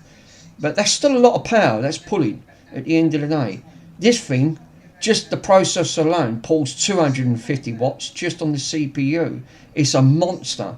So, you know, and that's without your graphics card. So that alone, that's going to be close to nearly the 800 watt limit straight away when that's under load. And that's without running RGB lighting and without putting other components in, like M.2s, because they need power. Everything needs power to run it. So I don't know. I don't think an 850 watt power supply is going to cut it. I've really got a bad feeling it's not going to be enough. So I think they probably would recommend 1,000 watt to put, you know, to cover. You've always got to have roughly around about 10 to 20% over what they recommend. You know, it's a bit like capacitors. Capacitors recommend anywhere it can range its value for between 10 and 20%. Its capacity, its capacitance, because it loses over time. At the end of the day, where the years that get round, they remember capacitors. What I learned about capacitors is that they have a 4 to 5 year lifespan. I've done arcade machines that have been in arcades and they've been close to nearly 40 to 50 years. And they're still working, which I'm amazed. I am really shocked at the end of the day. But capacitors have a big role to play in a lot of electricals, because it don't matter what type, if they're ceramic or if they're washed, they will lose some. They're normal, the electrolytic capacitors are the normal capacitors. They're the most known failure, because they use like a, it looks like greaseproof paper, and it's coated in an oil, and it's that oil that gives off its substance, that gives off its, you know, its charging rate, and it's that dies over time. It dries out. That's why these capacitors, if you look on the Xbox originals, they always leak, and I've done loads of them. You know, the clock capacitor, they've got 100% failure rate. I've just done one. I've not long just done an Xbox think I've got one over there. Don't even know where it is. It's an Xbox. It's an Xbox original, and it had a leaky capacitor. Actually, let me come think. Where is it? I've got no. I ain't got a clue where it is. It's buried somewhere. I've put it down. Oh, there it is. It's here. Is it? No, that's not. That's me Ferguson TV. That thing blew up. That I had to do that the other day. That had the exact same issue. That I've got a 1980s Ferguson portable TV set down here. I'll keep it. Someone threw it out. It must have been up in the attic. I plugged it in and it had the magic smoke. It went bang, and all this smoke come fucking flying out. Yeah, common failure is this damage and it's the traces that sucks. Yeah, it's actually true. Yeah, that Ferguson TV, they threw it out, and lucky enough, because I only started getting into these repairs. It had the same fate as what the BBC Micro had, and I didn't know that. Them Fergusons, they've got what they call what's these capacitors? They're glass. They're made out of glass, and they're known for 100% failure rate. These glass capacitors always split. They bulge and they go bang, and when they go bang, they seriously go bang because they're high voltage. At the end of the day, that's what I said. Be careful with these high voltages. This is why I don't like mucking about with power supplies. Andy found that out when he was doing, the projector, and he kept tripping everything out because it was mucking about with high voltage, and you've got to be careful because it's high voltage stuff can seriously give you a kick. It will liven you up. You would light up like a Christmas tree if you touched it, which you don't want. This is why I don't like. I'd rather have something that's low powered. Electric, yes, exactly, Charles. Yeah. So, on that front, but yeah, they threw the TV out, and these. That's the cap. It's called a rifter cap. It's just come to me. These rifter, they're rifter. They're RIFTA rifter caps, and they are a square cap. It's actually a capacitor. Right, they are a capacitor. It's because there's loads of different types of capacitor, and the BBC Micro has the same capacitor. It's a shame I couldn't find my Micro power supply because I could have showed you guys what these caps are, and that the BBC Micro recommend that you change these caps ASAP because they will fail 100%. I've never known a cap to have 100% failure rate. If you look online, it even tells you, if you've got one, change it. Even if it looks okay, change it at the end of the day. And the one that I bought, I didn't, because I've never got into these doing electricals repairs before, and I've only just started getting into it. I plugged it in, being naive, was working lovely for about half hour, 40 minutes. And then when it went load the game up, next minute I heard this, I was out of the kitchen, I heard this almighty bang. It knocked all the electric out because I've got a circuit breaker up here, up on here, so it stops it from tripping out from the cupboard. It's the best way to do it if you've got a problem. And I heard this almighty bang. The dog run, which was literally, it was that bad because the dog legged it. One of them thought, what was that? I come running in and it was just flooded with smoke, and all the electric was knocked out. And it apparently, when I took this, I was gutted because I thought, oh no. That's my BBC Micro, not the one I'm working, the one I've got. This was one previous before I got into repairs, and I had to sell it because I didn't understand at the time. Now I wish I'd have kept it because now I knew what exactly it was. So when I got this one, the first thing I aimed for, don't switch it on, change the caps, order the caps. I ordered that, done them. At the end of the day, I changed the caps, but then when Luke at Retro 6 says I've just done a clean juice for the BBC Micro, he said, and it was about 35 quid, wasn't a lot, about 35, 36 quid. I went, I'm going to get one, but he didn't show you how to install it, and I've now put it in my BBC Micro, and it runs lovely. It runs, I can literally run it on 5 volts instead of 240, which is ludicrous. So I've got no chance now of ever frying them chips on there. 5 volts is not enough to fry them chips. But them power supplies, they're a ticking time bomb. But when they threw that Ferguson TV out, it had the exact same cap as the BBC Micro, and it was that failed. Lucky enough, I opened it up, I see all the capacitors all in bits, And when I looked, because I couldn't see the value, I went, wait, that's got to be the same value as the BBC Micro. I had some up here where all my boxes are, and yeah, I had one left, and it was the only one that was in there. I changed it, put it in, unsoldered it, cleaned all the mess up, got rid of the smell, and disinfecting once I've got rid of all that, put it in, it's still running since. So I thought, oh, there you go, it was a rifter cap. But if you've got things with rifter caps in, for God's sake, change them, because they really have got, if you look at the failure rate, they've got a really poor rating of failure. And it's right next to the power supply, because it runs parallel to the power. It's something to do with the power regulation. Now it takes the voltage and then it changes the frequency. The voltage, 240 volts, still run through this capacitor. This is what I don't understand. It takes the 240, but it changes the frequency, because everything runs on frequencies. And this is why if you put a high value cap and it's not meant to be a high value, for what I was learning with Luke at Retro 6, he said if you start altering the values, you're altering the frequencies, you end up damaging chips. So he said because you're now altering its frequency. So when you're looking at oscilloscope, he said you see the frequency spike more, which it's like a form of overvolting its consistency. He said because you're not putting the correct values in.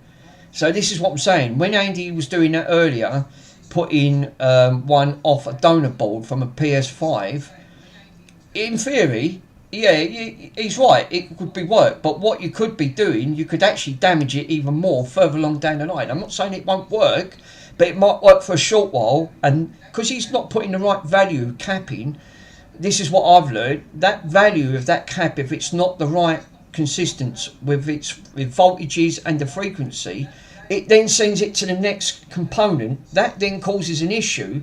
Then you're doing more damage down the line. So then now you're going to start taking chips out. So and this is where it gets more complicated. So learning electrics is a lot. It's like a master degree at the end of the day. I can see why it's so complex. It really is. Everyone looks for the quick fix, but the trouble is there's no quick fix. There's no schematics on some of this stuff. The retro stuff, forget it. You've got no idea of trying to look for anything like that if you're trying to repair. And I'll give you, for instance, like these. I've got two of these that I've got under the bench at the moment because these was working. They've decided to stop. These are Atari 2600s.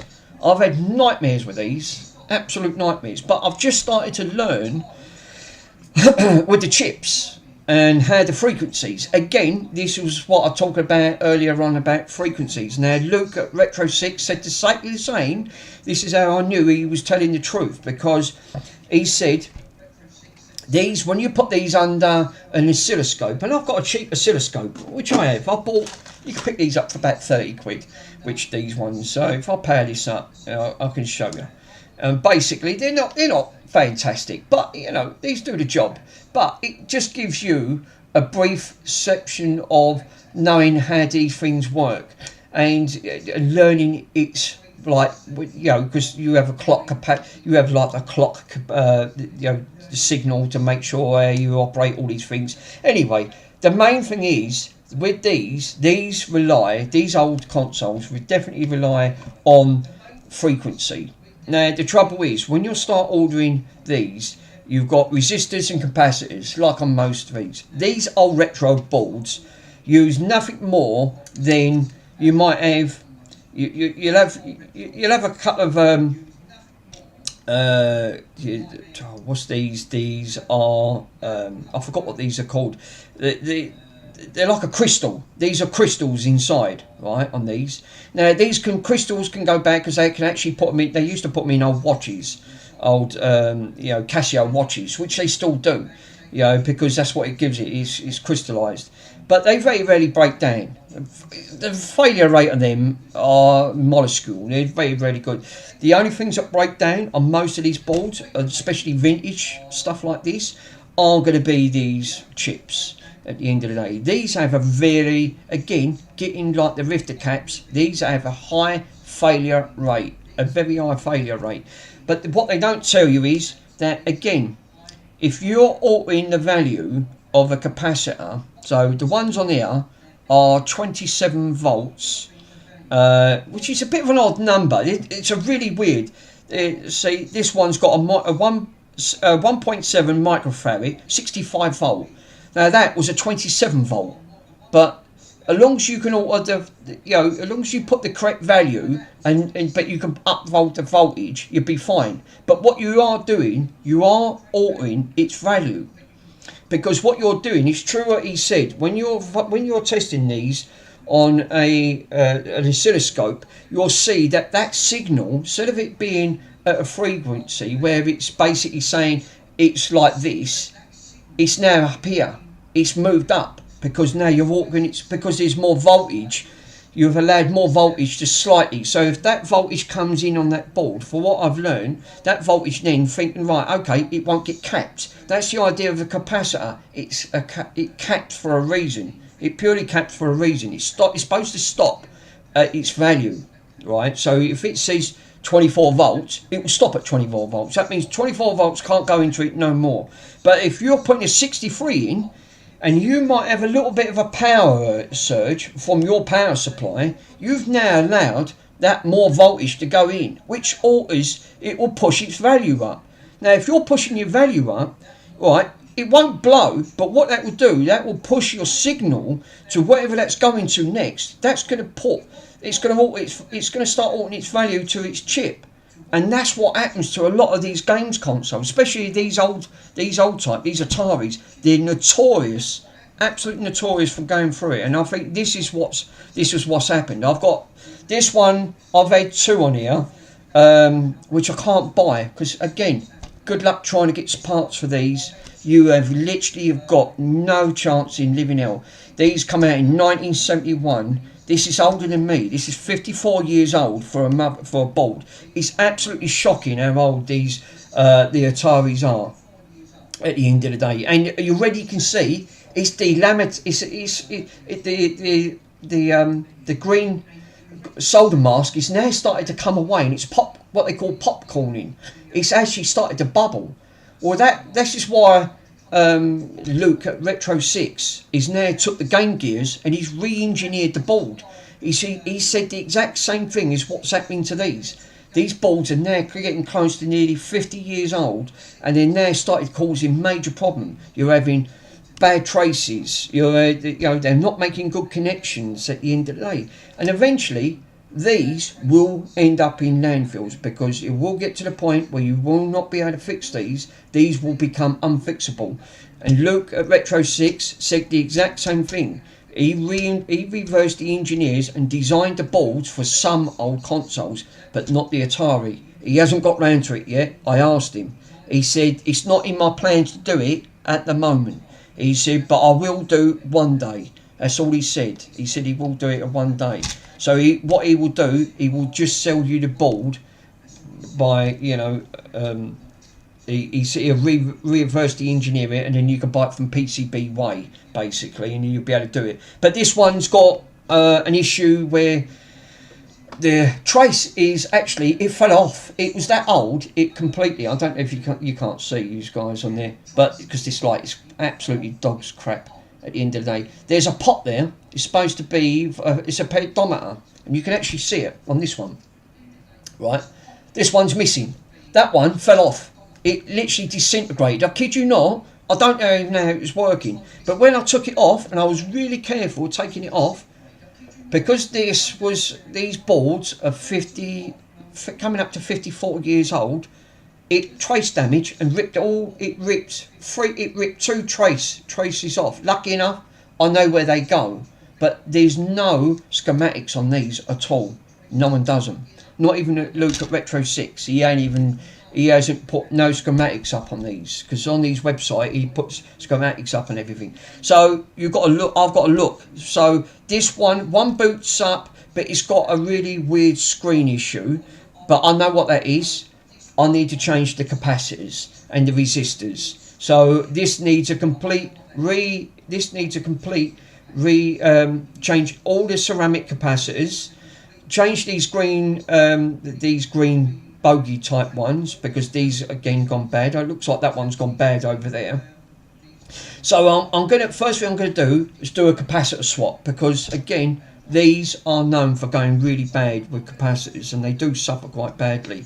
First thing I'm gonna do, I mean, it's in for, like, you know, capacitors don't cost too much anyway, they're pennies, you know, but you have to buy them in packs. But I'm gonna do that one. But to buy that trace from there, I've got to order that from America, and that's going to cost me about 20 quid just for that. You know, is it worth doing? You tell me. You know, at the end of the day, I mean, I could keep them for spare parts, because again, online on eBay, you can't buy these for love or money. You can. That's why 98% of the ones on eBay, they're non-working, because these have a really high failure rate. If these chips go down, these chips alone can be anywhere ranging from £10 up to £20 for one chip, because you can't buy them. You know, and you can't program these in no more, because you need the code to program them. Well, no one's got the code. These are they're over 50 years old, so no one's going to have the code to reprogram them. So even if you've got a chip recoder, and actually on there, and you write it to the ROM, EEPROM, and you use the PC to write it, you still need that data to write it to that chip. Well, you can't, you know, and you can't just take one out and put in another, because it's wrote to that board. It's game over. You really have got a dead board on your hand, and this is the trouble. I'm pretty gutted, to be honest, you know, on that front. But, you know, and the annoying thing is, this one that I've got here was working lovely. It had no power, because the power supply was missing. And all it needed was just, it had a loose port underneath, which I soldered, plugged it in, it worked. So, and then left it on for an hour, running beautiful. I thought, oh great, that's all right, I've got one that's working. And then what happened? Turned it off, went to try it the next day, it's completely dead. That's what console life is like. This is how unpredictable they are. So, a component on there is gone dead. I tried swapping all the chips, made no difference, still dead. So to me, one of these components on that board is gone bad, big time. It's completely and utterly failed on that. So it's going to be probably, it's not going to be so much a capacitor. I'm going to say it's going to be resistors, and it's going to be them ceramic capacitors that's gone on there at the end of the day. So first thing I'll need to do is, that's them big bogey type ones. There's big green capacitors on there, and but again, you can't buy them because no one sells them. So everything has to be ordered from America, and this is what annoys me. So if I'm going to order that part, I'll make sure I'll order other components for these, because I like to get them both back up and running, because they was alright, you know, at one point, but they just stopped. They didn't give me any warning, they just stopped, and this is what happens with a lot of this stuff. But I'm pretty gutted, to be honest. But you know, this is what the learning about doing repairs. This is what it does, and you know, and I'm definitely like started getting into it more at the end of the day. Can I shut this bloody thing off now, because I can't turn it off? Hold up. Let's see if I can turn it off. Here. What's this? Oh, that's calibration. Oh God, I can't turn the bloody thing off now. See, Chinese, I was going to say Chinese rubbish. I mean, at the end of the day, I mean, you know, how bad is, why can't you just push a button like the 1980s stuff? And I've got a lot of 1980s stuff. I've got some that is absolutely beautiful to run, and I was lucky to get that up and running at the end of the day, lucky enough. It's a bit like these, and I'll show you before I quickly go. And they are really nice, and you don't get to see them no more. So I've got loads of retro stuff, literally loads. This is dusty as hell, but this wasn't working. These Coleco, right? Coleco, Jesus, you know what I mean? Look, dust. These were, I had one of these in 1983, and I was gutted it wasn't working. Right, and these are collector's items, and people, you can't get to see these. These are miniature, sort of like someone had to 3D print the fucking bottom, because that was missing at the end of the day. But anyway, he's done a good job though. Did do a good job. It's not the right fitting, but it does fit it. But anyway, look, Jesus, look at the dust on there. That's been sitting up there for that long. at the end of it. But yeah, these were made by Coleco these were only manufactured for about 3-4 years. Then that was it. They stopped production. They just went out of business. Their business dried up. Couldn't get anywhere, so they ended up just thinking, oh, do you know what a waste of time. We didn't sell many anyway at the end of the day. And they sold them off cheap in the 1980s. These weren't. I remember when I used to work in Woolworths back in about 82, and I was only a teenager at the time. I was learning, but the main thing is I see these in Woolworths, and these were lovely. And I went, oh, I love these. Yeah, this is what I said about the 80s. They had great stuff in the 80s. I mean, you know, and I've got a lot of the 80s stuff which I've still got. Still got my Rubik's Cube. Lucky I've still kept that. I've still got some of my other stuff up there as well. But these were starting to become collectors, because now you can pay anywhere now in the retail of these between, not working you'll pay about 80 quid, but one working anywhere up to about £200 for one of these working. And this one had a fault. Lucky enough, it wasn't too bad. Normally they leave the batteries in, and it's like this one here, it's oxidised, which they're going to. I mean, come on, these are nearly getting on for nearly 50 years old. I mean, you know, if it's like it's 40, what is it, about 46 years? It's got to be about right, about 46, 47 years, give or take. It sounds about right. But, you know, when these things are nearly 50 years old, you know, blimey, you know, they're using the old 1980s, you know, parts on there, even though it says made in Taiwan. At the end of the day, everything was made in Taiwan at the day. You know, it made me laugh. But this, again, come in a job lot that was left in there, and it was all in bits. They took it apart and didn't know what was up with it. Yeah, if they would have looked a bit closer, what they didn't realise was the back of the plate. These are made out of nickel, right? They are a nickel, what they call a nickel plating. They're electric charged in a vat, and they charge them up. This is what gives it its conductive. This is why you have a plus and a minus. This is why it reverses the polarity, because it's on the wires. So this is how it works. But them nickel plating, they start to wear off over time. So it's a coating. It is a form of coating. It's dipped. But what you can do, what people don't realise is, if you take some just take some white vinegar and charge it to a certain voltage, I think if you put about 6-7 volts in this vinegar, charge it, literally dip it in, leave it for 5 minutes while it's charging, take it out and leave it, it recharges the nickel back into it, so it gives it this more connectivity again. But people don't realise that. It's something you have to learn the hard way. But it's something that I learned back in the 80s at the end of the day. And I noticed this one's going to need doing, because again, it is starting to deteriorate. But if I re-nickelate that with some vinegar and a bit of voltage, that will take that off. It takes all the oxidation off, and it sort of puts all like the nickel back. It keeps the nickel back intact again, stops it from rusting. But if I don't and left that, it takes the surface away, rust, and burns out. So the rust it's a corrosive material. So I'll have to do that at some point, and that'll be a video to watch, and I'll show you how I do it. And that's actually quite good to learn. But again, it's something that works on it. But this one was just that the wire wasn't touching at the back because of the nickel. It was just corroded. Lucky enough, I had some spare parts. I just replaced it. But now I've noticed, although I ain't switched this on for close for nearly 10 years, but I know this still works.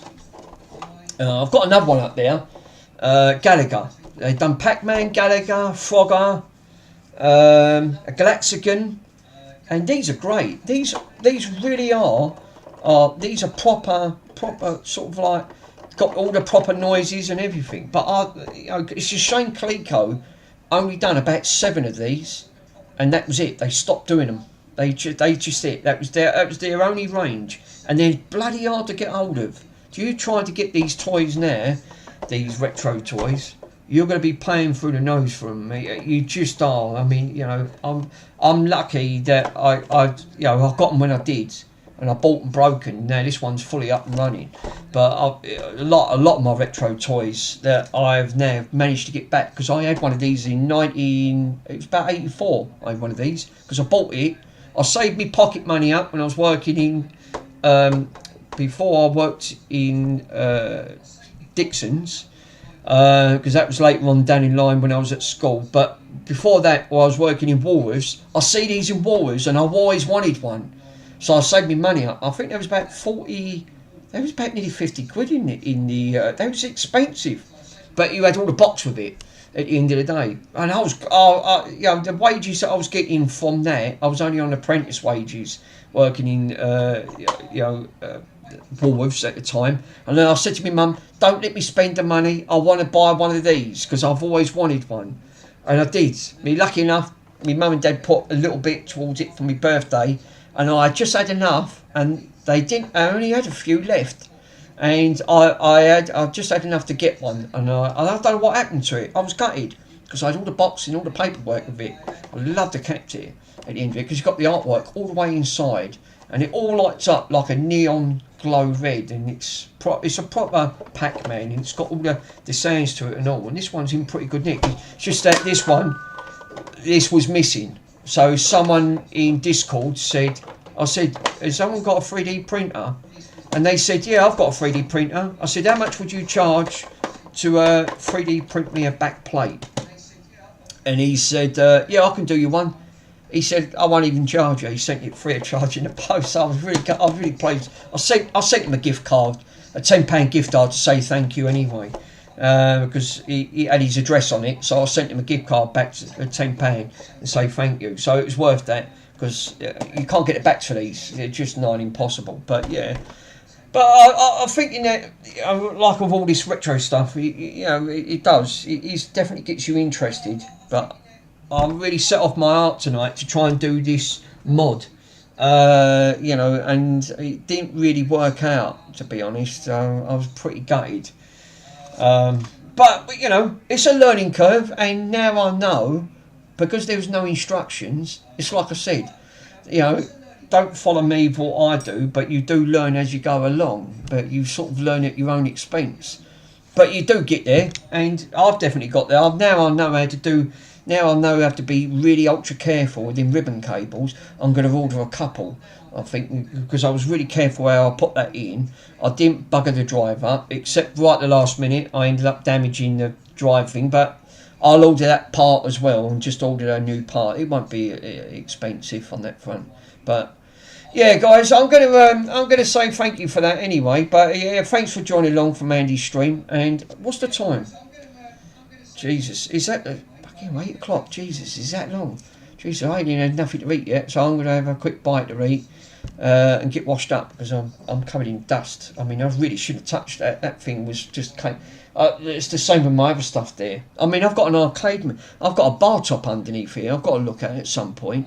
I've still got a stack of machines. Look, let me quickly show you guys, and I'm not making this up. When Andy says he goes through stuff, right, remember, most all this gear that I've got, they're all had to be repaired. And I kid you not, right, and I'll show you. There's all my retro stuff. I've got my arcade set up there. I've got another arcade coming. There's consoles all piled up over there, right. Up on here is my chair. It's literally caped with machines. I've literally got a box of consoles buried underneath all that lot underneath there. Don't even get me started in the front in the bedroom because I've got this won't stretch out anymore, but it's a shame because I've got more consoles down on here. And right underneath I've got that big bar top arcade I've got to have a look at some point. It's got a bit of an issue, which I've got it's got power, but I can't seem to configure for some reason. Let me have a look. For some reason the bar top's not configuring. When I try to map the keys, I think I've got a map problem. It won't let me map the control sticks to the board. So I think it's going to be probably what they call an iPack, because they use iPacks on them, which is a mapping board that runs on a Raspberry Pi. And Raspberry Pis, they use Linux, and Linux ain't the easiest operating system to learn on. So I'm pretty sure that it's an iPack issue, that it's not talking properly to the board, that I can't map. And I think it's going to be something along the line that, or the script's not set up properly. and I think that's the issue it's got. But it does work. When I plugged in a USB joystick from my Xbox on my PC, it works lovely, but it won't work on the arcade sticks. So I think there's an issue there. It's connecting. So, but it'll work on an Xbox 360 controller. It'll work on a PC controller. It just won't work the arcade sticks because they use these iPacks which have a chip on, and the chip's not configured. And I'm pretty sure I've got a Raspberry Pi Pico. I suppose I could try to flash it and go from there, but that's going to be an interesting task. But again, it's like them. I've got a couple of Nintendo Wii U's, these ones, and they've got problems. But one of them's got. I had a look last time and I couldn't do it. I'm afraid these weren't salvageable, which is a shame because I've, like I said, I've got stacks of stuff to go through. But I've written down this one has got a. Let me have a look. Now you probably can't see it because of the bloody this fucking oversaturates things. Yeah, that's better. This has got a error code It's got an error code of 1600101, and it said I can't get it flashed. I've tried. I said break it for parts. So that one's there for broken for parts. So that to me, that there is got a that's got a, what they call a NAND flash problem. I'm pretty sure that there's someone tried to jailbreak this, and they broke the CPU, couldn't write the code, went to the NAND flash, and it broke the NAND, because these have like NAND flash memories all round here, the CPU. And if that's the case, you brick these, it's game over. You can't do a lot with them on that one. You're just better off just using it for parts. Now this one coming as a job lot. It booted up, but it come up with blue light, but no display at the end of this day. And now when I looked at these again, the black, what they call you just get a black screen. When I looked at these again, flashing them, if it don't get updated properly, you will get they call the black screen of death. So basically, again, NAND issue. It always points to the NAND, because when I've googled it and done a bit of researching, they said if this gets disrupted while it's updating, it will corrupt the NAND. But you need a Raspberry Pi Pico to try and flash it. I've got a Pico. I've plugged it all in, downloaded it, made no difference. But they said if you can't, the chances are you will have to swap the NAND. But they said there's no successful rate because the NAND's routing to the CPU. So again, this is another brick system, which is a shame, because that's another one that can't be saved at the end of that. But thanks for the stream, guys. Anyway, yeah, you're right. But I'm gonna pop now. So, but thank you everyone for turning up today. So it's gonna be interesting. But yeah, when I get them bits, I'll get them ordered anyway. So I'm gonna attempt to that again on that front. But be back on Andy's stream. So it was interesting to watch the stream on it. But yeah, not a bad stream. Shame it didn't work out.